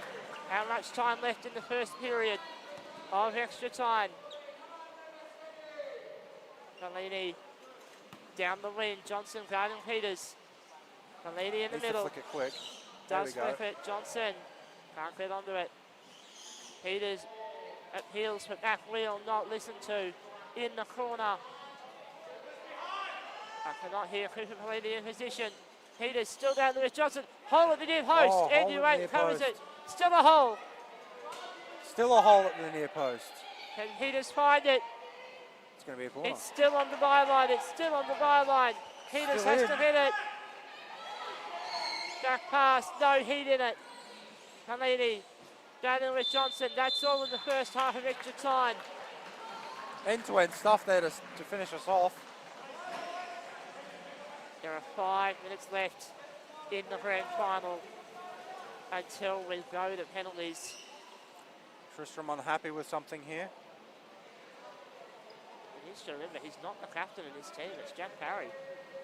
I think they're saying someone totally drove off the court there. I could not see it. The Wanderers bench all standing Well, up. if they're talking about Andy Waite driving off the court, he's allowed to do that inside the goal box. He is defeated. Yeah, I didn't see if there was a player driving off. I didn't see it. There was nothing that I saw that looked like No. it may have caught the eye of the referees. Johnson with a touch finder. Yeah, he wants to build pressure, I assume. Keep it down here. Smart play from the US captain. Scoreboard about to set off. He set it 4 minutes. Pelini, Johnson at the box. Need to be really careful contact-wise. And the ball rolls away. Western Sydney with a throw-in on the far touchline. We'll thank our sponsor, Access Orthotics. Thank you for your support. Webb now, near post. Reyes lurking far. Everybody back to River. That ball is going to go out for a corner. 2-1 violation, Wanderers. Johnson and Steve too close as we see a substitution here. Burley's coming on for Mark Warren. So this I is, think they might be setting up for penalties. it's very early to set up at penalties, but it is the same change they made in the semi earlier this morning. Well, I will say though, I feel like Burley's probably more suited than Warren for this kind of one-on-one play. Chance from Webb. Harry, don't lose the ball now. Webb that's charging charging. in, and that's a contact foul, and he's going with the ball. Well, we thought we might see a card within the first 10 minutes. We've waited 46. I don't know what Jack was thinking there. He almost put it into his own net. I think he was thinking there's 3 minutes to go in the final. I'm panicking. Harry, Oh, Burley good ball. upfield. Oh, It's what a going to touch roll finder. wide. Is it going to go out? No, That's going to be a sideline, I it's a think. goal No, kick by kick. about half a metre, that. I can't see. Scaffolding's in the way. Well, you're ready to go to your preferred eyeglasses vendor. I won't name commercial names. Should have gone to the saver of specs. Yeah, that'll do. Johnson at Burley. All the way through, Johnson at the box once more. About 2 to go. He needs to be careful. He doesn't want to be the second one in the ball. Johnson That's a marching charge, through yeah. Parry. Polina needs to get there. Space behind Parry. Steadying it up. Johnson's got no one to cross it to again. I don't think Johnson wants to cross. I think he wants to go himself. Space at the near post. Through ball. Webb doesn't let the shot away. Johnson, If Webb. he'd hit that sweetly, second it was chance. a goal. And Steve Peter- had the goal wide open. And that made that 3 missed efforts from the Wanderers on the right-hand side. Oh, that's back wheel contact. They need to be careful. Peters flicked away to Webb. Peters upfield. Johnson tucks it away. Throw in. 1 minute 15 on our clock. 2 minutes. 2 So minutes. possibly They 2 minutes to go. Yeah, I think they started this one at 4. Subs from the Wanderers in Cunning. Polini, in fact. Johnson upfield. I'd be surprised if Wanderers were going to the bench. I'd think that in terms of pens, this would be their lineup. I would think that too. Polini. Johnson's at the back wheel. No whistle yet. Ball at the box. I can't quite see what's happening. Peters. Burley can't win it. Oh, he just didn't connect with it properly. Calls for Riley Johnson to put it out. They want this sub for penalties. It goes out now. Subs Wants a for the substitution. Wanderers. They're it's a swapping keeper change. goalkeepers. Andy Waite will take off. In fact, to put another white shirt over the top. Riley Johnson will be entrusted with the space between the sticks. That makes sense. You want the person who can accelerate the fastest. And check this out, Tristan Peters, who wants to know if time's going to be added for this. He needs to be They careful. stopped the time. He's not going to get it. We don't have stoppages. We don't have stop clocks in power jet football. If time expires, time just expires. Let's see. I say. And I think they are going to request that this shirt is to the referees like him. That's close enough. He's in green. He's in green. You can see him from the front and the back. It's good enough. So no changes at personnel. But Riley Johnson, now the man in green. They will be adding that time on for the keeper sub though, so we've probably got about 2 minutes left still, Johnson, despite the clock of Webb, being stopped. Harry, Johnson. So 1 minute from by the sounds of things. 2 on 1. River City, can they win this without the need for penalties? Dave, our fourth referee, is saying about a minute to go. Polini, Peters shepherding Yeah, out. Polini happy to let that go out. Yeah, shepherded out. Johnson was Tristan Peters. Neither team are going to try and do anything stupid here. Johnson goes quickly. Oh, Burley. there's something stupid. Andy Wade has to make a save. He's hit it very hard to the leg. River City, they said something happening. The bench is all up.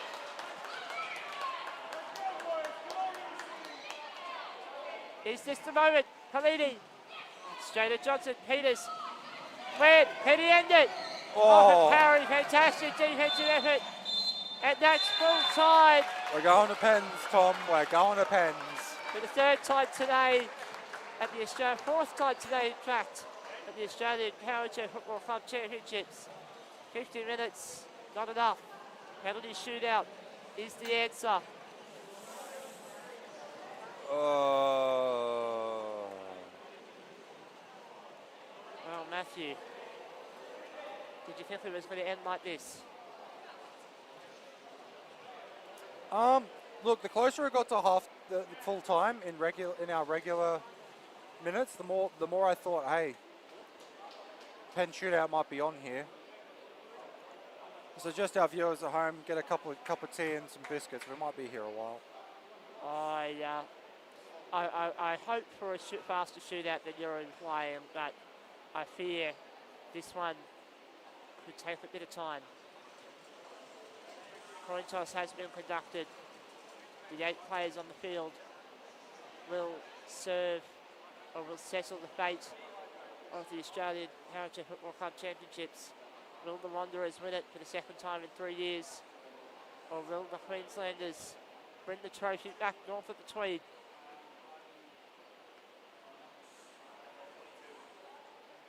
River City futsal in their first year of being a part of Power Chair Football took over from Lions FC during the off-season in Brisbane. Will they be rewarded with not only a state championship but a national title in the span of 4 months? Or will the Wanderers add to their tally?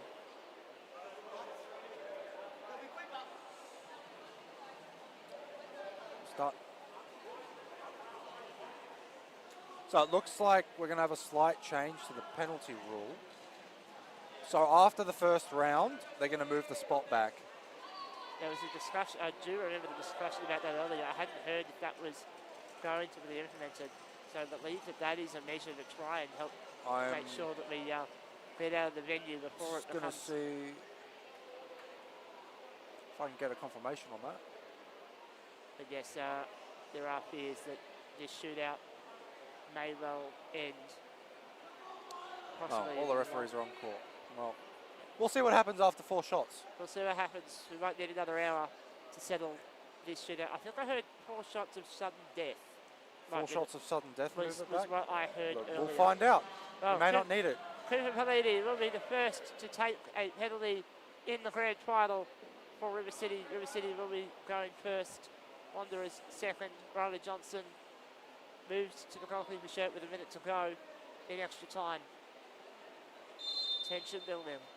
Pelini scores.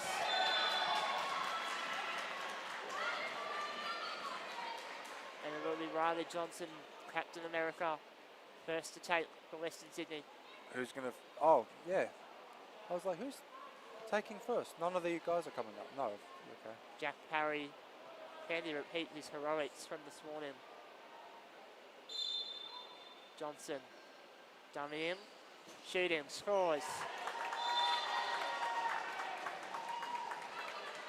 Come and collected from Johnson there. And once again, Tristan Peters. It's been a long week, folks. Tristan Peters, the second penalty kick taker. Peters scores. We unfortunately don't have the what the score is in the shootout on the scoreboard. It is 2-1. It is 1-2 in fact. Steve Webb needs to get this right. Might be here a while. Steve Webb must get this right. Shooting. Harry's got early, but he scored anyway. Yeah, goal anyway. Zach Burley, the third man up now for River. Score is currently 2-2 in the shootout. And Riley Johnson make a save. Burley executes. John O'Reyes, third man for Western Sydney, which leaves Andy Raitt to be the final for Western Sydney and Jack Parry, the fourth taker for River. John O'Reyes, can you convert?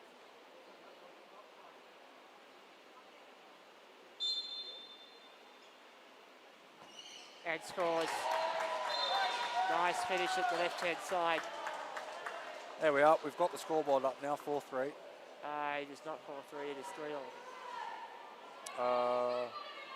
You're right. River went first, it's only 3-all. You're right. Oh, well.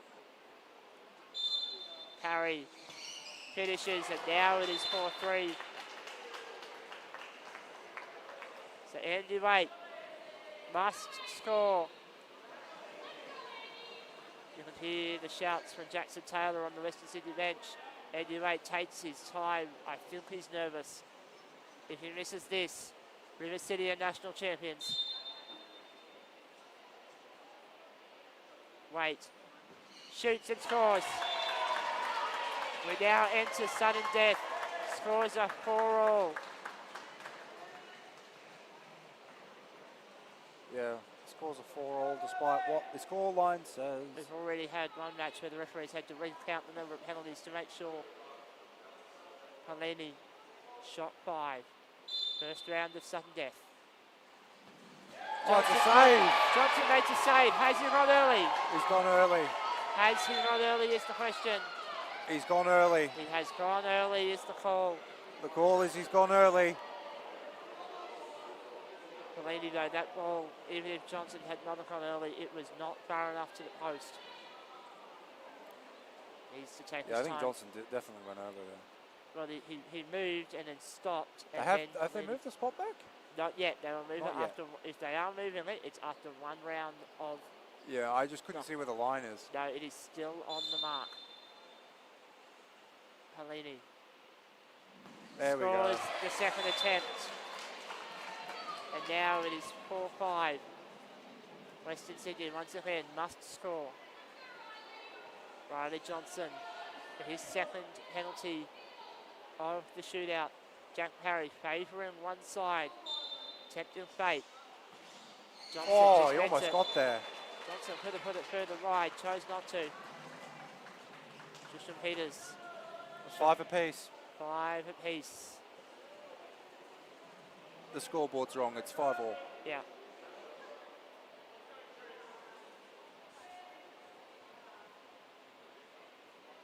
Peters. Whistle blown. Goes right at the post. Very close, but gets it done. Couldn't ask for him for a better shot than that. 6-5. River over Wanderers. Steve Webb, second penalty attempt. In fact, one of the referees has noticed that the scoreboard is wrong. We will correct it in a moment. Webb gets it. 6-all. Now we're at 6-all. Now we're at 6-all. The scoreboard's now correct. Scoreboard is Now no it's, longer now correct. it's wrong now. No, it is It- only It 6-all. was correct and now, okay. Referees confirming the score is 6-all. Yes. Scoreboard now corrected. Almost. There it is. There we go. Burley, shot 7. Save! Oh, And this one might stand. he's jumped again. Has he jumped No, again? thumbs up from MSG. No, thumbs up. Thumbs up. That Thumbs is up. a genuine save. Western Sydney now on the verge. We're still, yeah, that is a save. Jonathan Reyes to give his team the national title. If Jono scores, Wanderers are champions.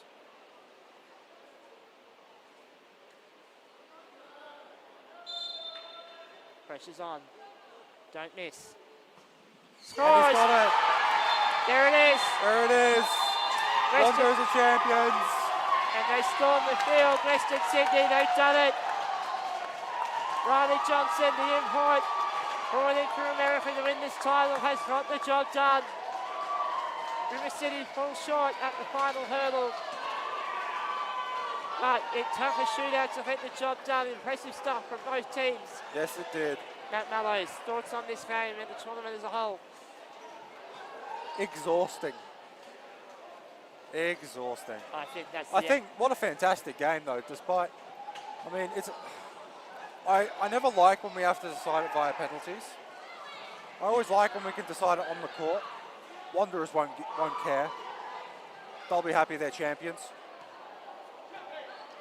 but it's a hard way to lose. It's It a hard is. way to lose. And I think as we've shown today, there does need to be some discussion at the international level about the rules and penalties at the moment. They are, from a spectating standpoint, not good. From a getting the match resolved standpoint, not good. And from a actually dealing with a contest between striker and keeper standpoint, not good. But that is a win for the Western Sydney Wanderers. They get the job done. We'll take a moment to thank everyone involved in this tournament. APFA and the New South Wales Powerchair Football Association, thank you for running this tournament. We had a couple of hitches early on, but we've got through this tournament. We've had some horrendous weather this week here in the Camellia Indoor Sports Centre. The players have suffered through mid-30 degrees all week. We will take a moment to thank coaches, players, officials as well. It's been a tough job for referees. Lots of controversies throughout the week.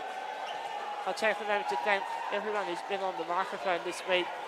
At Mallows particularly, you've got the I can't hear anything. The crowd's too loud. the crowd is very loud. The crowd is very loud here. I'll thank all the commentators who have been on.